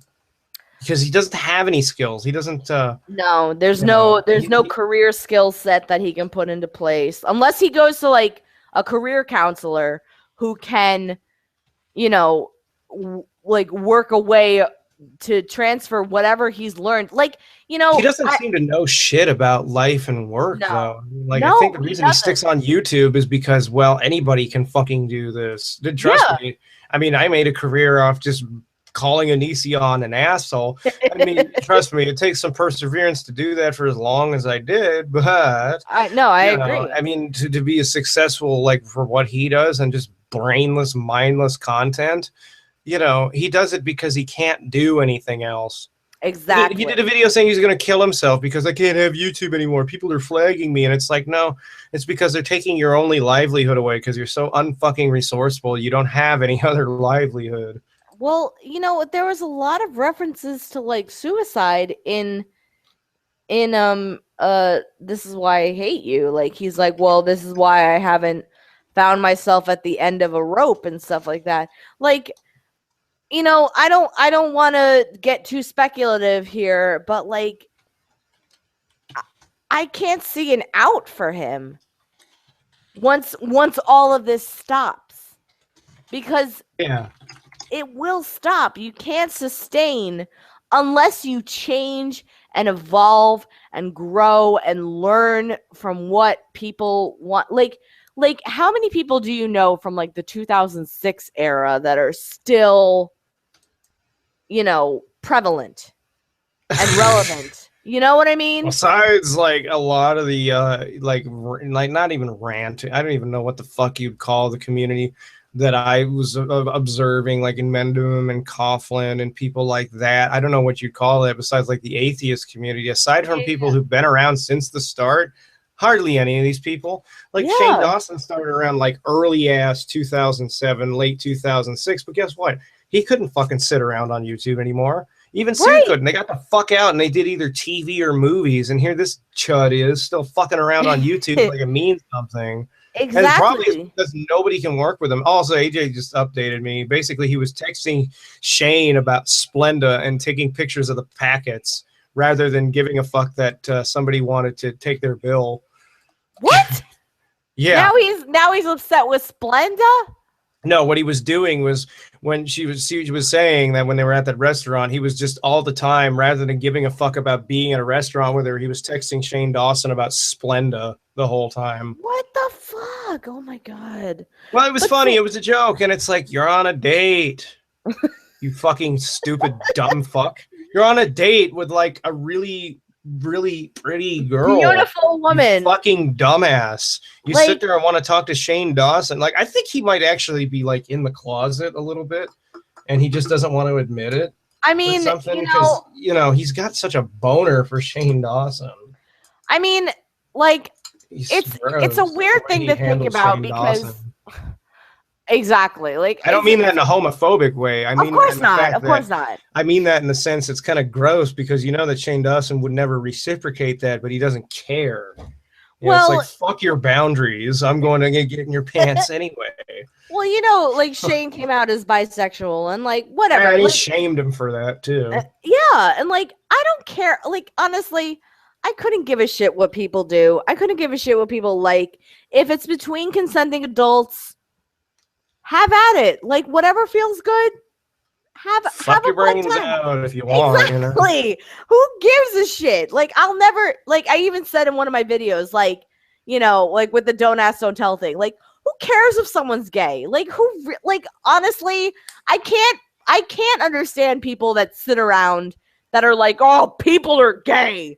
You know what I mean? Like, who cares? Yeah, right. Like, they're not fucking up your life, so who cares? Like, to me, if you give a shit that much about somebody's sexuality, like, you're threatened for some reason.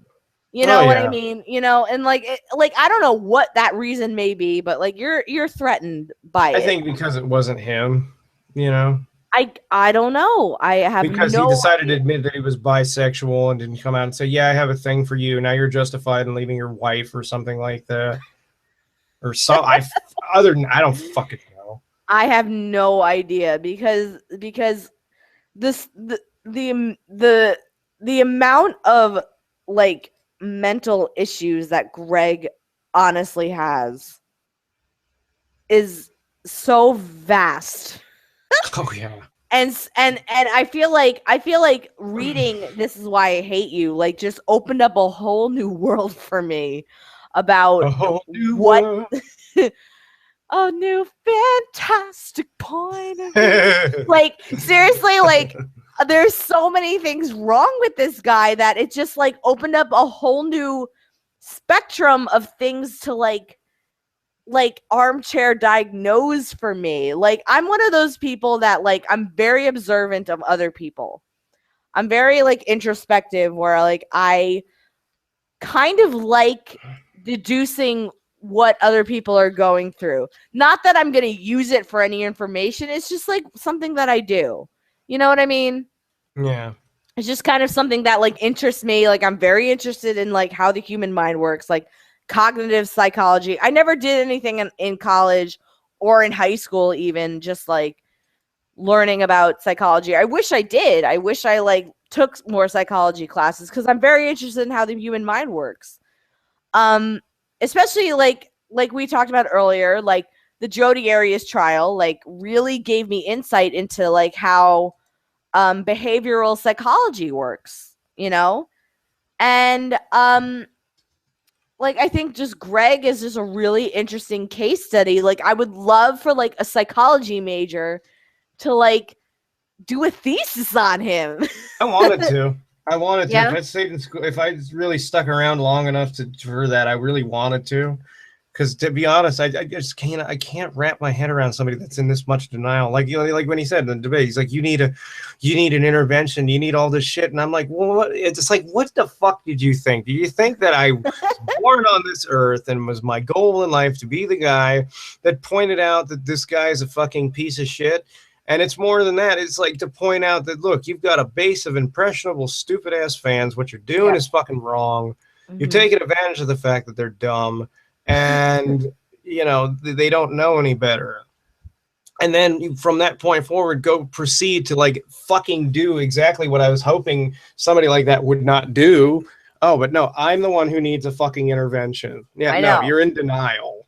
He's in total denial. And I don't know what possesses somebody to be that far in denial. Exactly.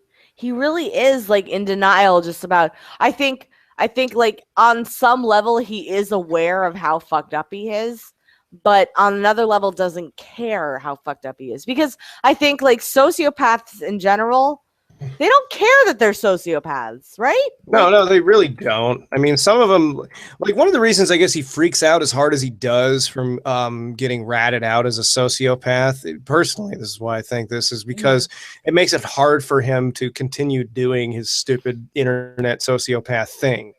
Like, he just can't continue the fucking subterfuge when more and more people realize that, yeah, he doesn't give a fuck about you if you're a fan, if you're one of the people that were a fan and end up being his girlfriend or wife. He just doesn't give a fuck, you know? Right. And he just wants to completely twist and malign what I'm saying because he needs to keep up that facade. Yeah. Did you watch any of those videos from that Sam Vaknin guy that I did, yeah. And same shit going on there from what he says about these people. They get very violent about it when they get kind of exposed, let's say, because you know they depend on that shit. This is something I do want to talk to you off the record. I want to talk to you about this later. But in regards to Onision, the whole thought of narcissistic supply and how no matter what kind of attention Greg gets, whether it be positive or negative, it fuels him.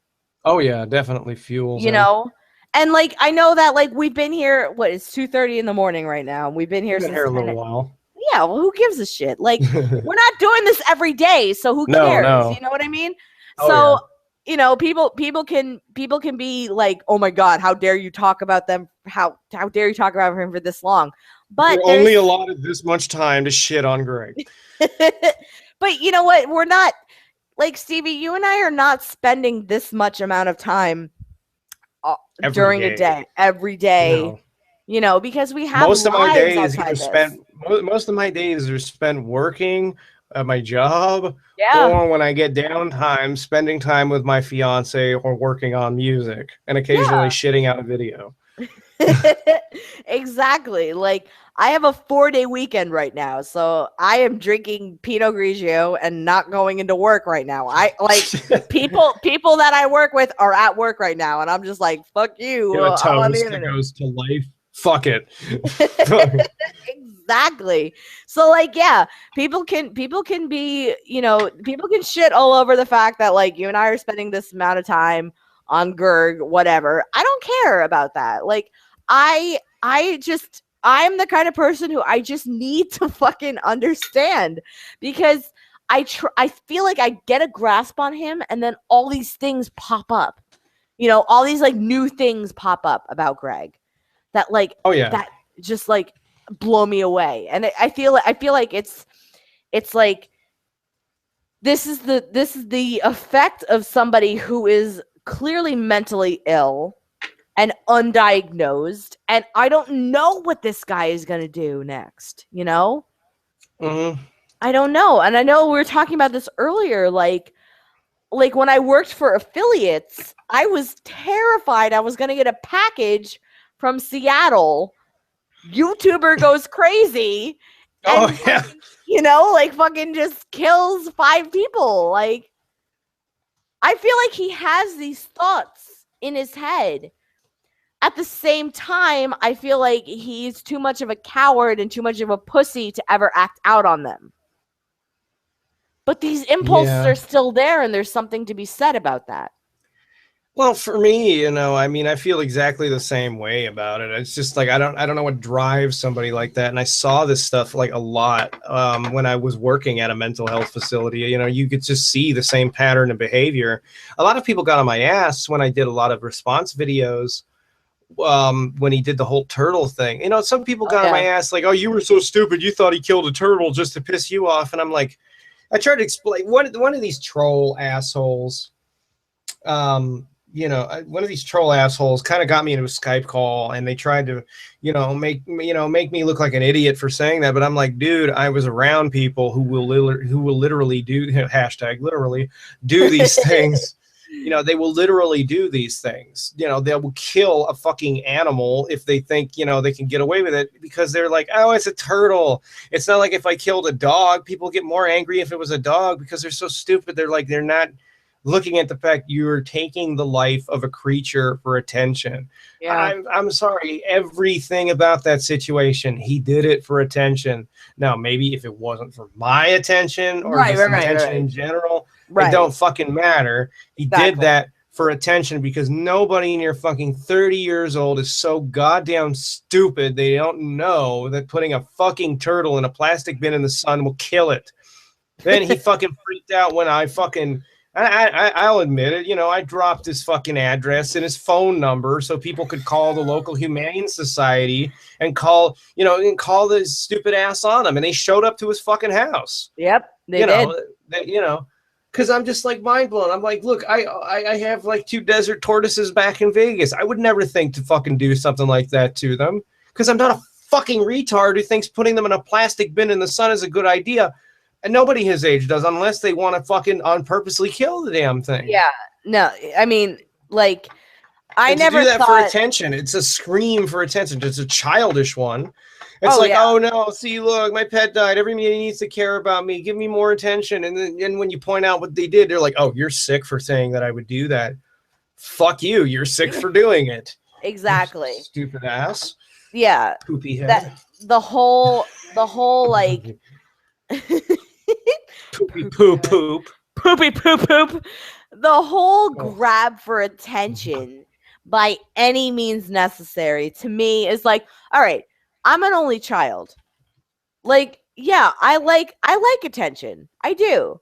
But I don't go out of my way to sorry, there's a fly in here. I've been trying to slam it down. What you need to do is you need to get chopsticks and try to do the Karate Kid thing and catch it. No. Sadie's being a lump of crap right now and not helping me with the bug. So I'm a lump of coal. Get it right. Like, I'll admit I enjoy attention. Everybody does. Of course, like on some level, but like I'm not the kind of person where I need to go out of my way to find it. You know what I mean? You're an only child, right? Technically, I've got a half sister apparently, but I haven't talked to her since I was 12, so I'm an only child. No, I feel you on that. Like, I have a half sister too, but like, we don't talk. But you know, it's to that respect where it's like you and I, we just kind of live our lives, and we're not doing outlandish things to garner this attention. Like I feel like what you and I do, like expressing your opinion to the world, it's like if somebody wants to listen, that's cool. If they don't, whatever kind of thing. Like, we're never gonna endanger the lives of other people, other creatures and that's exactly what I've done. You're just sharing opinion. I've dressed it up because that's it's kind of what you do. If you want to stay on top, you want to keep people listening to what you got to say, you got to kind of go to do what other people are doing. You got to kind of give it a style, to give it a thing like that. Other people, they don't do that, and then that's their thing. They can do it that way. But I'm not up here to do what it is that he's doing, where it's like, see, I know better than everybody else because I just know. And it's like, no, you don't just know, because Charles Manson thinks he just knows. His dumbass actually thinks that he had like a fucking multi-million-dollar record contract and he was ripped off by the Beach Boys. Nope. I mean, he met with the people that, Which, oddly enough, which kind of sucks, he was actually a decent folk musician, oddly enough. I heard some of his music. Yeah. It was like a really shitty version of the Eagles, which already sucked, but for folk music, it was all right. Right. If he wasn't man, I hate the fucking Eagles. Well, get the fuck out of my cab.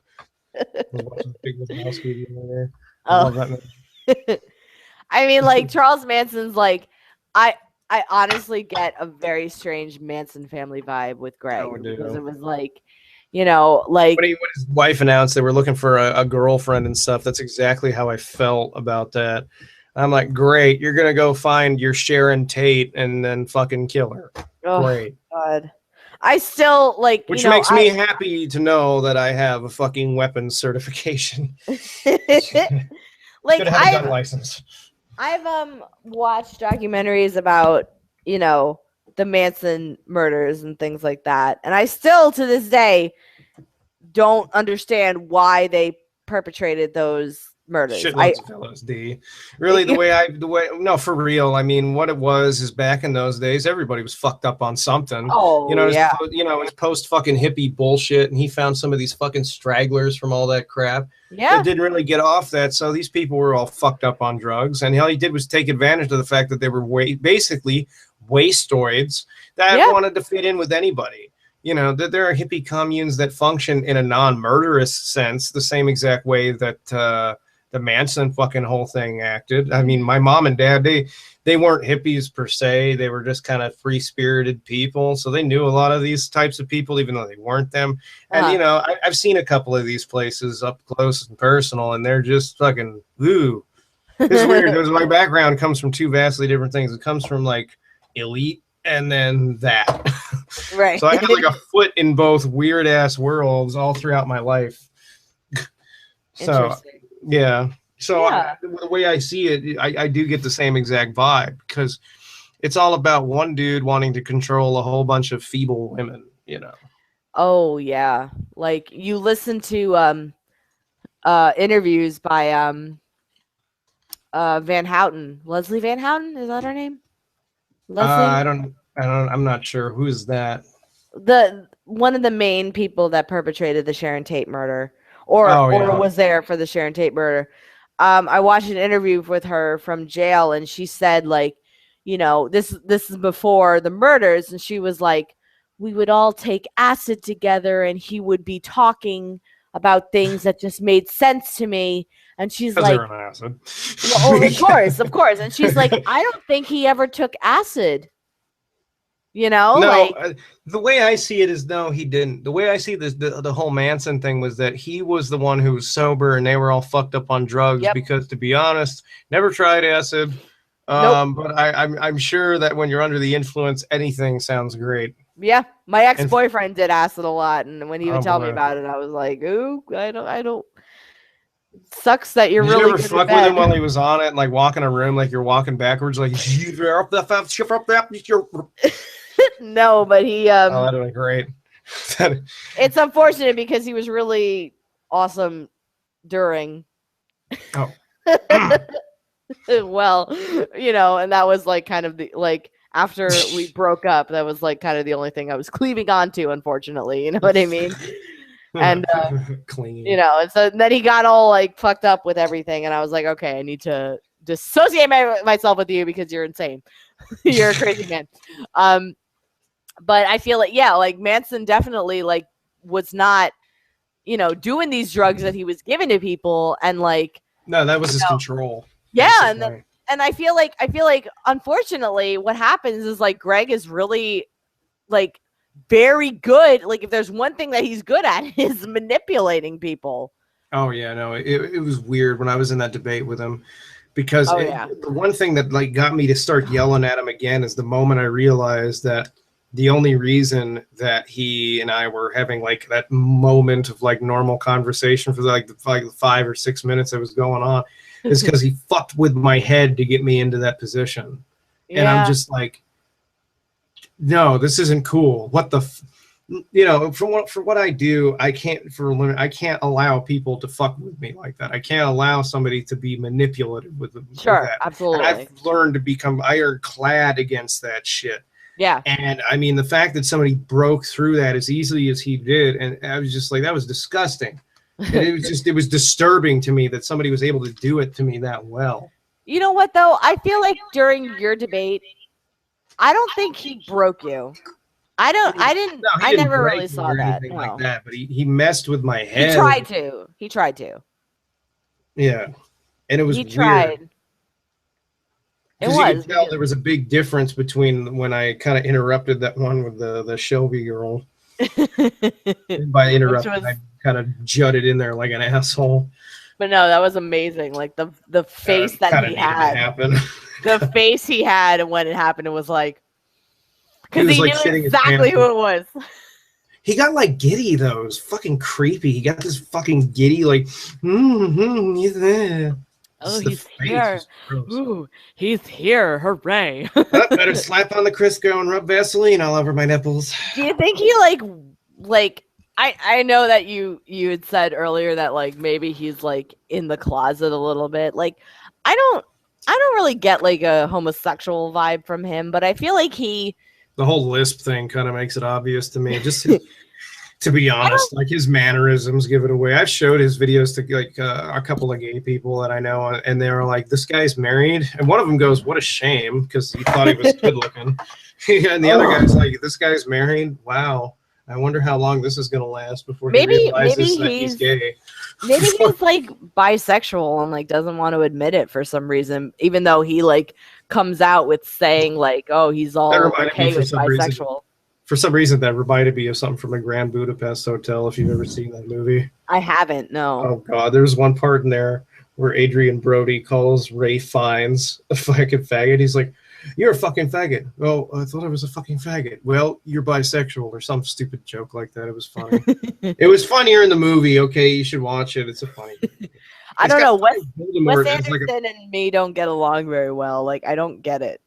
Wes Anderson, and I never really liked a lot of his movies because they were so weird I couldn't get into them, like the Royal Tenenbaums.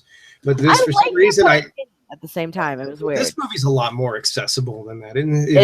It's fucking funny as shit. You're watching Ray Fiennes be like a fucking playboy for women in their 80s, for God's sake. It's fucking all over the place. What was the one? The Darjeeling Limited. I like that movie. I haven't seen that. I haven't even heard of that. You know what though? Like at Northwestern, like all the film majors that I interacted with were all like, "Oh, Wes Anderson, jerk off, jerk off, jerk off, jerk off." You know, and I was just like, I don't, right? You know, I was just kind of like, I was on the fencing team there, so it was like, you know, like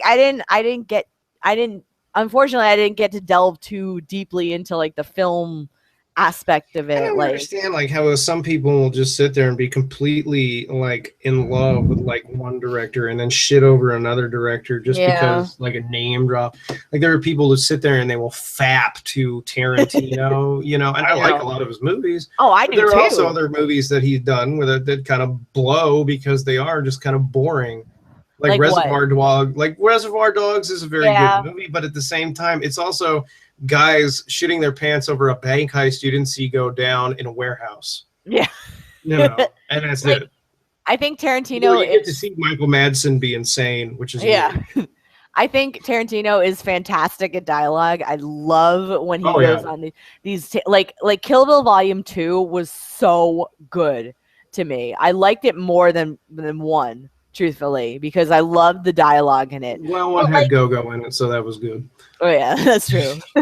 But like, I just, you know, even as a film major at a college like Northwestern, which is like one of the top film schools in the country, I just never got on that tangent of like being a film major. Unfortunately, you know, I just was like more of like an outsider, like viewing in. Like I was an editor. I edited a lot of student films, which was cool for me, but I never like got that deep into the production aspect of it. Oh yeah. I've always wanted to delve more into films straight up. I mean, I like doing the vlogs and all that stuff, but you know, when it comes to the video stuff as opposed to the music stuff I do, I've always wanted to kind of dabble with other mediums, you know, from now on.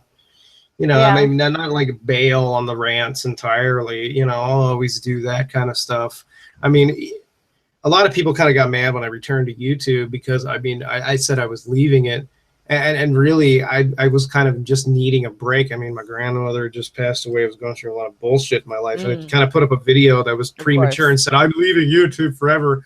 And as a way of me saying, I'm just going through a whole shit storm of shit. Fuck, and then I return and people get mad. I kind of want to just eventually kind of branch off and just do straight up film, but I'm very admittedly unexperienced with it, you know? Well, like you gain experience by just doing it, you know? Yeah. It's one of those things, like film is absolutely one of those things that you have to work with other people in order to do. It only comes with practice, basically. Like with writing. Yeah.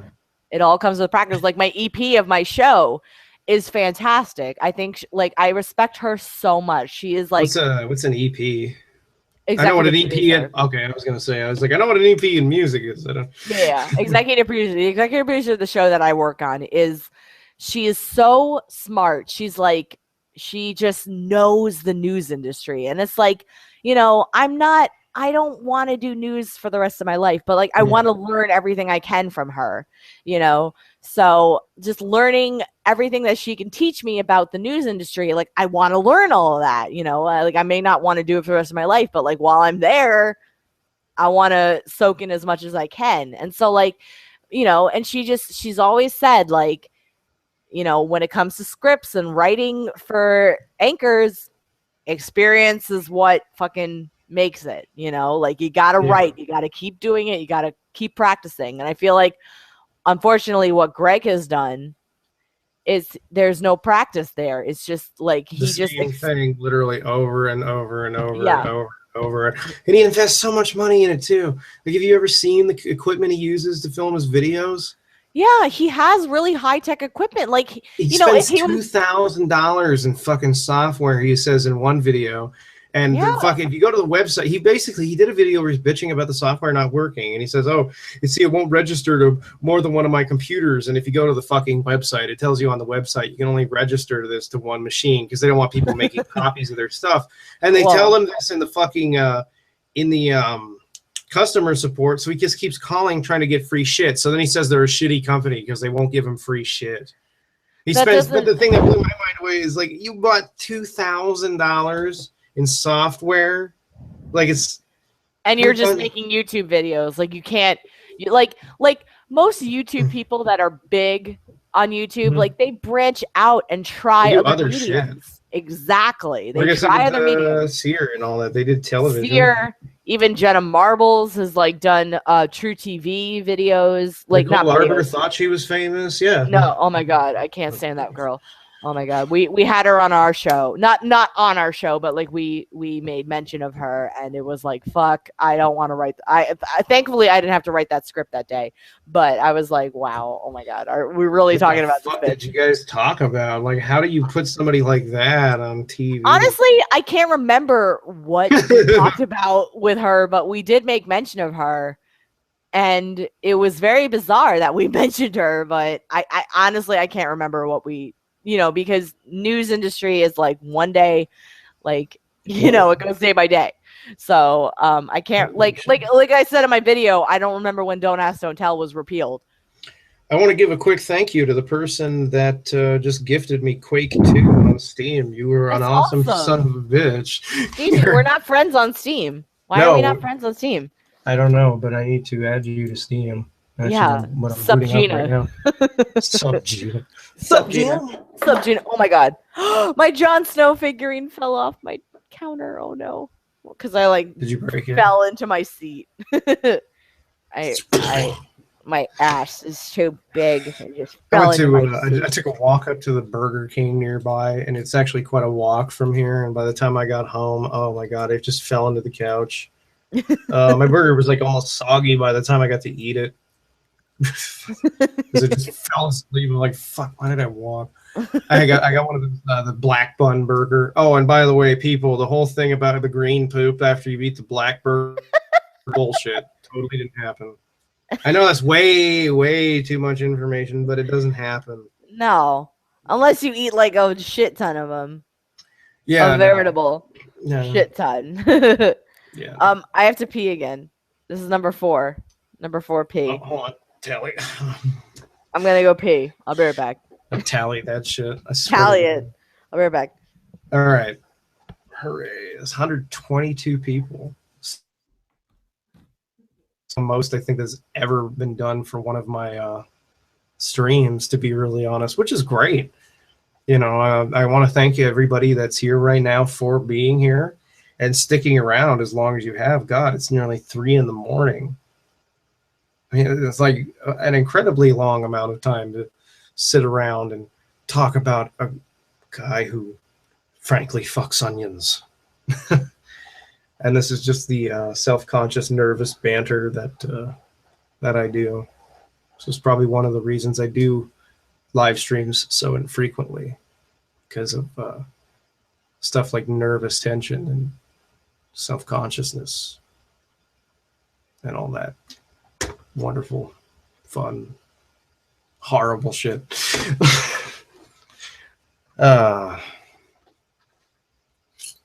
Awkward pause.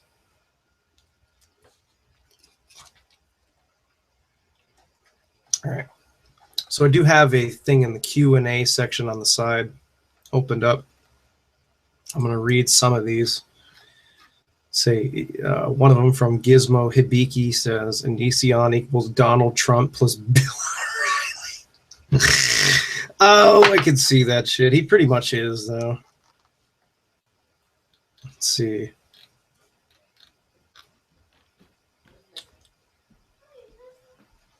Onision WrestleMania 32 against Dean Ambrose. I would watch that. I would love to see Dean Ambrose just fucking kick ass on him. There's a person on here who goes, Onision WrestleMania 32 against Dean Ambrose. I don't know what WrestleMania is, but I brought a cat with me. Okay, well, that works too. I brought a cat with me. And a person goes, Onision WrestleMania 32 against Dean Ambrose. And I'm like, I would watch that. I would love to see the... they want him to be the next WrestleMania thing against a dude who's basically... God, how would you even explain Dean Ambrose? He's like if I and the Joker were mixed together as a wrestler, basically, which is great. I feel like Greg sees you as like Batman and he's the Joker. God, so many people But say the that Joker comparison. wins. But the Joker wins in his mind, unfortunately. You know, which is funny because, to be honest, the reality, like personality-wise, is kind of like the other way around. I don't know. I've always, like, when it comes to comics, I've always kind of thought that Batman was slightly malevolent, and I know that he plays the role of a hero, but if you think about it, to kind of get a grip on the death of his parents, he goes around and seeks vengeance on that by just beating the shit out of people, putting them in a situation he knows they're going to escape from each and every single fucking time. Yep. And then just continues the process over and over and over and over again. So it's just like, you're not helping. That's why in the comics I like the Punisher, because he just puts a bullet in their head and then it's fucking game over. So and then just no no coming back. You're not going to jail. You're going to hell. You know. Yeah. A lot of people say I should cosplay as him or as Batman, but I don't know. Maybe the Arkham Knight I would do. I never really got into comics that much, truthfully. Unfortunately, no, it wasn't my jam. I've always been into them, but in recent years, it's kind of like increased more. Like over the last like 6, 7, maybe 8 years, my interest in it really increased more. And it's not because of the movies; it's just in general. You know, I kind of fallen out of the loop for comics for like the longest time. Yeah. I didn't really know what I feel like that'd be hard to keep up with because it's always evolving and always. It depends, really. When you go to a comic shop, you can actually have them make like one of those big boxes for you, like the cardboard boxes you put them in. What they can do is they can slot you with the latest issues from whatever it is you're reading. Ah. Yeah. Well, I mean, I go to Comic-Con and that's like it. well, that's what Becky and I do. You know, we get our comics that way. Through Comic-Con cool. Or con in general? No. From a local comic shop, and we just have them put away like the latest issue for whatever we're like reading. Like, have you ever seen Big Trouble in Little China? That's got a comic book now. No. Oh my God, you have to see that movie. It's so fucking great. It's an old school Big Trouble in Little China. It's an old John Carpenter movie, but it's fucking great. It has Kurt Russell in it. It's got a lot of cool actors in it, actually. It's got Kurt Russell in it. It's got Kim Cattrall in it and a whole bunch of other people. It's great. It's a cheesy 80s action movie that takes place in like... Yeah, it's great. I'll if I can find a copy you can watch for free online, I'll hook you up with it because it's fucking great. Oh, hell yeah. I was watching also The Ninth Gate earlier today, which is another good weird movie. What is it? The Ninth Gate. It has Johnny Depp in it. Oh, poor Johnny Depp. I feel bad. It's one of the few movies that display how little of a personality he has because he puts so much into his films, he has none left over for his personal life. I know. Apparently that's really true. Well, apparently like Black Mass was like, you know, one of his good hits in recent years because he has had so few recently. So apparently people like Black Mass. He was in Fear and Loathing. Well, that was like what, 1990. And then that other movie he was in where he's like this James Dean kind of thing, and I can't fucking remember what that movie was because it was all 50s and weird and stupid. Lost Boys? No, not Lost Boys. That was a baller movie. Wasn't that like vampires and stuff? Oh yeah, that was a great movie. Oh yeah. You're still eating that pasta? I don't give a fuck. I'm not going to eat. I need to get rid of my tummy before Comic-Con. It's come back with a vengeance. I actually have one now, and I'm so happy.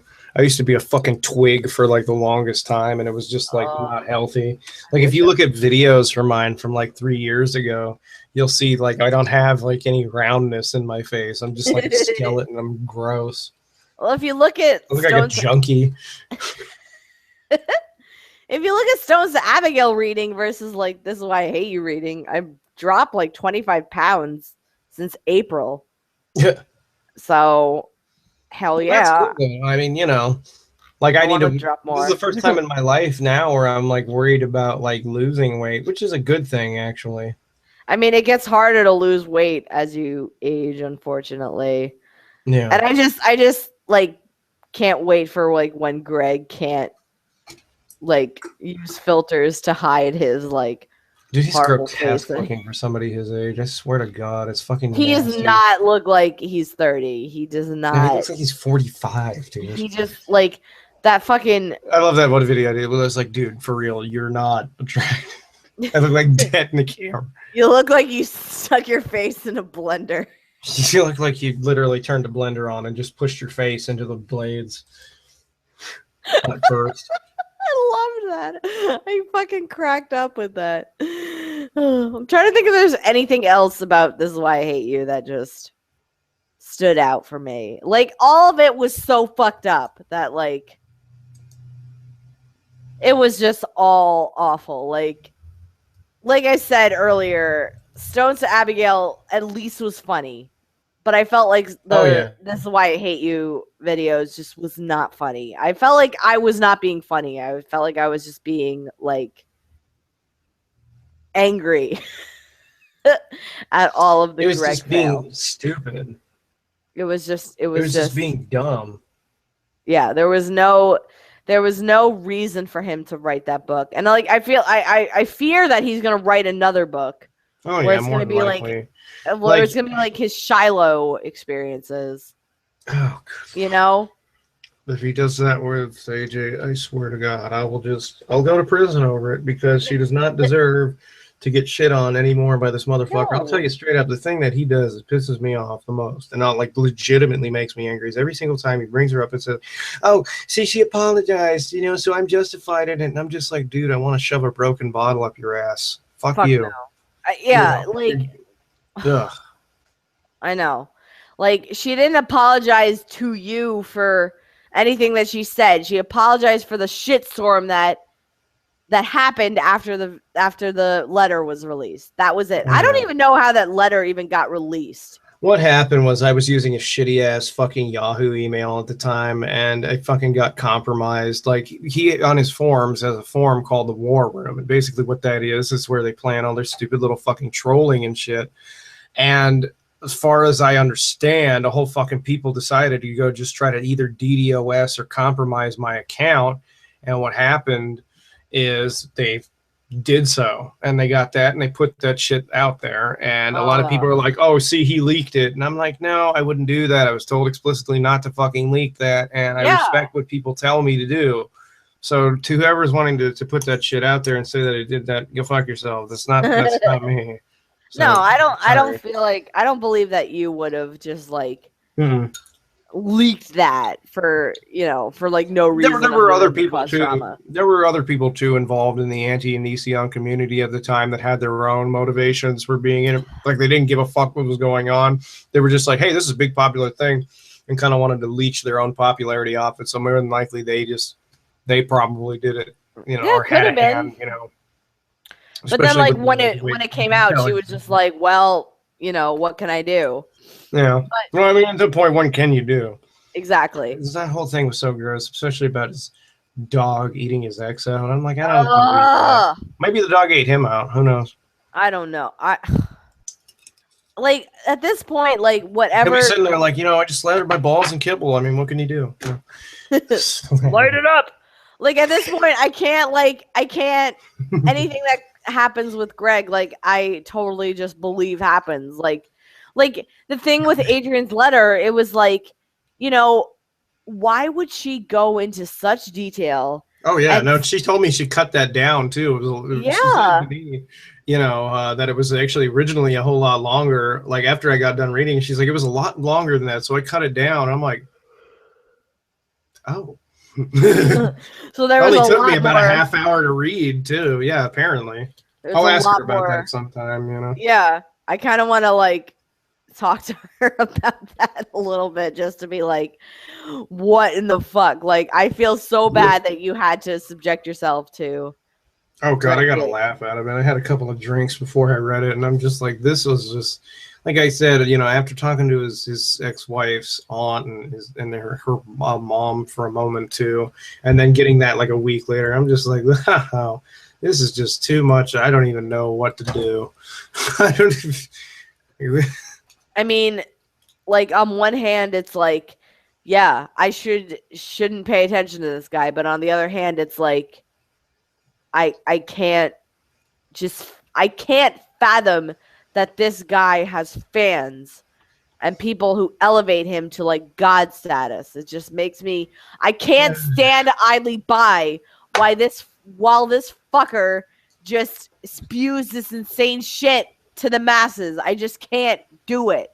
Yeah, I don't have the capacity to fucking do it. That's exactly how I felt when I started doing what I was doing, you know. At first I'm like, you know, I started watching his videos the very first time I watched them. I'm like, you know, he's some dumbass on the internet with some stupid shit, you know.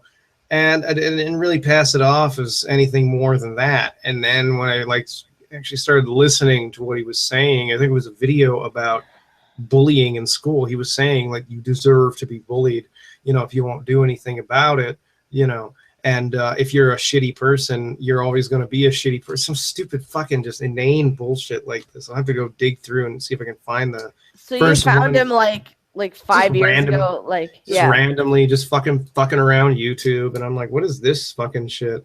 And it's just like, it was one of his early videos where he had like a red background and all this stuff. And his Speaks videos were edited and all this crap. And I'm like, who is this lunatic? What is he like? Early Stephen Molyneux? What is this? And I started listening to it. I'm like, this is just stupid. And I click on the next one. I'm like, this is also stupid. And I click on it. Everything out of this guy's mouth is stupid. What does he think he's? What is he like? Who does this guy think he is? I had to say something. Oh my God! Bless Sorry. You. 3 times Thank over. Bless you. That's 3 in a row. God! Is there anything else you wanted to add? Because now it's like 3:10. You look like you're getting pretty tired. I mean, I came home from work at I'm gonna sneeze again. Hang on. Hey. Wait. Hey. Charging. Fire. Fire my laser. That's an old ass meme. I know. Oh, that's 4 times in a row. Oh my God! One time I I was out drinking and I sneezed 8 times in a row. I've never done that before. There's only 4. I don't feel any more sneezes coming. I get that way too because of the cat hair around the house. No, luckily Sadie doesn't bother me, but it's just like, I think like when I drink, like sneezing happens more frequently. It's weird. It's today Thursday technically? Today is technically Thursday. Okay, so I missed South Park tonight. I have to watch that. Sorry. Yes. No, how dare you? No, it's okay. I love South Park. I think it's getting better as the years progress. I haven't watched it. You have to. It's so good now. OMFG. Let me just think like anything else I can take away from This Is Why I Hate You. I think I don't know. You go first, and then I will jump off of what you have to say. I think that this is just nothing more than a psychological projection of stuff he wishes he could do to people. There's no other reason that he wrote this. I mean, he rushed it in 3 fucking weeks. Yeah. He filled it with just this insane violence, and it's disgusting. Like how his wife could sit by and be like, it's just another book of his, and not think about like what has to go on in the head of somebody who would put this shit into print. It's disgusting. Do you just ever get worried that he may act these things out? Or Oh yeah. Eventually these people do. Eventually they get so disassociated from reality that they don't want to fucking live in it. They completely fucking reject it. I mean, he's already a social recluse. He locks himself up in his house all the fucking time. He never leaves. Like, you know, when I have a lot of downtime and, you know, Becky's working and all that stuff, I don't fucking just sit in here when I've got nothing to do and play video games all day or just fucking sit on YouTube. I go out and fucking hike or do whatever I can because there's like forests and shit all over the fucking place. There's forests and shit. Well, there is. You know, this is a fucking cool location for an apartment. I'm not gonna lie, but I just think like it's interesting that like, you know, he made a lot of videos with Shiloh where he went out to places, you know, like in nature, you know, and like he doesn't he did do that that with his ex-wife too, and now he just shuts himself in the house, and it's like, what are you afraid of? Unless you, I don't know. It kind of makes me wonder. He's like, did you get into some legal trouble with your ex because now you want to stay home all the time, or what? You know. I don't know if it's part like just paranoia that he is just, you know, people are like, he thinks people are out to get him. Like I don't think you're out to get him necessarily. I think you're just like that sense. I mean, it's no. been, you know, prior to this, it's been like ages since I've done a video. Yeah, it's just more like. It's more like just a psychological study. Like I am interested in it, like I said, I'm interested in the human mind. I just want to figure this guy out. Like I'm not out to get him. I don't want to like do any I don't want to do any harm to him or his family. I just only if he never did anything to hurt people that I know, you know. And of course. Of course you have every right to like retaliate. The thing that like kind of freaked me out, like I told you, like, you know, my camera wasn't working, like, you know, YouTube has this whole like live streaming thing. Like I wasn't able to hook up my camera and my live streaming qualities to YouTube, so I couldn't live stream. I had to do it through Hangout. I had to do it like Hangouts on air anyway. The new live streaming thing is a piece of shit. They want you to do it the same way Twitch does. It's the exact same thing as Twitch. Which I could have done it through Twitch, but there was no way I could like live stream myself playing Binding of Isaac at the same time talking about Greg, you know, like reading Greg's. Really? I'm building a better computer right now anyway, so I can do more stuff like that, because this computer is like hard as fuck to do that off of. Yeah. We can get a decent frame rate and then a decent playback for the stream. It's just a pain in the butt. Yeah, well, I've got my custom built computer, so pshaw. Let me just go ahead and do the head roll over here. Thank God I had my neck replaced with a spring. What? You don't even know.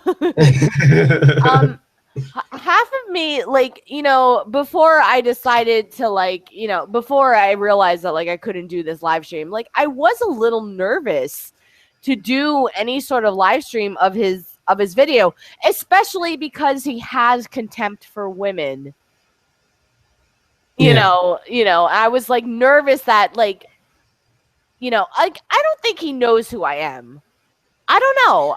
On a personal level, on like a personal level like that, no, I don't think he does. No, okay, that's fine. You know, on like a personality level, like just you're somebody on YouTube, yeah, obviously.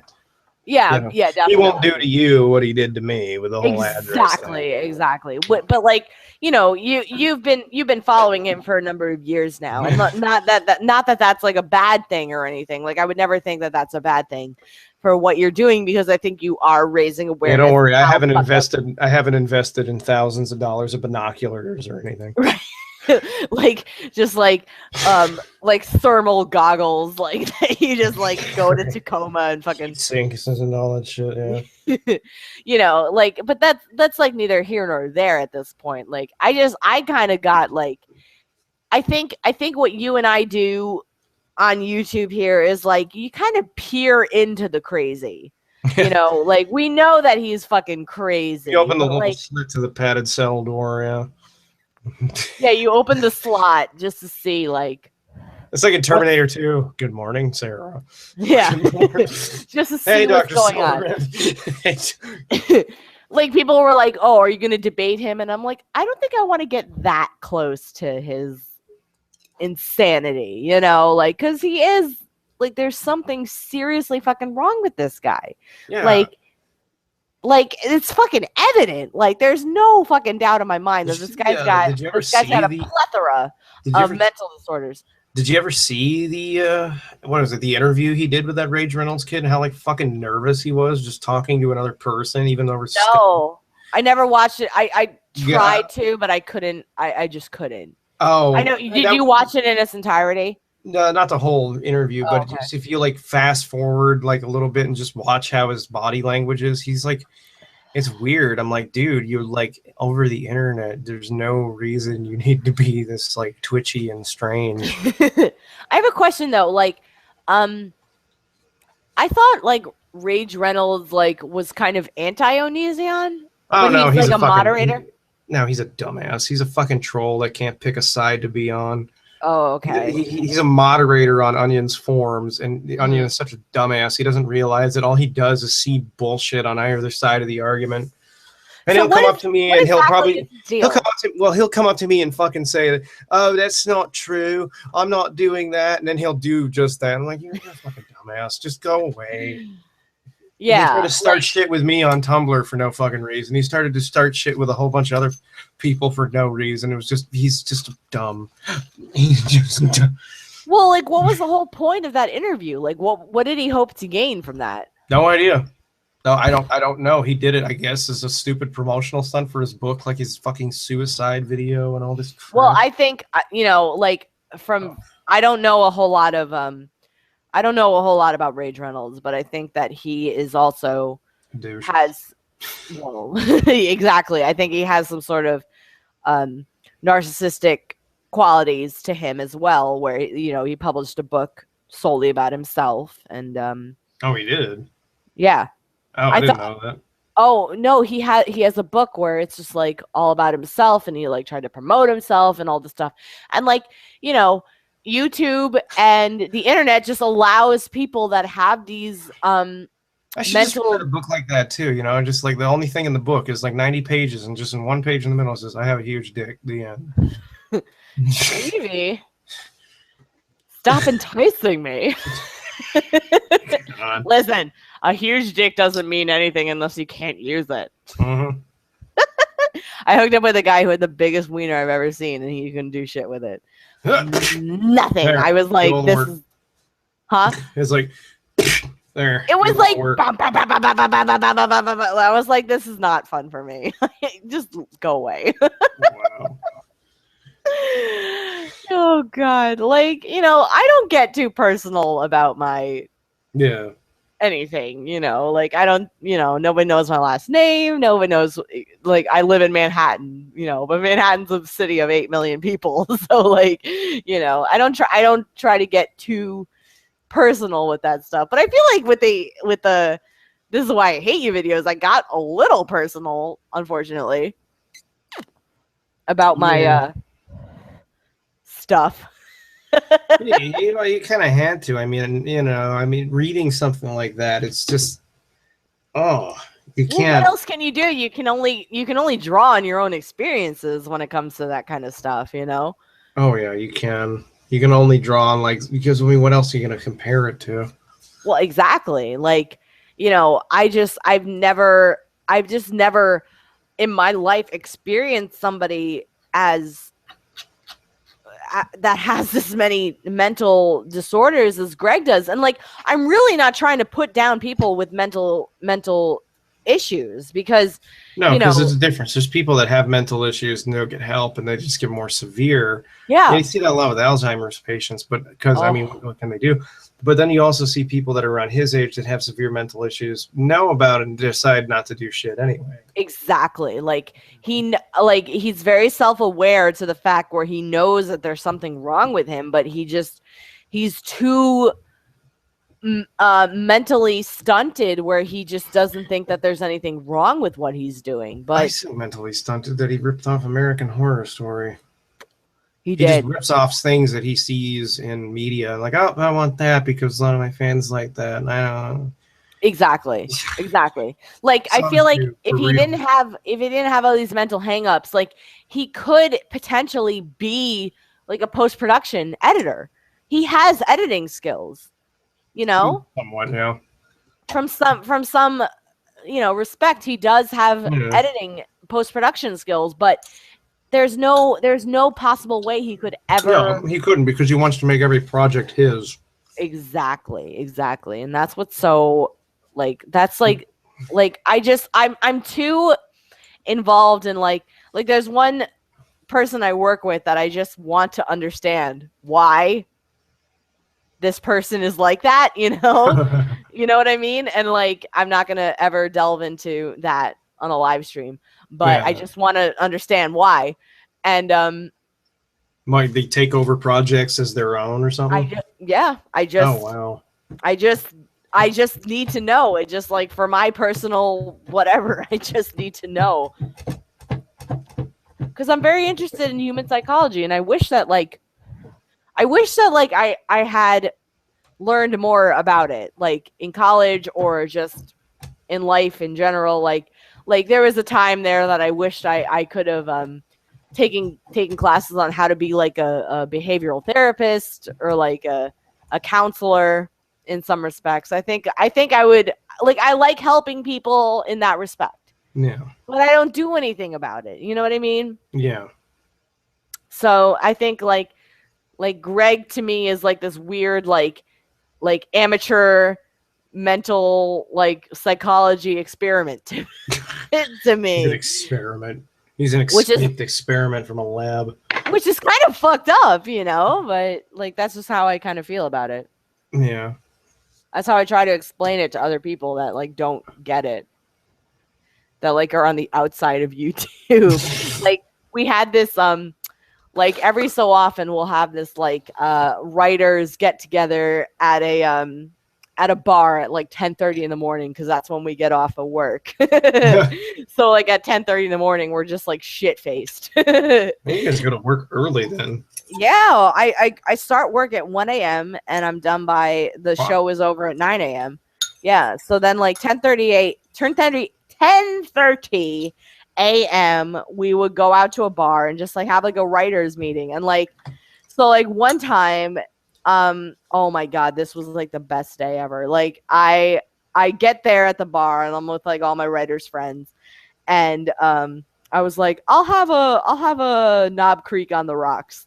And this other guy was like, that sounds good, I'll take a Knob Creek too. And him and I had fucking 5 bourbons that like I started doing a Stones to Abigail reading like right after it happened, and I was fucked up. I think I remember that. Yeah, I think I remember. Yeah. I was so fucked up, and I was like, I'm reading Greg. I don't know why I did it. I couldn't get through it. Drunk as shit. Couldn't get through it. I was so drunk. But like, you know, I remember like they were like, okay, so one of the senior producers came in. He's like, hey everybody, give me a shot and a beer and keep them coming. Like he just kept like ordering rounds for everybody. It was awesome. Like it was all on the place that I work for. It was all on their tab. So I was like, yeah, fucking, I will drink my face off. I don't give a fuck. And so where the fuck was I going with that? I don't know. I'm just listening. I'm kind of letting you find your own way. I have no idea. Oh yeah, so one of the things, like we were all just drinking at this place, and they were like, so like let's get to know each other. You know, we're in the newsroom all the time, so let's just get to know each other. Tell us a story that nobody knows. And I was like, I have a YouTube channel. And then like as soon as it came out of my mouth, I'm like, why am I telling everybody this? Oh my god. And then apparently like one of the guys like watched some of the stuff I did on YouTube. He's like, I saw your stand-up and it was really good. I was like, oh my fucking god, you actually watched it? Oh my god, it was so embarrassing. That's the moment where you just go, shit. I know, exactly. Like people outside of the YouTube whatever like don't get it. You know what I mean? Yeah, like, no, I know exactly what you mean, because I try to explain like what I do to other people, and it's just like it's kind of embarrassing, because if they don't get it, they're like, you have like a stupid ass hobby, you know. It's hard to explain to people. It's like not even hard. Well, you make money off of it, so fuck, who gives a shit? Yeah. Don't make a whole lot, but you know. No, but it's an extra little like bonus for just sitting on your ass, basically. Yeah, pretty much. You know, like I don't monetize the readings, because I feel it's not cool to do, because I'm reading. It is somebody else, even if it is his fucking bullshit. It is somebody else's. I just don't feel right about it, and like some weird. Yeah. Respect. I just don't feel right about doing that. And, you know, whatever. I don't care. Like, but, you know, the whole thesis I can take away from all of this is that Greg scared me in this whole reading. He really did. Yeah. I could tell, like on a real personal level, it did. Yeah, more than anything, it really, more than Stones to Abigail. I felt like, I don't know. I just feel like we peered right into how Greg really feels, and he can backtrace all he wants about how we he backtraced it. Oh, backtraced it. Like I'm glad that guy's dead. I don't say that about a lot of people, he but passed away from a fucking heart attack. Like, because he was a method. Exactly. Like the whole situation was so fucked up. But Greg can say all he wants that this was, like just a retelling, but I don't think it was by any means at all. No, there's just too many legalities broken. Yeah. So it's about 3:30. You want to like wrap this up now? I'm okay with that. Okay.